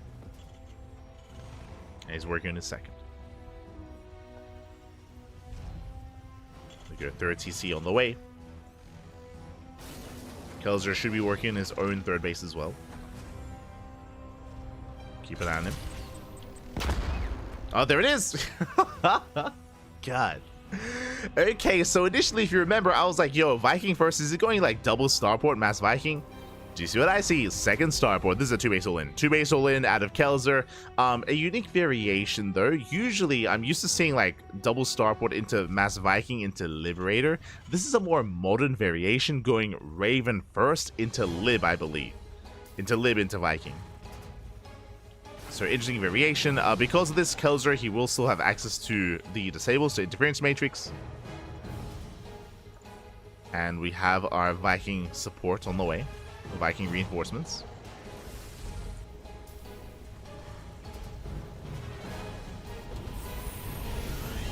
Let's go. There's the add-on swap onto the reactor. Into extra Vikings. And it's going to be all or nothing here for Kelzer. Again, Kelzer, instead of going for a third CC, as Moja's third base is already done, Kelzer, he commits into more production, into more Vikings, into, again, basically a 2-base all-in. Weaker. And Moja's in the dark. Now, if Moja scans, and depending on the scan, if he is able to see not just the starport in the main, but if he sees the starport at the natural, then he can respond with his own second starport and with his own Viking production to try to vie for control of the air. For now, though, he's moving out. Has not scanned yet. Is going to be establishing his third. Kelzer is getting his own third base on location, but he's committed. He's moving out. Again, he needs to get damage done with this. We'll see if he can. Scans ahead of time. Sees the 3 Ravens. Moving out. How many Vikings does he have? He's on 5 Vikings. Soon to be 8. Jesus, that's a lot of Vikings. But the goal here for Kelzer needs to be to zone and focus on these Ravens before they get the disables up. Otherwise, what's the point? First disable goes up. Ravens coming in. Ooh, they land every single disable. Yeah, the 3 tanks, they do nothing, and Moja, can he shut this down? Does he barely have enough Marines? The Vikings, they have to land. Tanks are targeted, and Kelzer, he bleeds out too much. He bleeds out far too much here. Moja holds. Vikings, they can attempt to land. They're chasing down the last Raven. But overall, this was a better fight for Moja. Up, chasing down the tank. Oh, he's going to focus it down as well. Oh my god, Kelzer losing far too much. And Moja, he can counterattack. He can't just keep pushing. Kelzer, what does he have left? He's down to 2 tanks. 2 tanks, 5 Vikings. I mean, the Vikings, they got a lot of work to do. They got a lot of work to do here for Kelzer. Up. Another Viking goes down. Stim is done. There are 2 tanks here at the third. I mean, at least Kelzer did snipe all the Ravens, right? He was able to snipe all the Ravens. So there are no disables left over. Moja takes the 4th. I mean, sure, it makes sense. 4th CC's on the way. Moja is getting further ahead. He's up in workers. He's soon to be up in bases. He has map control with a larger army. And Kelzer has to stay defensive. Does need to stay defensive. Moves out with his first Liberator. Scans the army. Does spot it. Kelzer keeping up with the rotation. Does siege. The Liberator came back home to defend. But again, Moja doesn't have to commit. He doesn't have to push in. He should be content just rotating and just keeping Kelzer pinned. Moja gets further ahead. Second factory's on the way, 2-2 upgrades. Moja has a pretty hefty bio upgrade advantage. Again, bearing in mind, because Kelzer was hyper committed on 2 bases, that's why he's falling behind elsewhere. He's behind in upgrades, behind in bases, behind in workers. Kelzer has a lot of catching up to do. The one thing that Kelzer has is the Viking count, the air control. And because of that, he can hopefully catch some of these drops, right? Like if Mojo goes for some drop play, then he can post his army at risk, can lose it. And that's what Kelzer's hoping for, is that Mojo's overconfident and goes for drops. Outside of that, though, it is going to be an uphill battle here for Kelzer. Does move out. Going for the fourth. Won't be able to commit. Has to pull back. Takes the tank shot to the face, and Moja should be the first to max out. He's at 170 supply. 2-2 is about to kick in for Moja.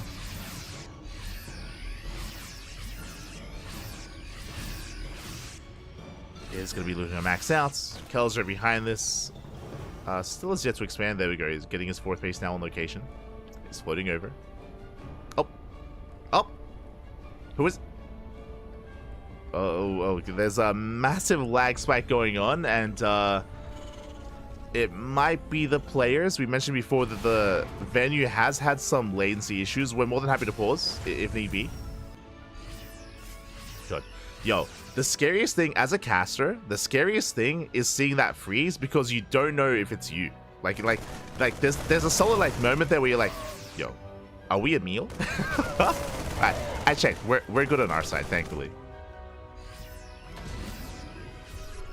But hopefully that doesn't happen again. And again, if it does affect the players, we're more than happy to pause, of course.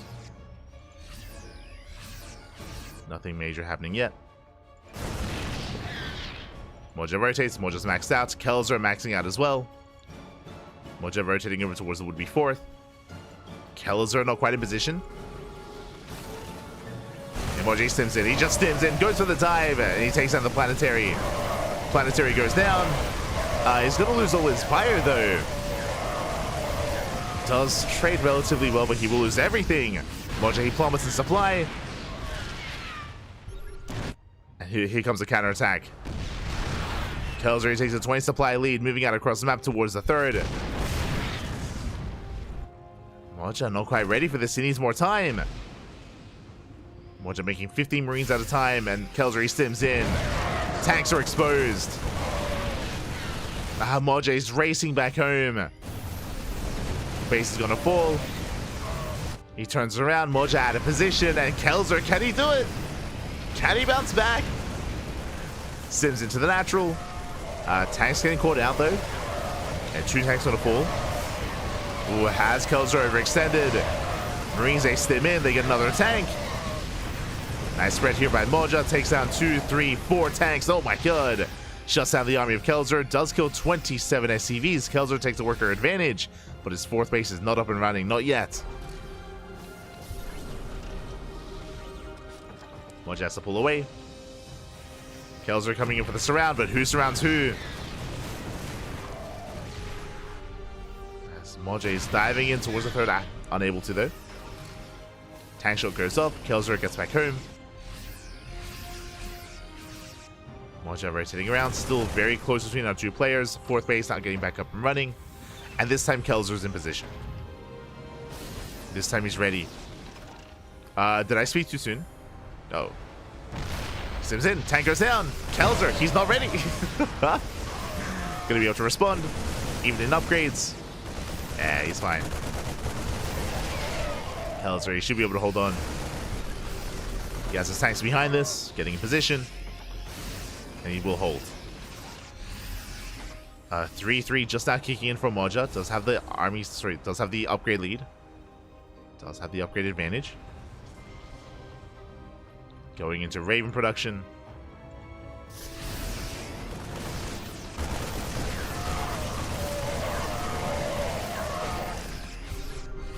Kelzer, he has to respect the bio, backs off. As one player is going Raven, Kelzer, he's going into Viking Lib. Liberators to join the main army. He's lying for that air control. Lib range on the way for Kelzer. Has the fusion core.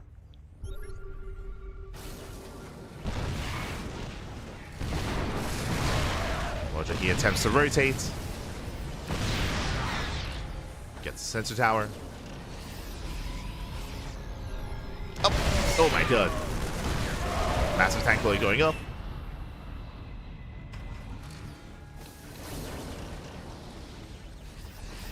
Kelzer is keeping up for the most part. He's able to keep up. Moja the first to siege. Liberators, they dive on top of them. Oh, there's the unsiege though. Army steps in. Takes down the Liberators. Moja holds. Oh, bit of a miss rally. Moja is holding on.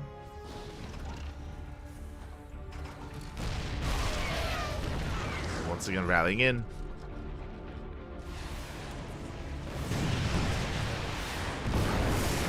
Tanks moving forward. He has no vision here of the tank though. 3 shots going off. Getting 2 tanks. Better trades for Kelzer. I mean, he has a solid tank line. Moja looking for a way in.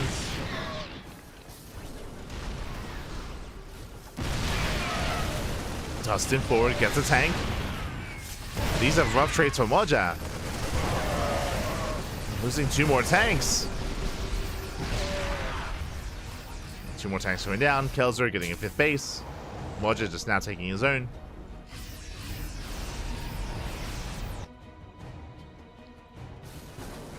He's on the way. Kelzer looking secure. And we spoke about this before, but here on Ultra Love, you can fortify yourself quite well here with your 4 and 5A setup, just because of all these choke points, because of all these ramps as well. As long as Kelzer is able to keep up the rotations, he should be able to defend. Moja rotating over. Space is on the low ground. He's going for it. Stims in. Better concave here for Moja. Better concave. Nice stables on the tanks. And Marines, they stim in. There's still so many more tanks behind this though. Kelzer, he holds the line. Chases down the Ravens. One survives. Oh, that was a better trade for Kelzer. You can see Moja plummet in supply. Lib takes down another tank.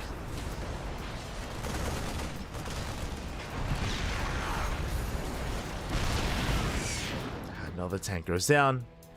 Moja struggling.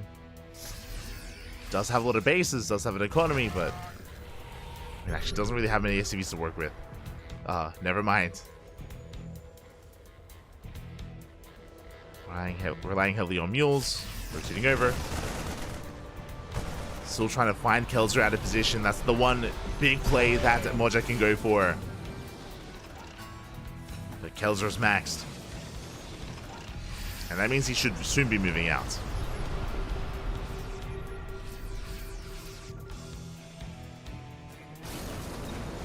Should soon move out here. Let's say that. Moja stims in. Spreads out the Marines, goes to the tanks, but yeah, he just doesn't have enough. Kelzer, he snowballs out of control. He shuts down the Bio Army. Oh my god, it's a bloodbath. So many Marines go down. GG gets called. And Kelzer will take the series 2-1. GG. GG, well played. A very tense game, a very tense series, don't get me wrong. Very close, very clutch, very back and forth between Kelzer and Moja. Again, Moja had a really strong start. He was able to shut down the initial aggression, the initial Viking Raven move out from Kelzer very nicely, but over time he did end up losing his edge. He did take one too many bad fights trying to dive into the planetary. If you remember, the one big moment when he lost his edge, when he lost his momentum, was when he stimmed into the 4th base for the first time. He did kill the planetary, but he lost his entire Marine army, and he fell behind like 30 supply after that fight. Like he lost every single Marine. Did get the base, but it didn't feel like it was quite worth it for Moja, worth the dive to lose the entire army. From there, Kelzer kind of maintained control of that game, and GG. GG, well played. With that, congratulations, Kelzer. He will claim the series, and we are now getting ready for our next matchup. Here we go. We're getting ready for our next series, our next matchup. Up next is going to be Kellezer versus Geralt. Oh boy. Kellezer versus Geralt. Vetoes are currently underway, and we will soon be embracing that TVP. We're getting there. As I believe that was the conclusion of round 3. Let me just double check.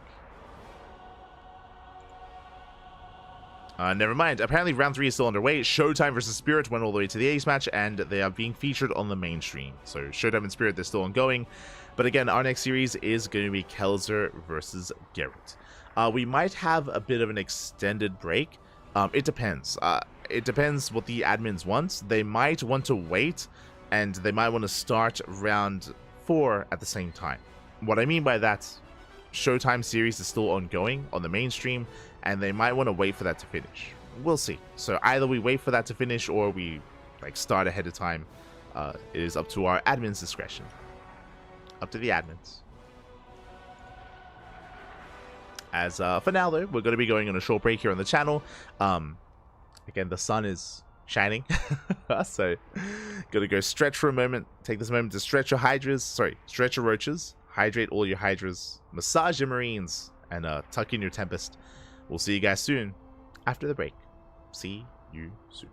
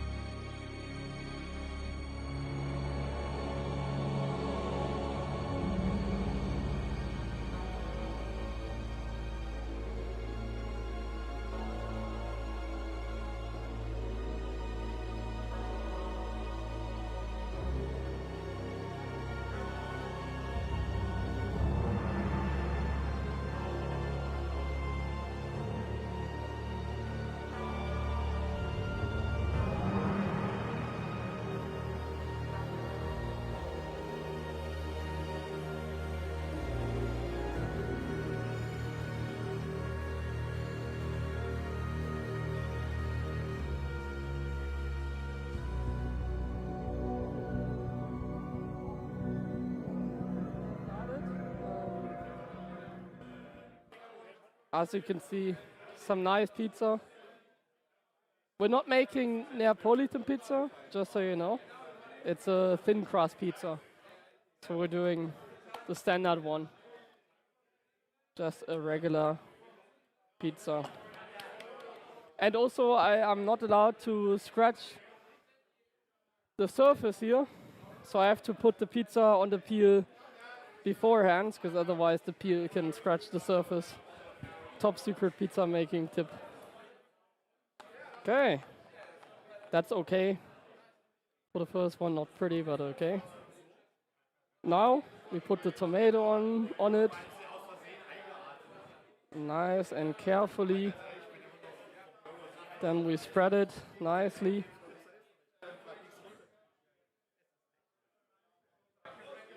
There we go. Some pizza ASMR. Just like that.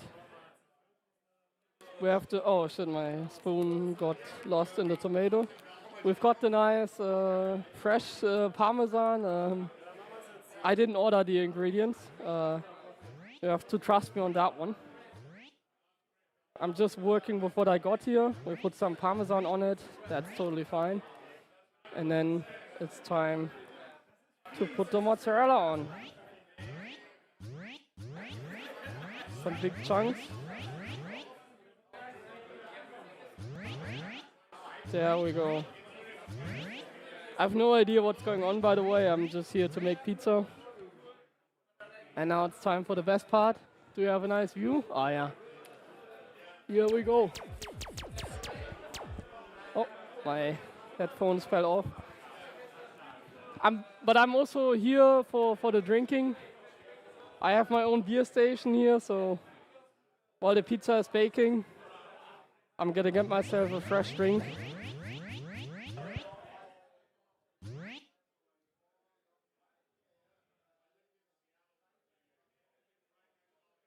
There we go. Oh. Cheers. Time for the next pizza. I take it from underneath me. It's a weird setup, I know, but here's the dough.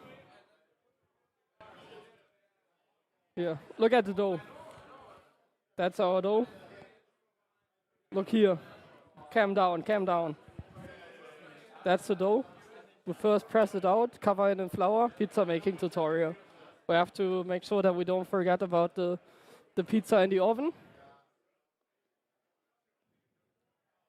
Nice, press it out, press it out. Make sure the other pizza isn't burning. That has happened in the past. And now that it's covered nicely in flour, we put it on the surface without the flour. Has enough flour on it. We stretch it a little bit by hand. And then I like to just roll it out. That's the easiest.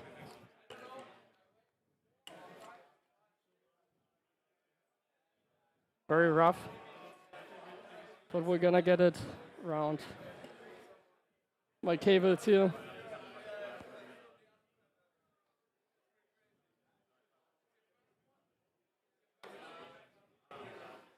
There we go. But before we make this one, we're gonna take out the other one. Oh, it's burned already, nice. It has some different flavor on it. But now first we put it on here.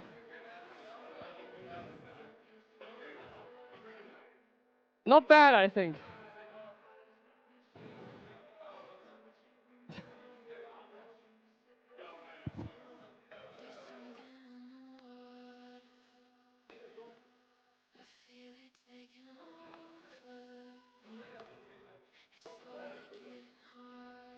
Okay.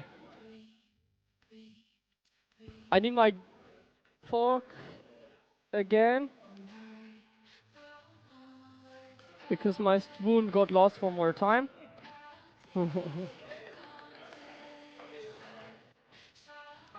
Yeah.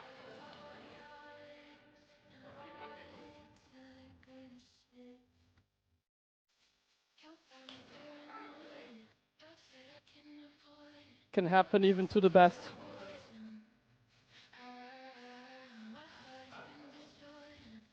Okay, next pizza. It's gonna be a surprise pizza. Same ingredients again. That's the surprise. Just like my StarCraft play.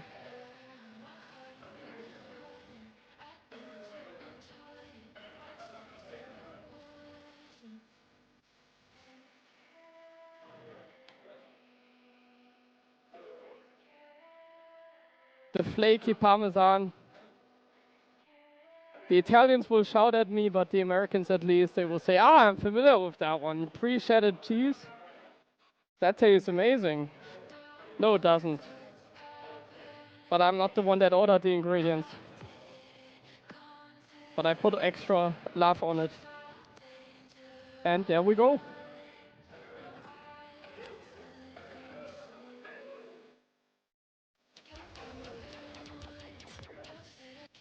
That one was a little bit rough because of the tomato.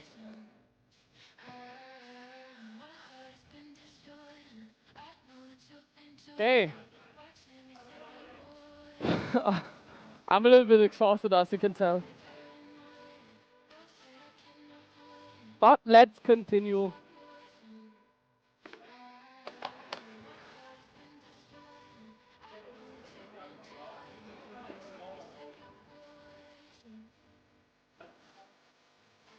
The pizza station. Very limited space. The cable here. I have to admit one thing.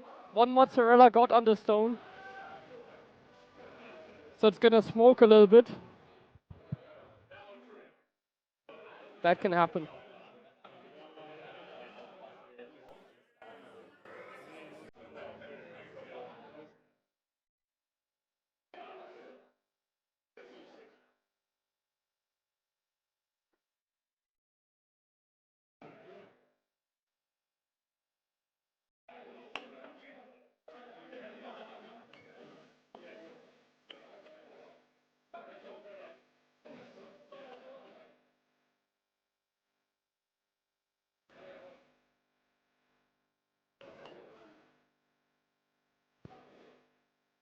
Oh.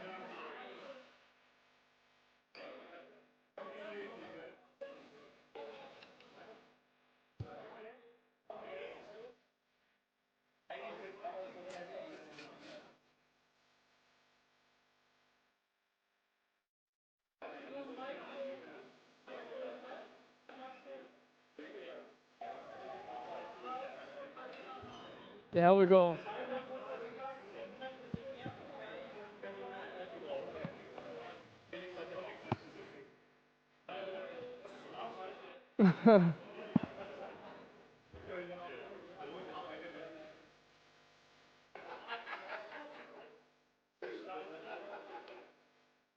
Not enough flour on it. I made a mistake. You also have to understand me. We've had a couple of drinks. I might have had 1 million beer. I don't know. I don't remember. That's just the way it is. I still have a beer here. Cheers.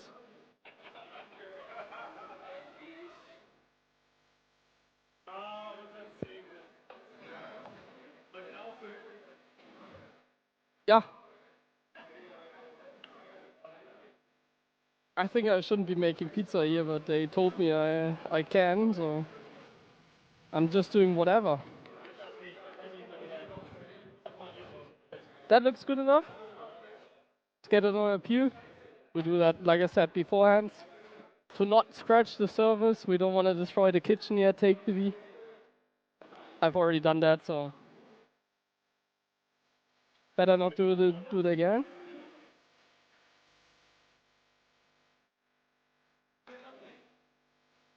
Whoops, that's not pretty. But it's gonna do the job.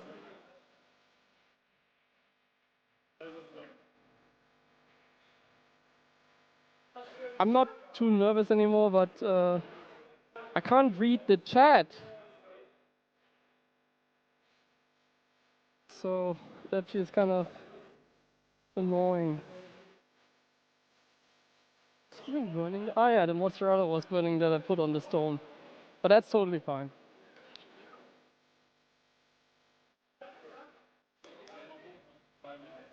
One hand of the mozzarella.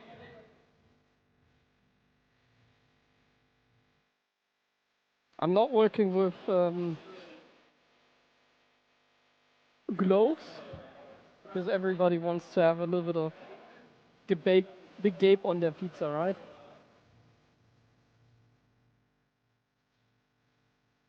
Well, it's 400-degree oven, so it will burn anyways.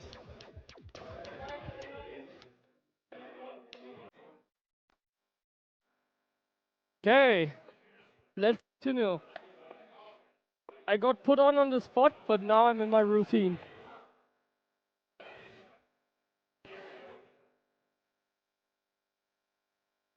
We need more flour. Luckily, I have this not suspicious looking bag. We'll just put the rest on it. This is my trash can.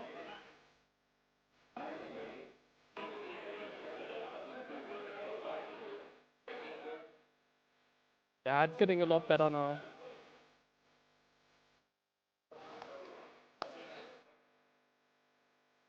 I might throw this though. I've had a couple of beers, but I think I could still do it. Well, I haven't done it for a while. But let's make a little bit of a show. Either way, it's gonna be either like cool or you have a clip. So let's do it. Well, first I'm gonna feel it out. Oh, it feels okay. A little bit more. This one is not burning. Check if the other one is burning or not.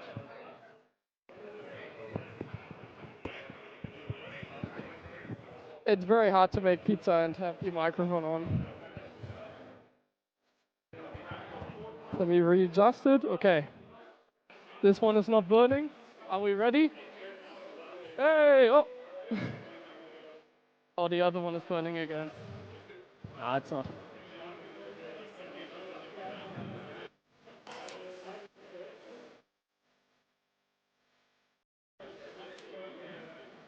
There we go. But let me double check on my mic.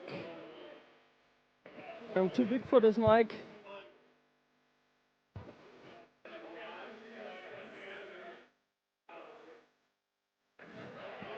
Okay, we're back.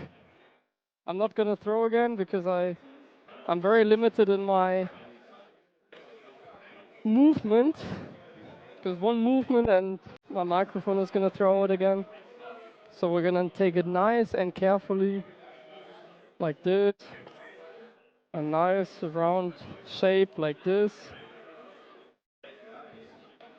Make sure there's enough flour. Perfect. Make it a little bit rounder. Oh, I still have a beer.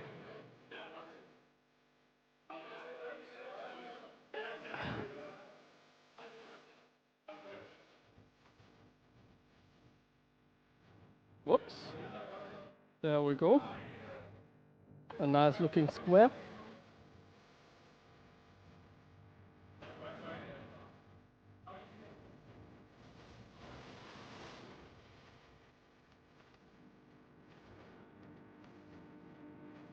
Are we on a break? Yeah.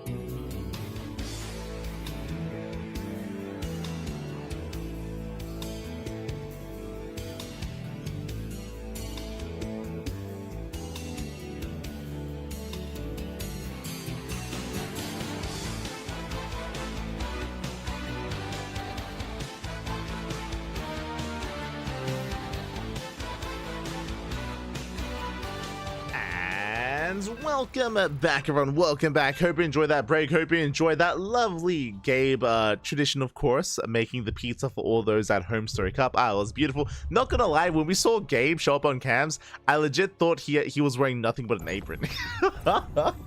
You saw like he Pappy. Oh my god, he was so exposed. It was crazy. Regardless, I'm sure the pizza, despite the bit of burning, I'm sure it tastes amazing. It's making me hungry, Pappy. Ay, ay, ay. Oh my god. But here we go. We are diving into our fresh series here. We are continuing our run in Group B, and spawning in the top left-hand corner of Abyssal Reef, we have the Polish Protoss player, the Blue Protoss representing Streamer Zone. It is Geralt. And spawning in the bottom right-hand corner, we have the Brazilian Terran player himself, the Red Terran. It is XXVI. And if you're in the chat, you know what time it is. It's time to get your gambler going. Predictions are open. Place your bets on who you think will claim the series. Best of luck in the chat. Ooh, as we settle into our TVP. Again, shout out to Gabe, of course, for providing his lovely cooking skills over at HomeStory Cup. And we still have 2 rounds left in the night. 2 rounds left here in Group B, this round 5, and of course 1 more round afterwards as well. And it's going to be a close one. Both Geralt and XXVI have been, you know, they've been performing, they've been improving here throughout the year of play. Geralt's looking quite good throughout the group stage here. He did have a hard time against Maru previously, but he has been able to force ace matches here out of his opponents, out of both Showtime and out of Spirits as well. What about XXVI? What about Diego? Let's go. Now, historically in TVP, XXVI has been very aggressive. He's usually very aggressive, very assertive, very in-your-face in 2-base play as well, so I imagine that trend will continue here. In saying that, though, I'm a little bit surprised when it comes to the vetoes. Game 1 is going to be on Abyssal Reef, a very large map, very long rushes and spy ground, very defendable on 2 and 3 bases, so if XXVI were to be aggressive here, this wouldn't really be the best map for it, so we'll see if he does embrace something more economic. For now, double gas. Double gas opener, fast factory already here by XXVI, so it is going to be much more assertive here in Game 1. Meanwhile, the probe does escape, does dip away here on the right-hand side, does avoid the Reaper, and coming in for a follow-up scout. Second scout is upon us. XXVI does fully wall up. Walls off the main. Reaver races back home, and the probe is going to be shut down. From here, Kelzer can expand, CC on the low ground, back across the map. Geralt's going for a Gate Cyber expand as well. Standard opener out of Geralt, a bit of a safer opener here out of Kelzer. We'll see where it leads us here. Interesting, not going for a Hellions, going for a Widow Mine first. So this is looking to lead into a mine drop. Starport's on the way for the medevac for the drop play. So initial drop opener out of Kelzer. Meanwhile, Reaper moves out across the map. Little thread and a dive. I believe gets eyes on tech. There we go. Does confirm the Twilight Council. Geralt knows. He knows it's not going to be a Stargate. It's not going to be a Robo. Is aware of the Twilight Council. From here should be Blink. I mean, it is Geralt. We may see Glaives at some point. Sorry, we may see DTs at some point in this series. But for now, Blink should be on the way. As there's no proxy out on the map.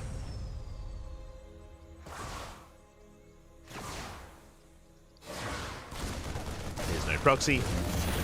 Adept does threaten his shade. We'll pick off one Marine, but just the one. The other does stand its ground. Takes down the Adept. Not a bad trade here by Kelzer whatsoever. CC was delayed for a moment, but is going to be able to get well underway. And really, our eyes are going to be on Geralt here. How many gateways? 2 gate, 3 gate, or 4 gate Blink Stalker. For now, we have the second gateway on the way. Working towards Blink, of course. There's that robot follow-up.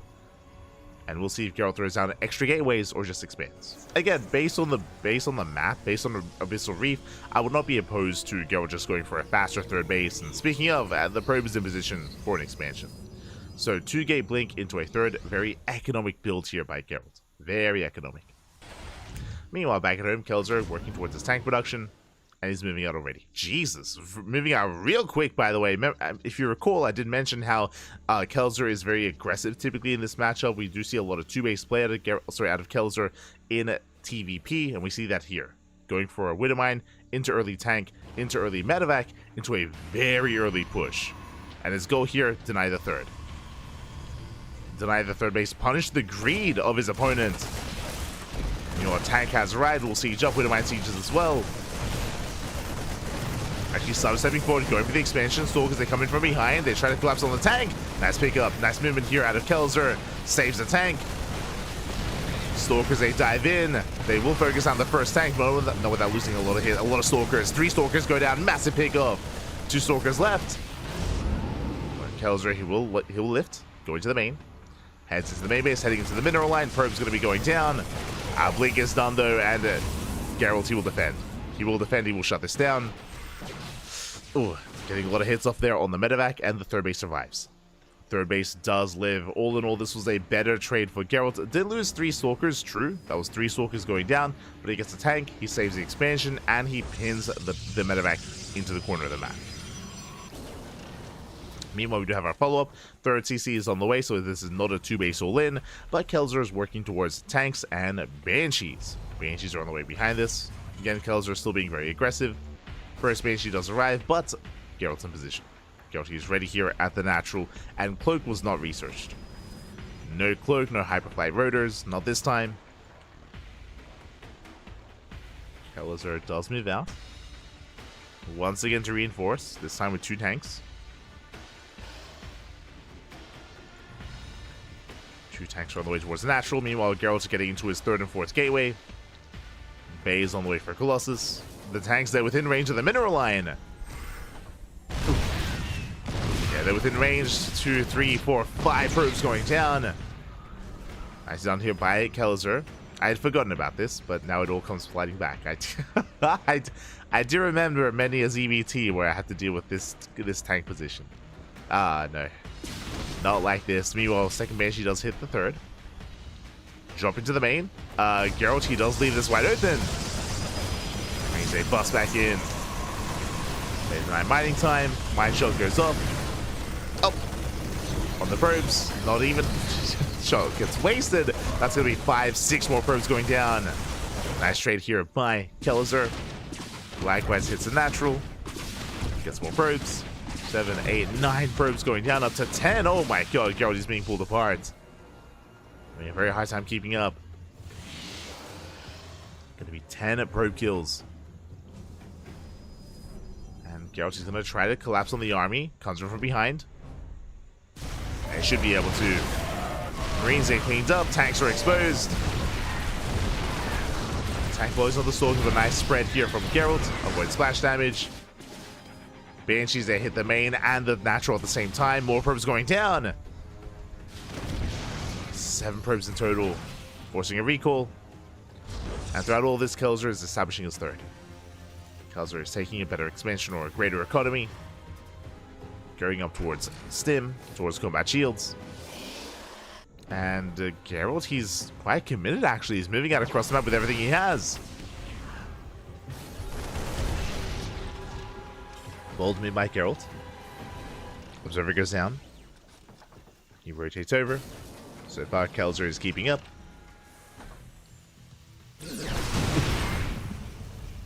Archer going off. Army is spotted. Kelzer, he's got 1 tank. He's got a good amount of bio. Stim is done in a couple of seconds. With Stim finishing, he should be fine. Should be able to hold his own. Oh, but Zealous, they do hit the natural. He's going to be pulled apart. And he has to peel away some of his army. SCVs are going down. He has reinforcements though. Kelzer, I'm sure he's tempted to stim in. Tempted, man. Doesn't go for it yet. 9 SCV kills. Good damage dealt by Geralt. He's recovering. Getting a 4th expansion.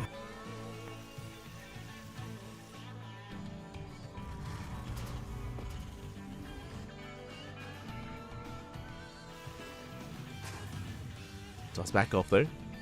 Backs off, taking towards charge, towards storm, I should say. Charge is done.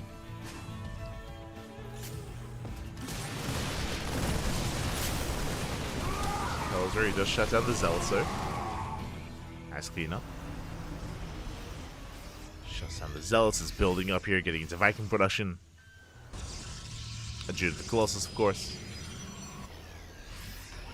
And Kelzer will soon move out. And once again, Kelzer, he has momentum. He is up in army supply. Does move out across the map. So there's plenty of marauders, plenty of tanks. Stim is done. And Geralt, he needs a little bit more time for Storm. Storm is being chronoed as we speak. It's going to be how many Colossus to defend? 2. 2 Colossus. Highland spots the army.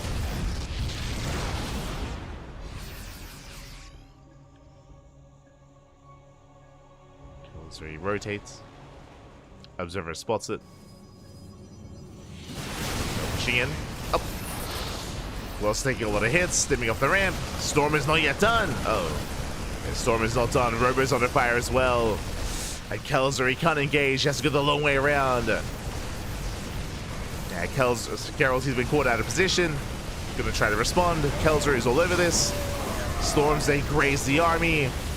The Vikings, they get him. They shut down every single Colossus. Robo went down as well. And Kelzer is snowballing out of control. Came with the production. Do have a recall here towards the 3rd. But Kelzer, he can just keep pushing into the main. And he just stims in. Stims on in. Storm is done. But it may not matter. May not matter anymore. And Temple moving forward. There is 1 Storm. Not a bad connection. But Kelzer, he just drops here towards the 3rd. Doesn't matter. Doesn't stop. Doesn't slow down. Overcharge doing what they can. And Geralt, he's holding. Geralt, he will hold on. Justice drop down. Likewise, Geralt, he has a 4th. I mean, now a 3rd. Game paused. As it looks like we might have... yeah, once again, the lag spikes, they continue. Not like this. Oof. As, again, throughout the entire day, throughout the entire broadcast so far, I should say, HomeStory Cup at the venue, they have had some really rough internet. They've had a lot of lag spikes. And, we have had a couple of instances where we've had to resume from replay. But looks like it's okay. Looks like our players are jumping back in. Game resumed. Okay. Geralt rebuilding is natural. Moving out.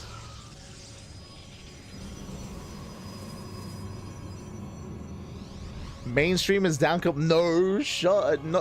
What is that like the 6th time? Jesus. Ay ay ay. So I'm sorry to hear about that. Definitely sorry to hear, and hopefully he comes back soon.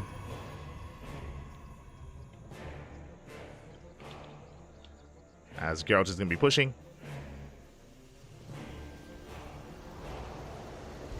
Kills are behind this. Caught on siege. One tank goes down. Nice pickup. One tank falls. We have 3 storms at least with the main army. Picking away the forces of Kelazar. At the same time, Zalarambai will hit the natural. Likewise, Banshee's hitting the 4th.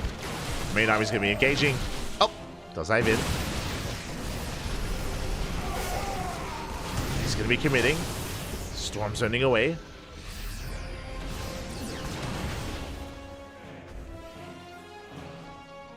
Storm's edge zone.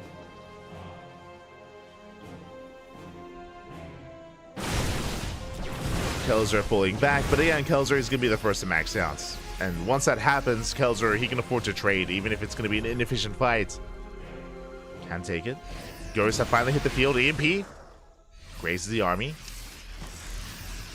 Connects with one High Templar. Oh, massive storm. Storm does connect. Zealous once again coming in towards the natural. No wall in the high ground. And no wall at the ramp.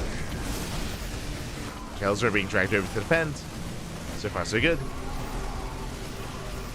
Templar coming in. The storm doesn't quite connect though. Neither does the other.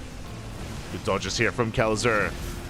He's stimming on 4. Takes the storm to the face. Massive connection. But that was the final storm for Geralt. And he's going to be chased down. There's nothing left. Kelazar, he stims in. Takes out the Immortal. Takes down the High Templar. And he can just keep going. He can send it from here. Actually, the Archon comes in for a surround, catching out these Stalkers as well. They can't blink away. They can't escape. Every Stalker goes down. Ay, ay, ay. Back at home, what do we have to defend? We have some Zealots. We have Disruptors in production. Disruptors that will help, but... And the army is pretty heavily stimmed. True. But even then, Geralt does need a juicy connection. Kelazar shouldn't give him that. Denies the expansion. Nova goes up. Kelazar pulls away. A very nice splits. Oh my god. Kelazar, Diego, calm down. Likewise avoids most of the storm. Stims in. There's one more disruptor that is popping out. Another storm coming in for a flank as well, but alas, no connection. No major connection. Decent over towards the end. Up. Doesn't quite connect. Doesn't quite connect though. Yeah, with that, looks like Kelazar, he has done it. He has broken the natural, stimming in towards the 3rd. Getting on top of those robos. And ensuring that Geralt just doesn't have anything left. Again, it is unfortunate that there was some latency issues previously in the game. I hope it didn't really impact the swing of things here. But regardless, GG, well played. Kelazar will take game number 1. GG.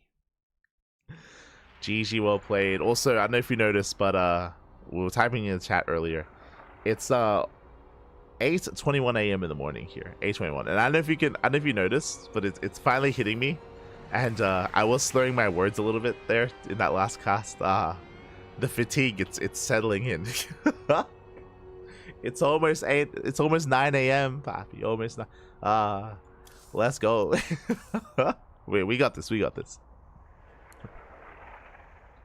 As we're getting ready for game number 2. Again, Kelazar does have a lead, and we'll see if he can continue this lead, or if Geralt can fight back, as we're getting into Neon Violet Square. Alright, let's go.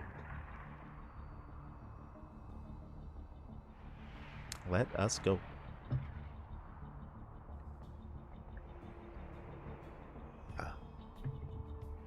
It's like 4:20 p.m. in Florida. Perfect. The afternoon. Oh my god. Crazy. No. We're getting in towards 9 a.m. here in Australia. Let's go. As, yeah, it's time to get your pachinko going, Papi. Neon Violet Square. We're going to be loading into this map for the 2nd time tonight. for the second time here in day one of HomeStory Cup. Let's go. And again, the pressure's going to be on Geralt here to bring it back. As he didn't have the worst start. If you recall, Kelzer committed quite hard to his early tank drop. The tank went down, the drop was deflected. Like Geralt, sorry, he had a decent start to the game, but Last wasn't quite able to get the lead he wanted. And now we're getting into game 2 and spawning in the bottom right-hand corner of Neon Violet Square. We have the Polish Protoss player for Streamer Zone down in the series. We'll see if he can bounce back. It is Geralt. And spawning in the top left-hand corner, we have the red Terran player from Brazil. It is Kelzer. Diego, baby, Diego. Let's go.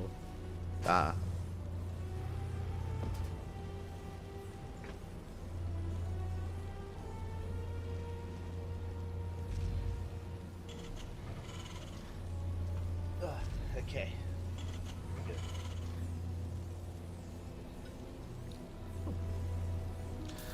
Putting into Neon Violet Square. Again, it has been years. It's been far too long since this map has been in the map pool. For those that were around back in the day, you would remember back in 2017.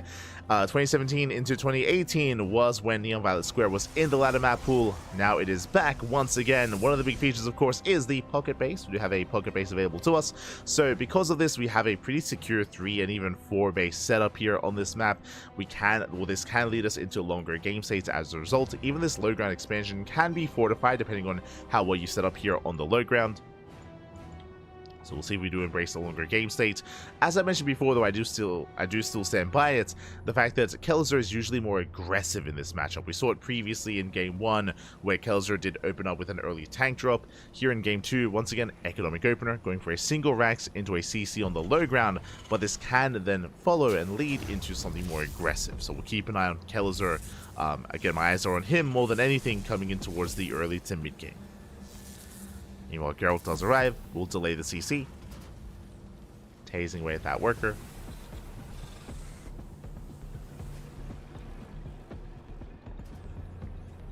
As the probe does skirt around the edge, does slip into the pocket base, but alas, it looks like it was barely spotted by Kelzer. He will shut it down. The probe is found out. We have the safety bunker on the way on the high ground, just to be secure. And Kelzer is settling in. Here we go.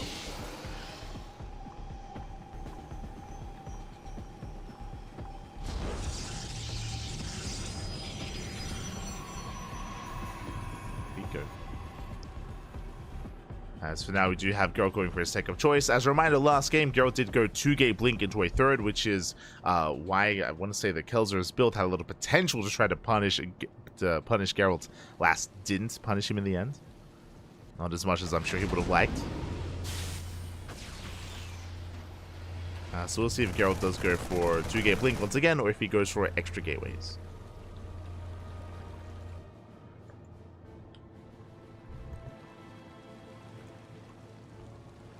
As Kelzer does move out, behind this, he's going to be going for a 3cc, not just 3cc. 3cc into a 3 Rax. Very greedy build here by Kelzer, rushing into that third base on location. Oh my god. The greed is real. Beyond would be envious. Oh my god. The 3cc 3 Rax. What does this lead? This leads into a 3-base stim timing. On top of that, of course, the third base is going to be so fast, and this skyrockets ahead. It skyrockets or snowballs out of control in the mid game with that greater economy. I mean, it usually does, but it might be lessened here on Neon Violet Square just because this expansion is less valuable. There's only 2 patches. Sorry, there's only 4 patches, 2 and 2 instead of 6. So because of that, there's less saturation here. There's less potential for an economy. We'll see how hard this hits from Kelzer. As he's working towards stim, combat shields, and eventually a medevac move out. Meanwhile, Geralt back at home going for his linear third.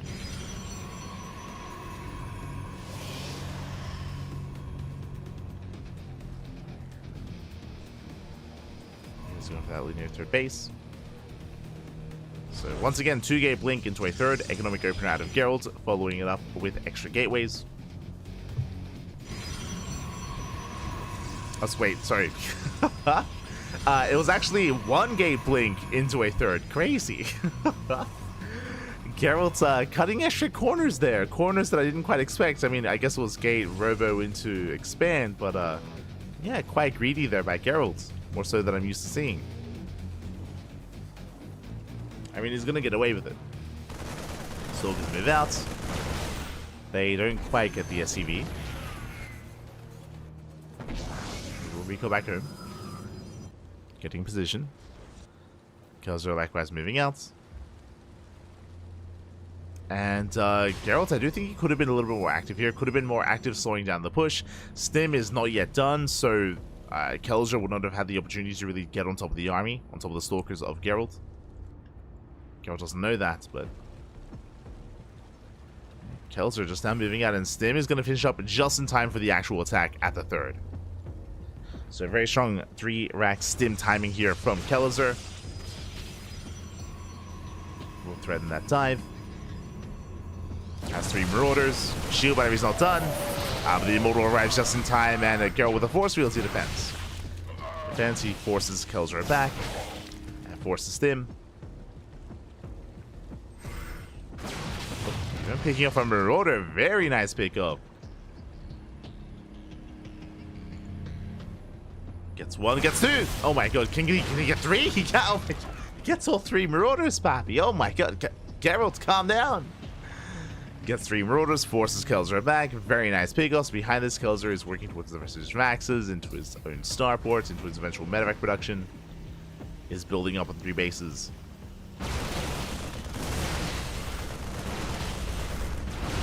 Geralt, he pokes in, he gets a depot. Not bad. Gets a depot, pulls away. He's settling into a longer game state. 4th expansion's been thrown down. Double forge into double upgrades. Extra gateways, charge, +1. Now that Geralt's gained map control, he's just taking in every which direction. And he can get away with it. Kelzer, he's just stuck at home. He doesn't know how much is waiting for him just outside. He's going to be able to risk any drop players as medevacs were heavily delayed. But once the medevacs arrive, then he can start moving out. And he can start being active.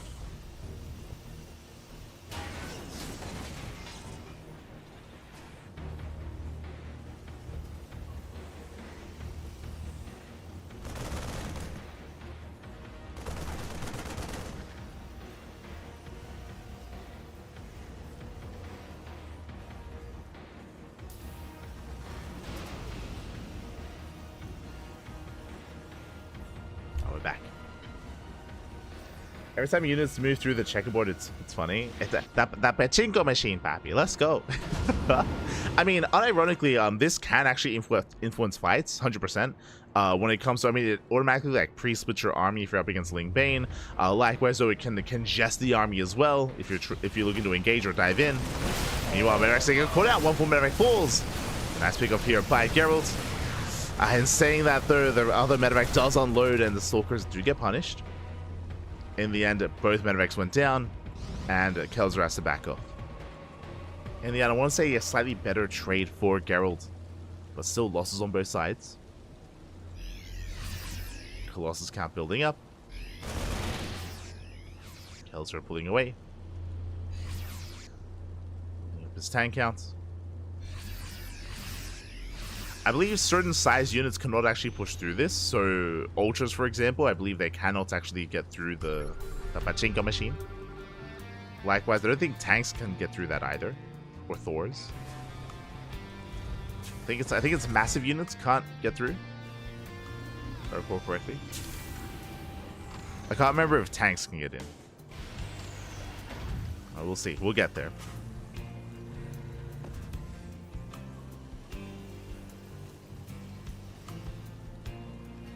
Ultras, yeah. Ultras, they're too thick. They're thick boys.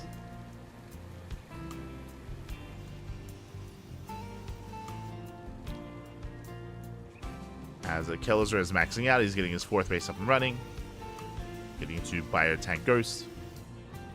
Geralt, meanwhile, he opted not to go into Storm. He's working towards Disruptors instead. Going for the gold. Bold move. Still based on the way. Lots of shots going off. Nice catch here on some of the fire. Same time, Zealot does run into the bunker. Kelzer holds.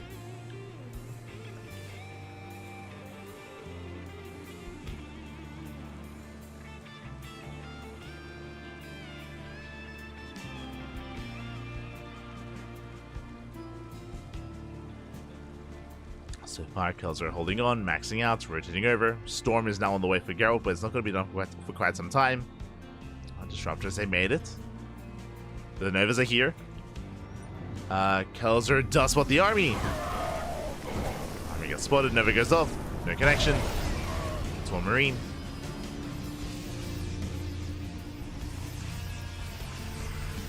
Those are moving out.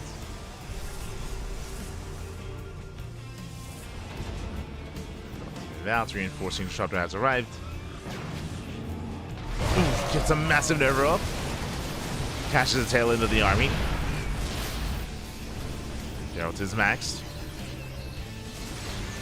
Kelzer trying to get on top of the ram, trying to lay siege on the mineral line. Massive tank boys going up. Storm does graze the army. But overall, Kelzer is taking the better fight. Ooh. Now the Storm Delta coming from behind. Colossus going down, but it looks like there's just not enough on the ground. Kelzer, he has to back up. And barely doesn't have enough.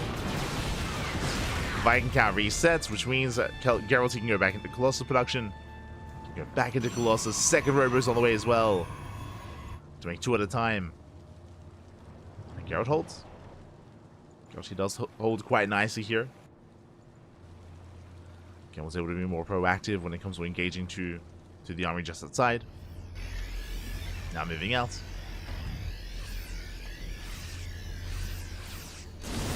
Once again, the army having a hard time pushing in. Oh! Shotgun goes down. Never goes up. Gets a Marine.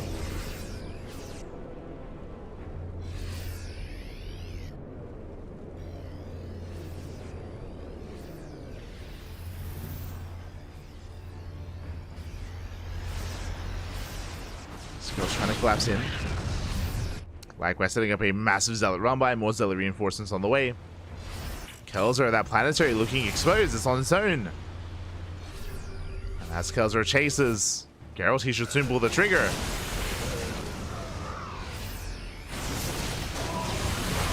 To just send it. We'll bleed out some High Templar, Disruptors, Immortals. Some pretty high-tech units here are going down. And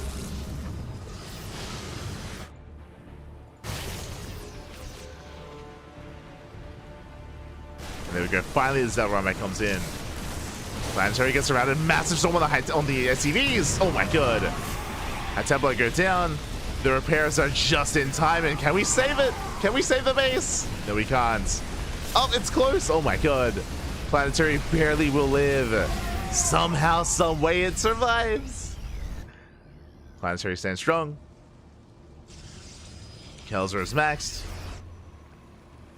Geralt, he's down to 2 High Templar, 1 Disruptor. Oh, that's a little bit scary. Not much to work with. Decent storms. There's that final storm. Archon's morphed in. 0 High Templar available. It's going to be Disruptor and Colossus. And Geralt, he may just go for a base trade. Oh. As Kelzer moves out, Zealot Runby is getting poised to dive in. Kelzer hits the 3rd. Zealots they commit, but the main army comes back. Oh my god, the storms! Oh my god! Kelzer, he stands in the storms! In both of them!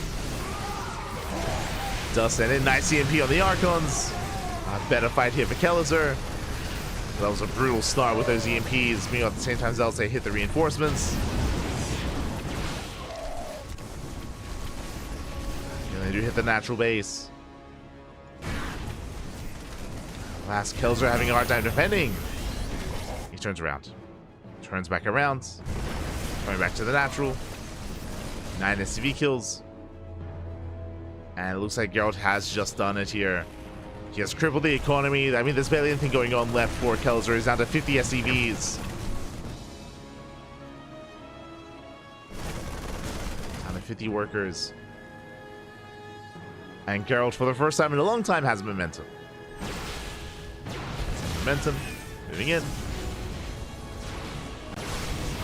Denies mining at the 4th. And the 5th as well. Zealous, they do the expansion this time. Kelzer's ready for it.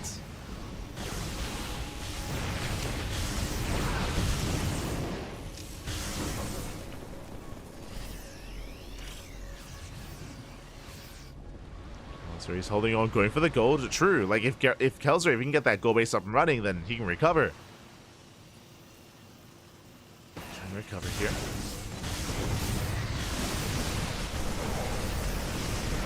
Who else is pushing in? 27 SCV kills in total. Jesus. And the expansion is going to go down.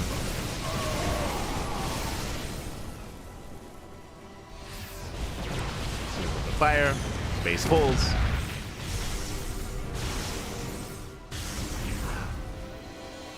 That 30 SCVs. Now, what is concerning here is that Kelzer has a comparable army supply, I should say, and that means that he has a super maxed army. He has less SCVs, but more army supply instead, which means Kelzer is pretty committed here. He's looking for a good fight, and is willing to snowball that into an overall win here. Chasing down Colossus. Nova doesn't quite go up. Colossus are going down. There's one Colossus left, and it's going to be chased down here. Geralt here overextends. And this is what I was worried about again. Kelzer, he has a massive army. Storm's coming in on the Vikings. That's an ideal. There's one storm left.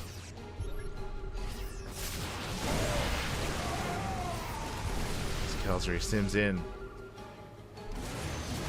Go force a recall. Do we have any storms? Oh, the EMPs! Oh my god! The answer is no. There are no storms. Massive EMPs connect. And Kelzer, he can keep pushing. Disruptors are coming from behind. One disruptor goes down. Novas have been lackluster. With the help of their Zell reinforces though, forcing a pickup. Leading out medevacs. Kelzer does have to get out. Takes on an Archon. It's still very tense here. Very tense game state. Geralt lost an expansion, but I mean, Geralt's expansion was under fire, but still up and running. Still there.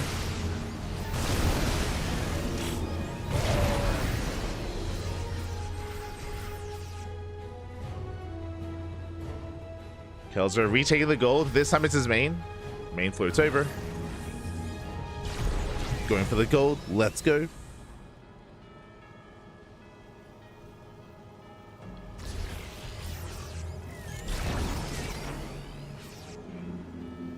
Okay, Kelzer's committed. He hasn't made a worker in quite some time. Just purely Marine Marauder Ghost. Oh my god, but this time finally the Zevramite does get out of hand. Takes down the planetary. Keeps on pushing. That's so many zealots. Just a massive zealot army. Kelzer, he has to respond. Zealots, they slip into the main, into the natural. SCVs are going down. The main army's about to clash. He steps in. The disruptors, he gets one, he gets two.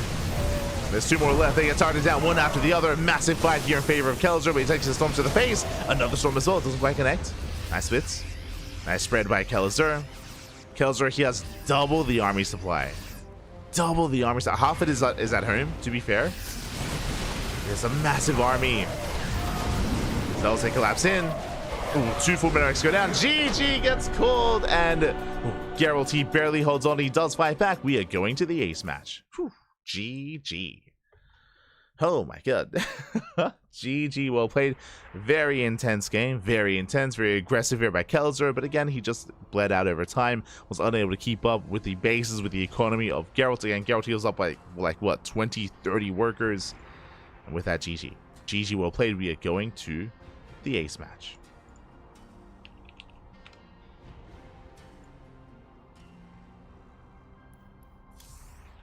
Here we go.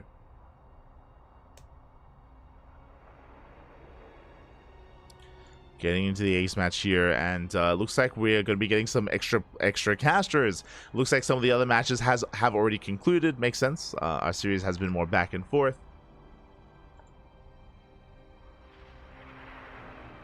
Oh, actually, this is the final series.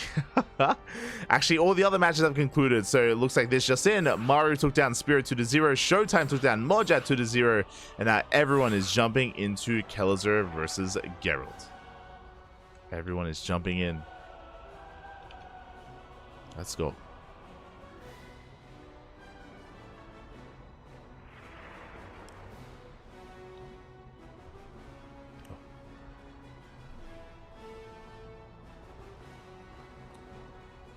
As our players are setting up, just making sure we don't leave anyone behind. Now we are jumping into game number 3, the ace match. It all ends here. It all ends in game 3 on Ultra Love. Unfortunately, neither player can make ultras, but Ultra Love nonetheless. Let's go. I don't think ultras actually like the map, but it's fine. Don't worry about it.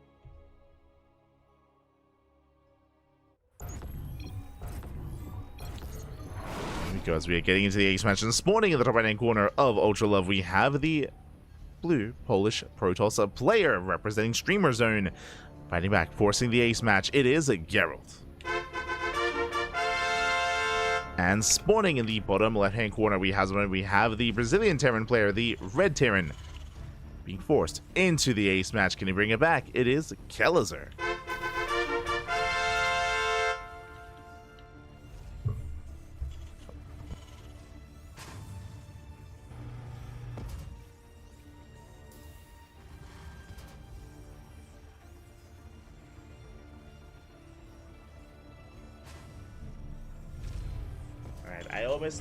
I almost lasted the entire broadcast, but the jacket is off.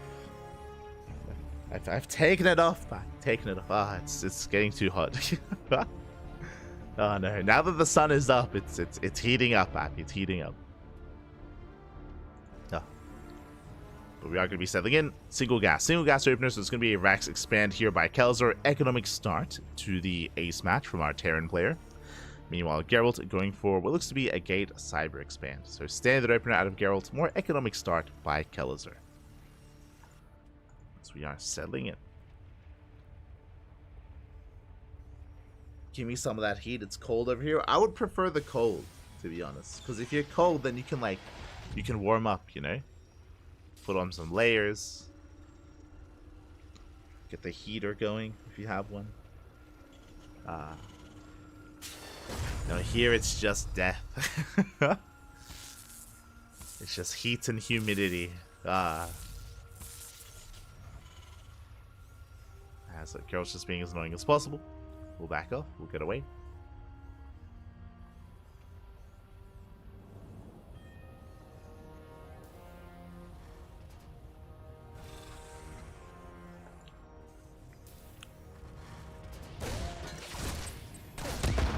We have the rescan here from Geralt is going to be shut down by the Reaper, and we'll soon embrace our tech of choice. I mean, so far Geralt, he hasn't really deviated. We've seen a 2-gate blink. I think last game we saw 1-gate blink into a 3rd. Just typically standard economic builds here. We haven't seen the 4-gate blink stalker out of Geralt, for example, or Stargate play. There it is, another Twilight Council. Another Twilight Council is thrown down.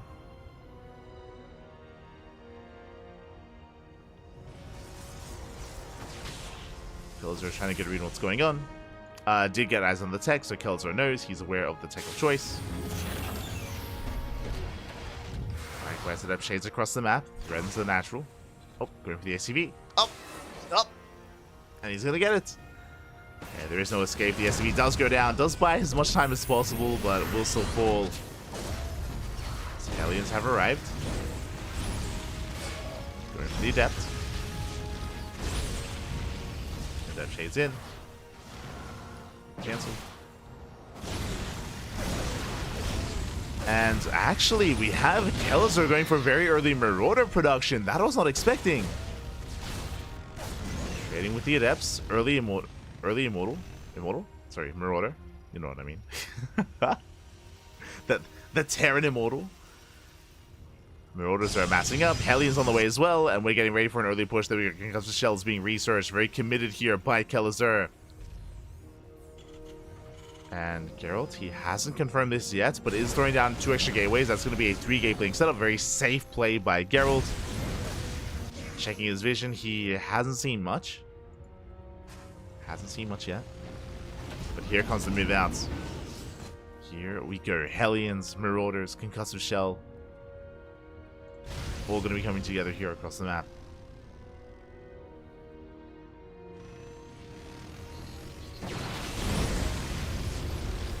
Meanwhile, he wants those Stalkers. Drops in, he gets one. One Stalker goes down, there's 2 left. No shield battery. Oh, no shot, no shield battery, no force field either. Sentry warps in. There we go, barely does force field the ramp. Oh my god. But now we're down to 1 Stalker. There's another warp in, dropping over the wall. And the Stalkers are targeted down, one after the other. Stalker falls, there's 1 more warping in. And this may just be too much. 11 probe kills. Geralt gets caught with his pants down. And Kelazur is snowballing out of control, going for the final Stalker. GG gets called. And Kelazur, he will take the series 2-1. Taking down Geralt. GG. A very, very aggressive build here. Rushing into Marauders, rushing into Concussive Shell. Unfortunately, Geralt, even though he did go for a 3-gate blink opener, he did not scout the move out, he did not scout the tech, he was going into a 3rd base, and on top of that, no shield battery either. No shield battery at the natural, no sentry either. If you remember, he warped in the sentry reactively after the armor was already in his face, so he just wasn't quite set up for that kind of move out. He didn't spot it ahead of time. GG. GG, well played. Kelazur catches him out. And with that, we are getting ready for the final series of the night. Whew. Oh boy. We're getting ready here for the final series. Let's go. Exclamation mark B in the chat if you guys want to have a look at the back yourselves. Let us switch our scenes over and catch up on Group B as I've barely been keeping up with it. I'm still distracted and still thinking of Gabe in the apron making pizza. I'm hungry. Oh no, here we go. As we switch our scenes over, we have confirmation, okay, from the top. Maru has gone undefeated, not dropping a single map so far, and Maru, he is confirmed making it out of Group B. But the question becomes, who will join him? Will it be Showtime or will it be Spirit? It's going to be one or the other. We also have confirmation, Moja, Geralt, and Kelazur. Neither one can make it out of the group, but they can still influence the group itself. As we head on over here to Round 5. The final round of the night. Also, I should catch up on Round 4. Round 4 was Maru takes down Spirit 2-0, Showtime takes down Moja 2-0. But the final round, we have Maru versus Showtime. Ooh, okay. If Showtime can win that series, then he might be able to secure himself. Likewise, Spirit versus Kelazur. A lot is going to come down to that series as well, whether or not Spirit will take the series or if Kelazur can cause an upset and bring Spirit down. Again, every series does count here for these 2 players with Spirit and Showtime. And at the bottom, we have Geralt versus Moja. There is less on the line here, as neither player have been able to take a series so far. But it is, you know, in a way, a bit of a consolation prize to find out who comes out last in Group B. Who is at the bottom? Oh boy. When it comes to our next series, quickly checking here. Oh, our next series is, in fact, going to be Geralt versus Moja. So again, one of these 2 will win a series. They're both at 0-4. One of them will win a series. We will find out which one here on the CranKy Ducklings. When it comes to the mainstream, if you're curious, mainstream, they have called dibs on Maru versus Showtime. Makes sense. You can make a strong argument that these are the top 2 players of the group. So the mainstream, we're going to be covering Maru and Showtime. When it comes to the TBT between Spirit and Kelazur, if we wrap up our series and if their series is still ongoing, then we can hop over. We might be able to catch like game 2 or game 3 of Spirit and Kelazur, depending on how fast or how slow they are. So does depend also on how fast or how slow our series is. So we're getting ready for potentially our final series, maybe our second last series of the night. Again, if we wrap things up a little bit faster, we can catch another series as well. Oh boy. We can make it, Pappy. We can make it. Let's go. Let's go. As for now, we're going to be going on a short break. We're going to be going on a short break. I'm going to do some squats. I'm going to try and alert the brain and try to stay awake. It is 9 a.m. It is 9 a.m. here in the morning in Australia. We've been going all night long, Papi, all night long. We've almost made it to the end. One more match to go. Gonna be going on a short break. Take this time, get some snacks, get some food, get some water, get some gay pizza inside you. And I'll see you guys in a couple of minutes for Moja versus Geralt. See you soon. See you soon, Papi. See you soon. Bye.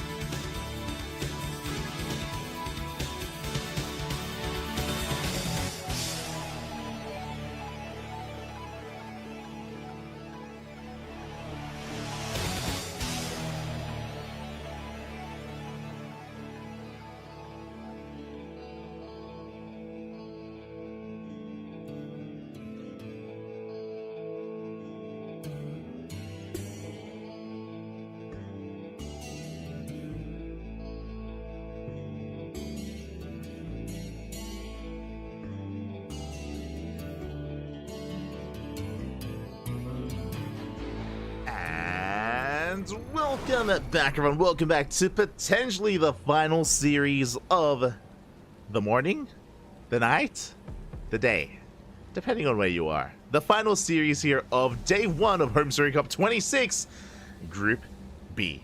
Here we go. As spawning in the bottom right-hand corner of Neon Violet Square, we have the Polish Protoss player, the Blue Protoss, representing Streamer Zone. It is Geralt. And spawning in the top left-hand corner, we have his opponent. We have the red Terran player from the land of Germany. It is Moja. And again, potentially for the final time tonight here, or this morning, wherever you happen to be, it is Gamba time. Predictions are open. Place your bets on who you think will take the series. Best of luck. Best of luck in the chat, as, oh, I don't think they... Oh, never mind. Hold on. Hold on. I'll fix up the predictions. Don't you worry. We'll fix them up in the chats. But regardless, this is going to be round 5 of Group B. It's been a long day. It's been a long broadcast here covering Group A and Group B. The stream did go down earlier at the start of the broadcast. Do apologize for that. Do apologize for the stream going down. But the show has since been quite smooth. And, you know, it could have been worse. Could have been like the mainstream. Smooch. Aye. Smooch. As I'm just paying out the predictions for the previous series before starting things up once again for this series. So best of luck. Best of luck in chat. Bet. Yeah. We got your Gamma going. And here we go. For the time being, economic opener out of Moja, going for a Rax expand. Single gas opener from our red Terran player. So very economic. Meanwhile, across the map, we have Geralt going for a gate Cyber expand back at home. So standard opener out of Geralt, economic opener out of Moja. Once again, great to see that we are back on Neon Violet Square. What is the big feature for this map? The squares, Papi. They're neon, they're violets. There's squares everywhere. As we were pointing out earlier and previously, it can cause some really awkward engagements, can congest units, congest reinforcements. Certain units cannot actually pass through this, specifically massive units like Thors, like Ultras, for example. I'm uncertain if tanks can pass through this. I'm uncertain about that. We do know that Archons can, but we'll find out. We'll find out together. We'll get there, Papi. We'll get there. As we've almost made it here through the end of day 1. And again, as a reminder, this is a 3-day event, 3 days of HomeStory Cup. Today is day 1, tomorrow is day 2. Day 2 is going to feature the remainder of the group stage, and then day 3, we won't be live. I'm going to be watching from the Twitch chat, from the audience, alongside everyone else. But day 3, we are going to be featuring the playoffs, the playoff brackets, into the semis, into the grand finals. Oh boy. So 3 days of StarCraft. No rest, no sleep. No, not for anyone. As, oh my god, we see Moja going for a third CC. Third CC before a third Rex. This looks like 3 CC, 3 Rex. Fun fact, this is the exact same build that Kellizer just went for on this map. This is the exact same build. Again, if we were here earlier, we were just covering Kellizer versus Geralt, and 3 CC, 3 Rex is the same build that did go for. It makes sense on this map. This is a very greedy build, but on a map like Neon Violet Square, you can get away with said greed. Likewise, Geralt, he keeps up with the greed, going for his own gate expand into I'm getting deja vu. This is crazy. Wait, what is happening right now? This is a carbon copy game of what just happened between Kellizer and Geralt. Crazy. But yeah, 3 CC, 3 racks out of Moja, 1 gate blink opener into third Nexus for Geralt. So greed versus greed, cutting all the corners here so far as much as we can.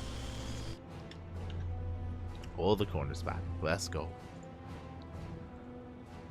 Just quickly double checking here. Beautiful. Reaper goes down. Reaper does fall. And Moja is going to be working towards the stim timing. Stim is on the way once it finishes up, or at least once it's almost done. Moja can move out. He can move out across the map, and he can try to hit the third base. If you recall, when Kellizer attempted that maneuver, Geralt was able to keep up, was able to shut him down, and force him back and save the third. We'll see if Moja is as unsuccessful, or if he's able to succeed where Kellizer otherwise failed. As Geralt is keeping his eye on this army with hallucinations. Again, thanks to the NG overcharge, hallucination scouts are a little more easy, a little more commonplace in this matchup. So Geralt, he sees all, he knows all, he's fully aware of the build of choice, which means he's getting ready, or should be getting ready back at home for the eventual move out. Once again, another hallucination. Here comes that stim move out here for Moja with Mass Marine. does file his way through the pachinko machine, but the hallucination will confirm. And Geralt, he knows. He's getting ready. He has force fields, warping an extra stalker, shield batteries on the way at the third. He is ready for what's to come, and Moja pulls away. Now this does make sense.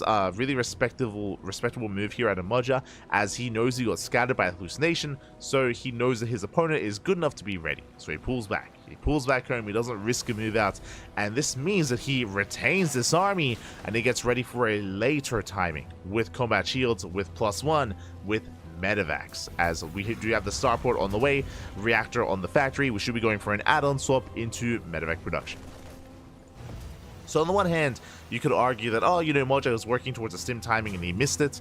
I mean, kind of, but remember, this wasn't a 3 racks, this was 3cc 3 racks. So the point of this build was to embrace a greater economy, not necessarily to be hyper aggressive.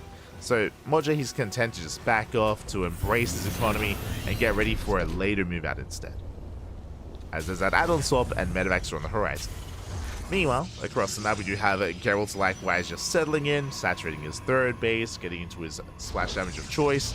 Once again, no Storm. It is going to be Bay into Colossus initially. This can lead into Storm, of course, in the mid-game, but for now is going to be embracing Blink Stalker into Colossus, into charge. It's very Gateway Robo heavy here from the side of Geralt for the time being. Is moving out and gaining map control with these Blink Stalkers. Again, he has Blinks, so he can poke in and get away. As that is quite an army here. Forces out a partial stim. Does force out a stim. Alas, one Stalker goes down. Nice pick up here by Moja. Medivacs have arrived, and now we can push. Now we can move out. Oh. As Geralt, he tries to slow this down. Attempts to pick off a Marauder. Unsuccessful. Again, Geralt playing with fire. Moja doesn't pull the trigger. Not yet.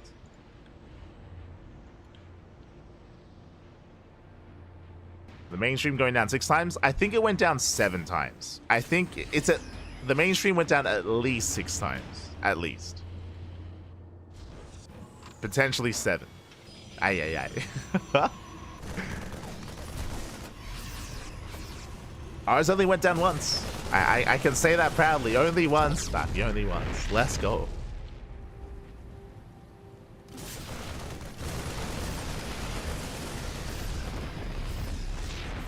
He got caught in the... Oh, God. What is that? Jesus. Yo, we're not Zoomers here, okay? No one calls it the Skibidi Forest. Ay. No one. Es essential. I think they don't have the bandwidth for the amount of streams they're trying to do from the same building. They do have multiple streams, right? They have the main stream, but I believe they mentioned, I think they have the, do they have Indie there? Is Indie on site? I think it's Indie and Comeback TV. I remember they said they have like 2 other language streams that are actually like at the venue, if I recall correctly. I want to say it's Indie and Comeback TV, but I'm not 100% certain.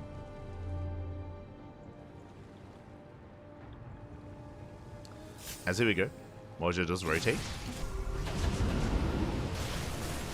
Takes down the pylon. Do drop into the main. Will force a recall. Geralt out of position. Not bad.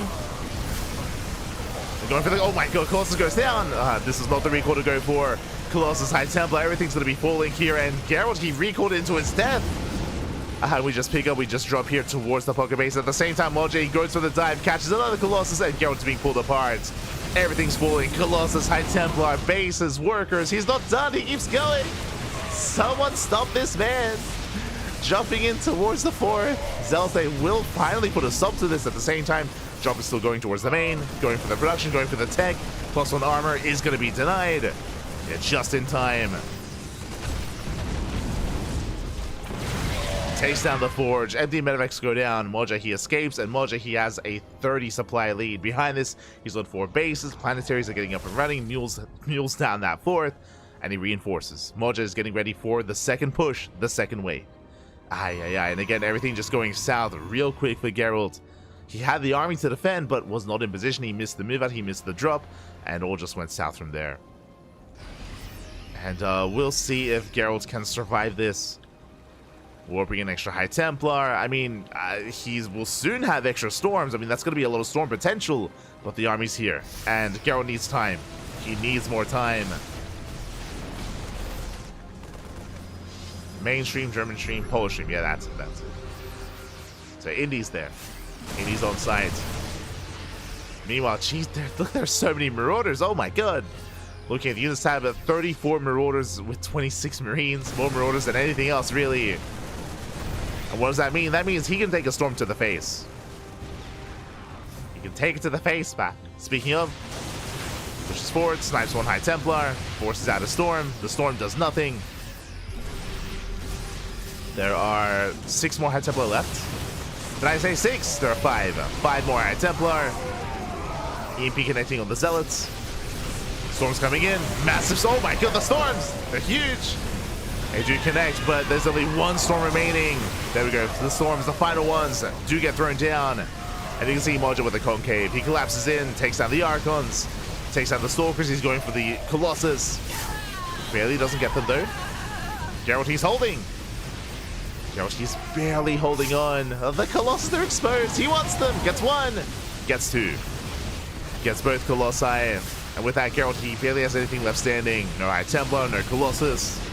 A handful of Stalkers will force a pickup. Geralt holds. Geralt holds on, takes down the meta full of units, not bad. Takes down most of the medevacs. 3 of them do survive. Did I say 3? Down to 2. Up. Oh, down to 1. Oh my god. Barely they escape. And Geralt, what's most important about that defense is that he maintained his economy. Barely lost any workers in that defense, and now he's taking another expansion, and he will maintain quite a solid economy here. 93, oh, maybe too many workers though. 93 probes for Geralt, that's a lot of probes. I would say that it's too many workers, but that will eat into his overall army supply. That will hurt him in the long run, but for now, I guess it's okay. For now. As Moje backs off, he rebuilds, going for the golds. Despite Moja having a lower worker count, the gold base is going to more than make up for that.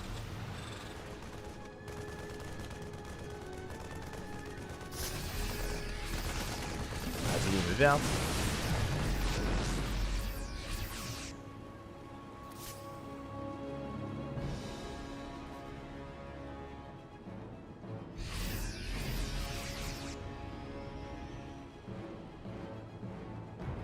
Someone asking, is this current or last patch? It's all on the current patch, of course. On the current patch. I mean, there's no way to play it on the old patch. I mean, that's just not quite possible. Current game on current patch confirmed. Let's go. Crazy. As Geralt doesn't take the gold, throws in a wall of shield batteries, wall of cannons. Or just stimps in. Gets an EMP off.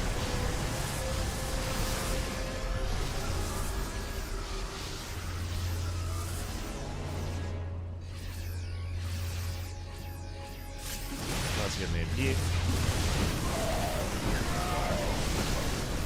If you went offline and didn't update, you can play on the old patch. True, true. As the army stims in, going for the dive once again. Oh, gets a Colossus, gets 1. Gets a Colossus, Nova goes off, decent connection. Yo, and these 3 Colossus are doing so much in the backline. Storm connects.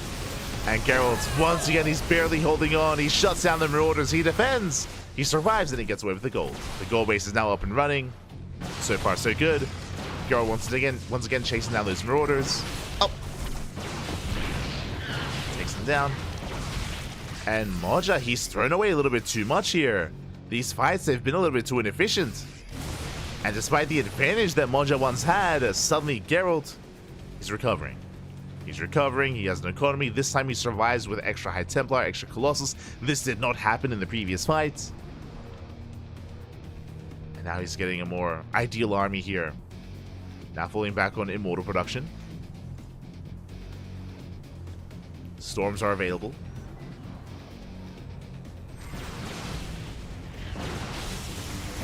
Rotating over. Nova goes off. A bit of an awkward Nova in the Pachinko machine. Not like this. It's going to get awkward. Moja pushing forward. Shows the storms. Storm connects. There's 3 storms left. Yo, lesser nuke across the map. That's EMP on the High Templar. Nuke into the mineral line. Looks like Geralt does notice. Ghost on the high ground. It is spotted. Ghost goes down. And was that the final storm here? And okay, there's more storms behind this. Colossus are left unattended. Oh, despite that though, the storms they zone away and Geralt holds once again. He's holding back. He's holding on. The army heavily overstimmed.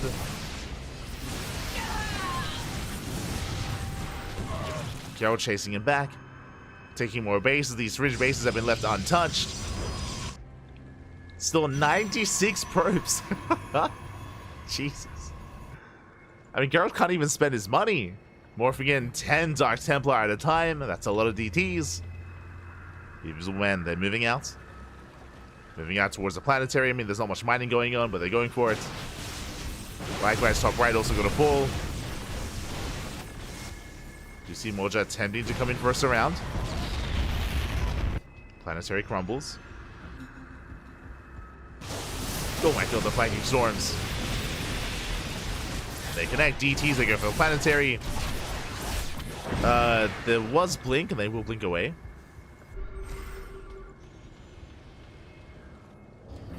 So you managed to blink away here. Colossus is exposed. Oh, doesn't quite go for the dive.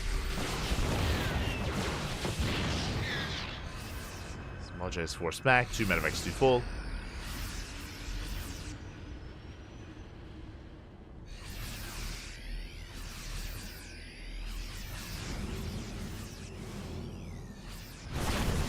We do go for another planetary, but it looks like they're going to be able to hold their own.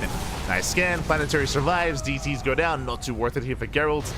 Moja's maxing out. Oh my god, the SCVs! 15 SCV kills to the storm. Crazy. And Moja, he's back in this. The DTs, they were worth it. Army moves out. Base undefended. Geralt out of position. Nexus is going to go down from here. Moja, he can go for the gold. He can and he will. Ooh, and Artosis Pylon, that is brutal. Artosis Pylon goes down. Cannons and shoot batteries as well. Nice EMPs. Ooh. Yeah, EMP lands on the High Templar. Those are the final storms. And Moja can just chase him down once again, overwhelming Geralt. Geralt, he almost recovered, almost. But not quite. DT counterattack, catching some reinforcements. No scans or no army in position yet. But Marauders, they take down the base, take down the expansion. Disruptors coming in. Nerves go off. Up! Up! Do they connect? They do! Some okay connections, but nothing major. Yeah, not good enough. Moja takes down the gold, now he's going for the fringe bases. Going for bottom left. Game paused. Looks like there might be a lag spike though. Ooh. Yeah, looks like there is a lag spike here. Affecting both players. Usually, whenever we get a lag spike like this, is that the 7th or the 8th time that the mainstream has gone down? Like, no. Feels bad, man. Feels bad. Again, it's something that's unfortunately, it's something that is like outside of our control, right? Like I would imagine it's like an ISP issue. I would imagine, if it's spiking quite like this. I would imagine it's ISP just because I'm pretty sure they have held multiple streams at once from, of course, their venue, their main stream, the German stream, additional streams. Like it's quite a common thing. So I don't necessarily think it's because there's too much like traffic. Otherwise, this would have happened previously. But this does feel unique to this HomeStory Cup. Regardless, here we go. Regardless, we are hopping on over.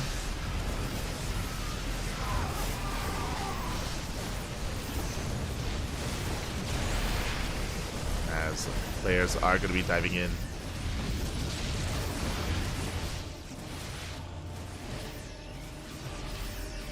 Expansion goes down. She's just trying to hold on, trying to keep up.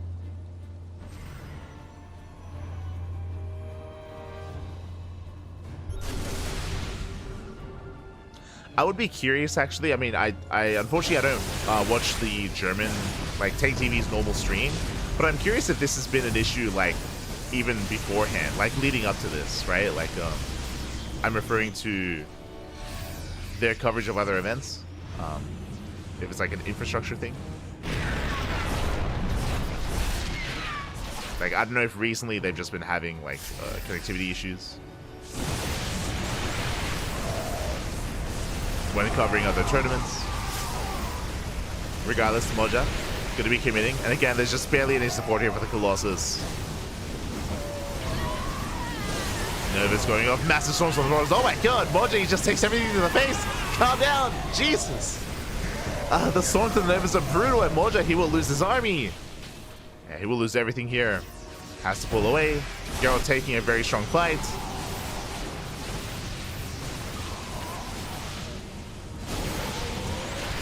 But at the same time, based on the comments here, it did seem like both players, Moja included, are kind of frustrated with the state of things.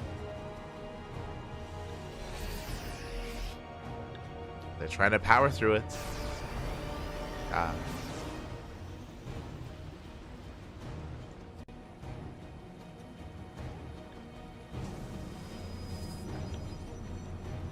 The one time lag is not lagging the game. I rarely lag the game. What do you mean? It doesn't happen. What are you talking about? You're coping back.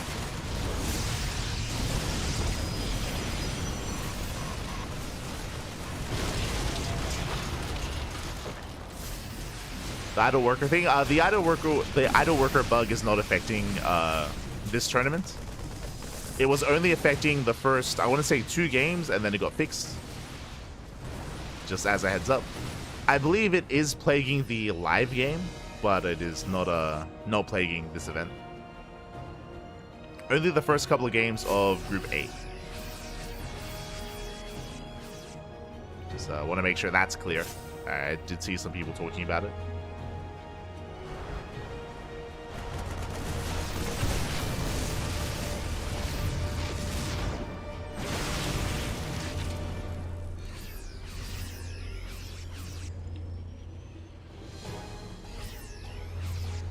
So we have Moja still trying to keep up, still being active with the army. Geralt has been able to max out. He's on how many Colossus? 6. I don't think I've ever seen 6 Colossus before in an army. That's crazy. That's a lot of lasers. That's a lot of lasers. Oh my god. Thankfully, Moja did transition to Viking production. Is it going to be enough? Chasing on forward. Takes down 2 of these Colossus in the retreat. Colossus going down. Storm zones.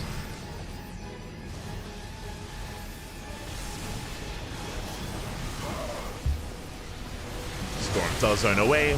Nova's popping up. Nice target firing at Moja. Takes out both disruptors, but the Nova connects. The Nova still connects.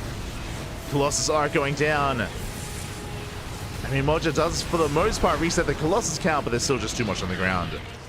Still far too much. Likewise, we had shield batteries to support. Cannons as well. Mainly cannon.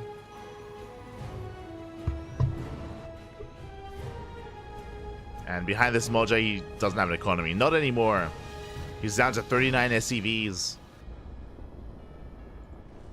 Again, barely an economy.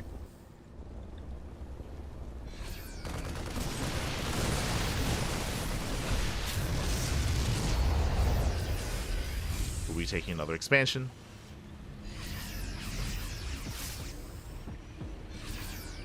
Meanwhile, Geralt just mass expanding everywhere else. Just taking all the other bases. Moja is running out of steam. Oh.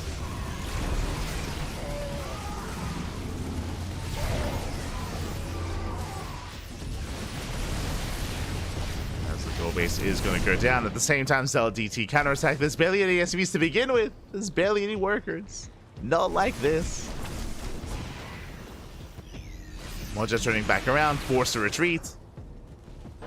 This will give Geralt more breathing room to rebuild.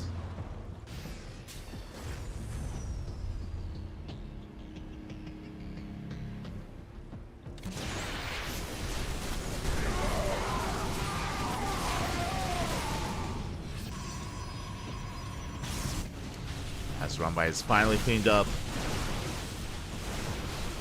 Likewise, Likewise, Geralt just taking another expansion, securing himself, pushing forward, nerves going up.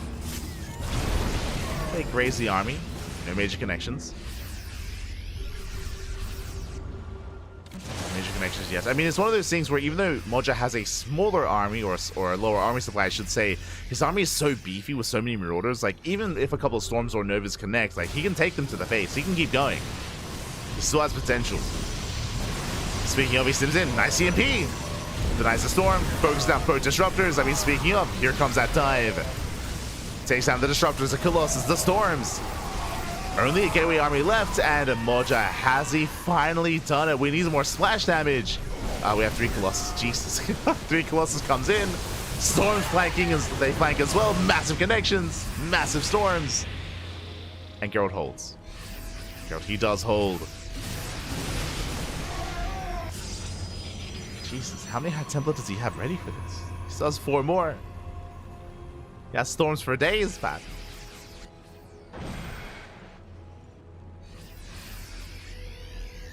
Like, the moment Moja looks like he's gonna break through, suddenly, like, we have flanking Storms coming in from every angle. It's like, okay. It's like, never mind. They just keep coming in. The power of the energy overcharge. Non-stop Storms.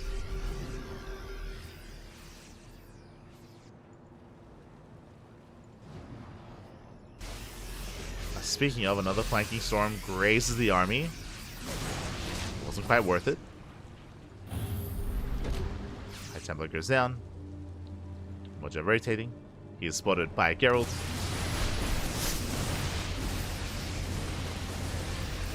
Geralt trying to collapse in. He has 3 High Templar with the army. Templar goes down. Storm goes up. There's a second Storm. And there's a third. He has 2 more left. 2 more Storms available. Moja forced to back up.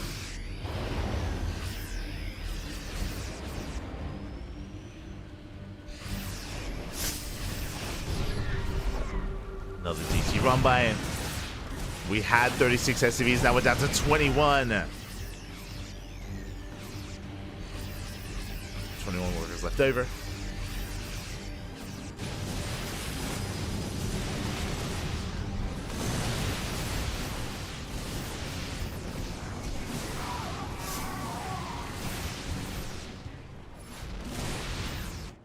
Moja trying to pull Geralt apart. I mean, we just had a recall, but Geralt, he does leave most of his army back at home. Releases Gateway army. Has a Colossus, Stalkers. He's ready for this. Geralt, he defends. Moja trying to rotate, trying to consolidate his army. The split push didn't quite work. Again, the army is quite heavily stimmed.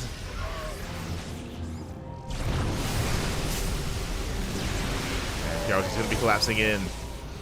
Storms don't quite connect though. Going for the feedbacks. Let's go. Oh my god.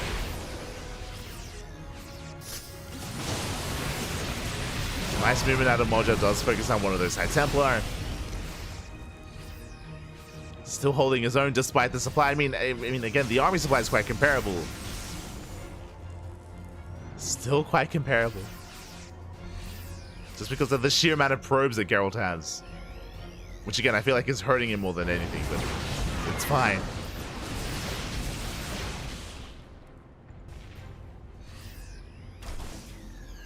It's causing Geralt's army to be smaller than it really should be.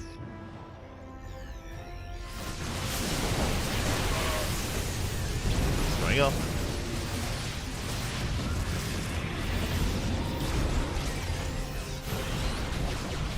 Finally, that southern base is going to fall completely this time. CC goes down, 16 SCVs as well. And Moja is down to 5 workers. This is it. This is his final army. No economy, no back behind this. What you see is what you get. It shouldn't be enough. Decent EMP. Nice movement with the Nova. Does avoid any kind of friendly fire. And again, the longer this goes on, the better it is for Geralt. Gets another Storm off. another. No major connections, but I mean, we're bleeding out too many Marines. We got Marines, Marauders. Moja can't afford these trades. Stims in, takes down the Disruptor. He's going for it. GG gets called. That's all he had left, and Geralt takes game number 1. Whew. GG. Geralt does take a lead in the series. Again, a very intense back and forth. There were definitely moments where Moja was looking in form, where he was looking as he had a lead, as he had an advantage. But we did notice him overextend one too many times. There was definitely some poor fights, whether it was at the 4th base or at the 5th base as well, where he did take too many spells to the face, whether it was Novas, Storms, or both at the same time. It did happen one too many times, and with that, despite certain advantages that Moja had, did slip away. GG, well played. Geralt take games 1, does take the first game, and now we're getting ready for game number 2. It's going to be on El Dorado. Let's go for the second time tonight. We're jumping in. Just catching up in the chat.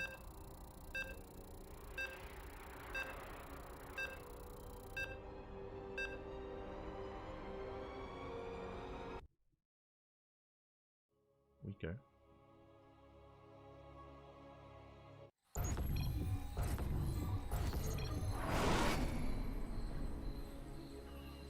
We go as we are getting into potentially the final game of the series. As spawning in the bottom left-hand corner of El Dorado, we have the Polish Protoss player, the Blue Protoss representing Streamer Zone.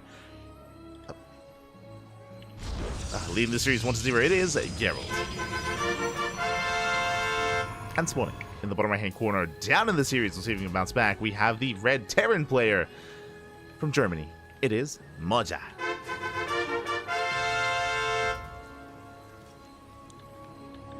Here we go.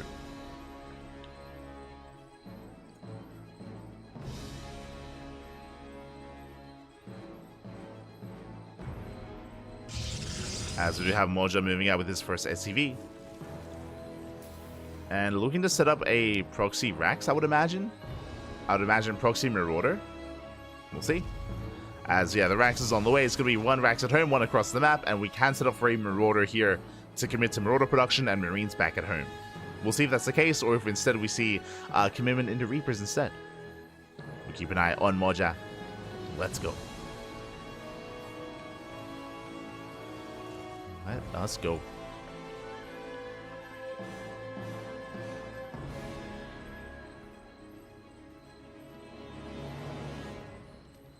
See in the chat, Disruptors are so neutered now post-patch. I don't think that previous game really displayed that at all. I don't think there was like a situation where a Nova went off and it didn't kill an army, and because of that, Geralt took a bad fight. Like, no, usually we saw like Novas in conjunction with Storm. I do think they pair pretty well together now. Again, just because Novas don't kill Marauders outright, usually it's either the Marauders have to be softened up ahead of time, or there needs to be some support with it to finish them off. Or a second Nova, of course. And yeah, Geralt, he was, holding his own quite well. At least when it came to a spellcaster usage. You could also argue that Moja was over-aggressive, meanwhile it is Proxy Marauder, as we mentioned. So 2 Rax Proxy Marauder. Very committed, very aggressive here by Moja. But as was stated earlier, like that's Moja's style, papi. He commits. He commits in. He's crazy. Let's go. I mean, again, it almost worked. It was working until it wasn't.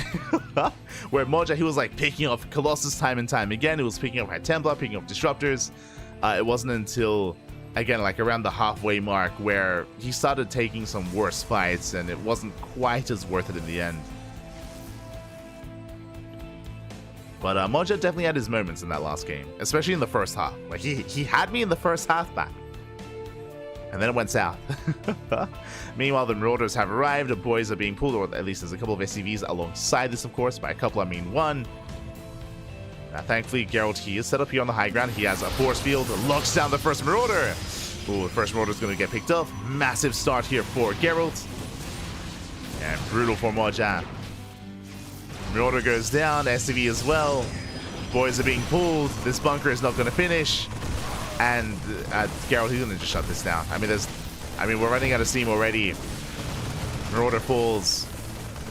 3 probes go down. GG gets called as this falls on its face, and Geralt completely shuts down the build, and he will take the series 2-0. GG. GG. Aye, aye, aye.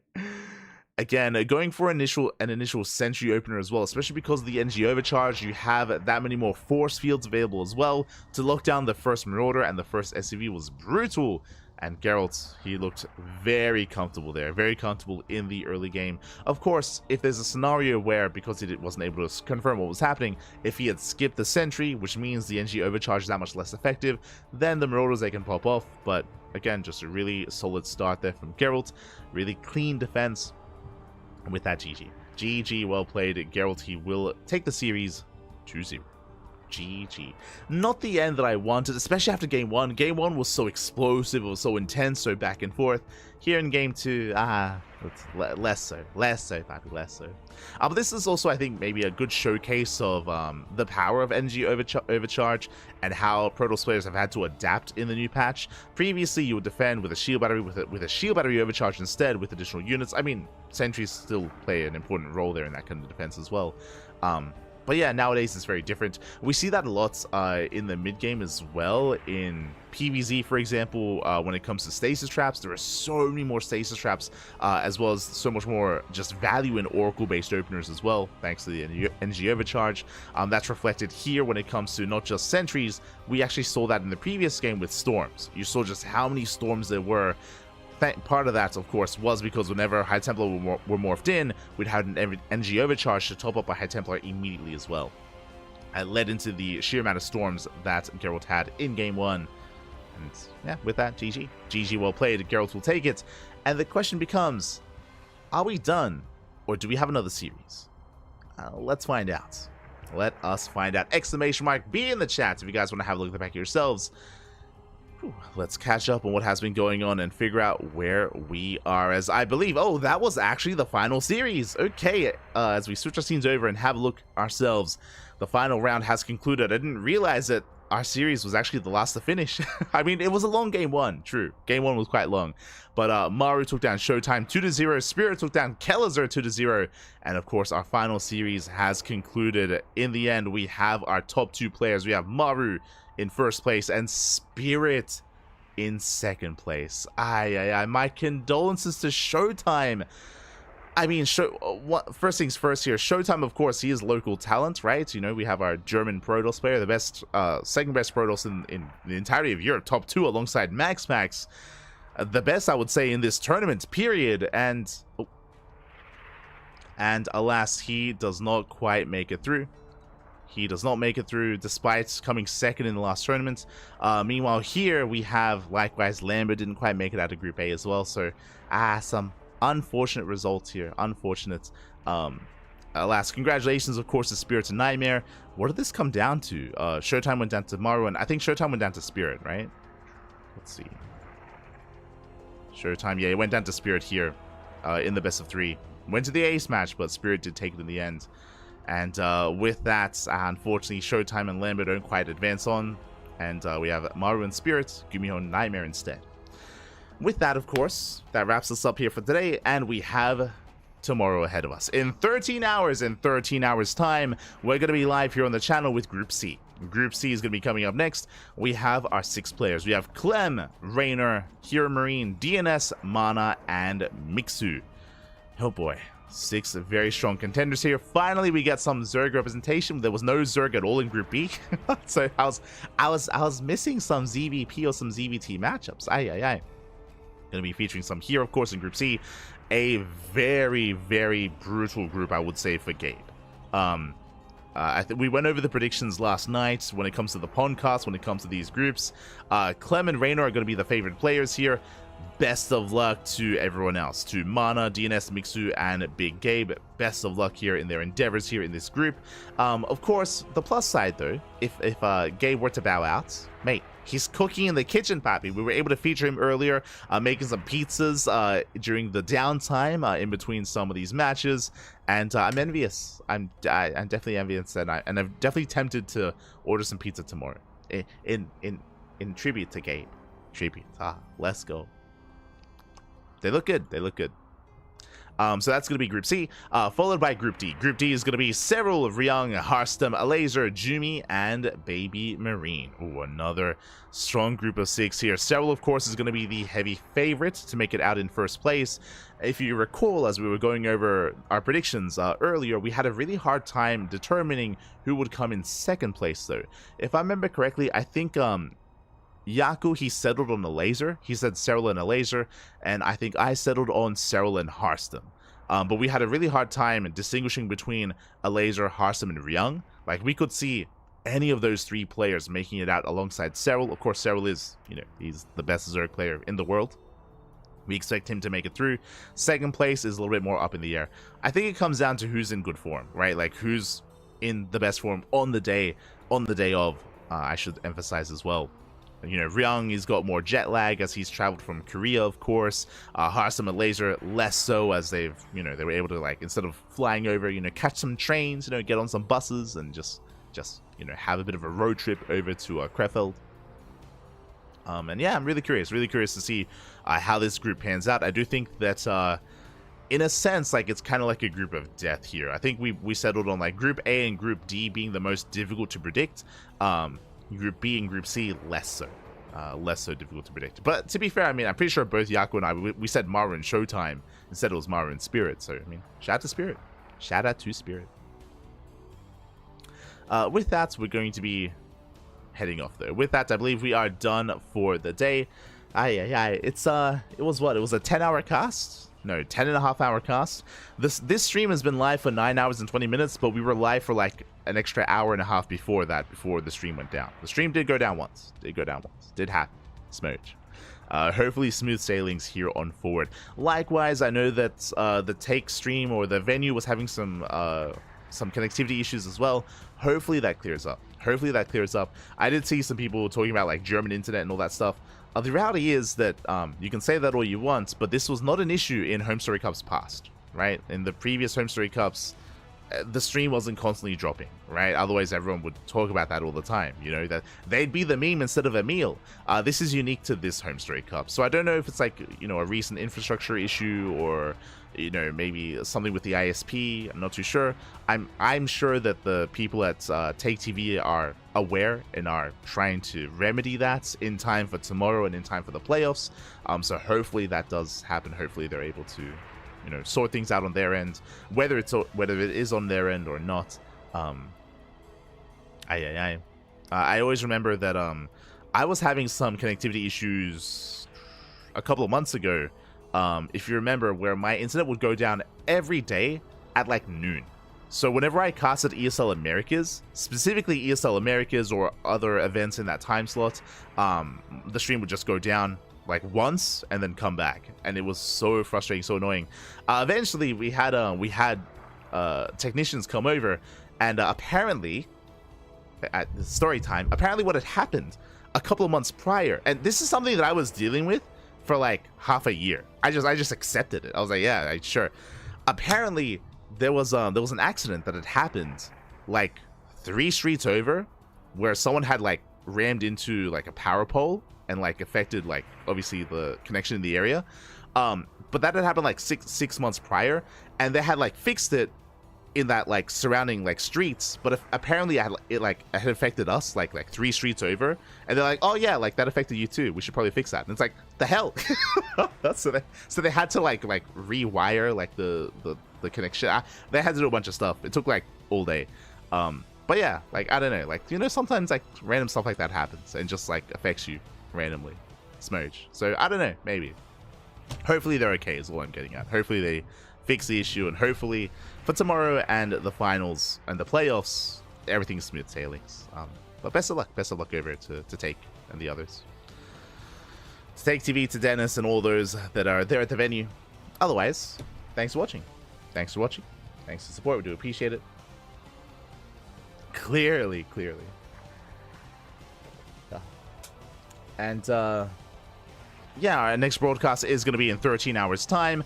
If you enjoyed the broadcast, if you enjoyed the casting, I do apologize, especially the last 2 series, the last two series. I was like slurring my words, and then I was like, I was struggling a little bit. As it's almost 10 a.m. We've been casting all night. It's almost 10 a.m. So I'm a little bit fatigued. But you know what? It's all good. We made it through day 1. We'll make it through day 2. We'll get there. We'll get there. But if you enjoyed the broadcast, consider following us, !socials in the chat, and you will get a link to all of our social medias. We have Twitter, Facebook, Instagram, YouTube, Discord, Blue Sky, Mastodon. We're all over the place. All things CranKy Ducklings. We stream on a daily basis here on the CranKy Ducklings as well. We've been streaming daily for a very long time, very consistently, I should say, for like 5 years, ever since the end of 2019, like November-ish of 2019 is when we started casting full-time. And yeah, plenty of StarCraft here on the channel if you are interested, especially this month, because we have not just HomeStory Cup, but coming into December, we have our regular weekly tournaments. We are the official English casters for Lima League as well. Official English casters for Lima League, Pigosor Monday, Code for Giants Cup, Sparkling Tuna Cup, the Pond Cast.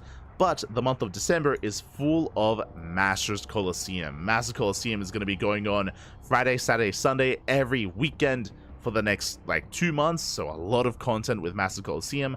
Likewise, Cheeseadelphia is also next weekend. Cheeseadelphia is an offline event, is a LAN event happening in the Americas. We will be the official English casters for that as well. So a lot of casting going on over the next month. No breaks whatsoever. We are intentionally taking off Christmas Day.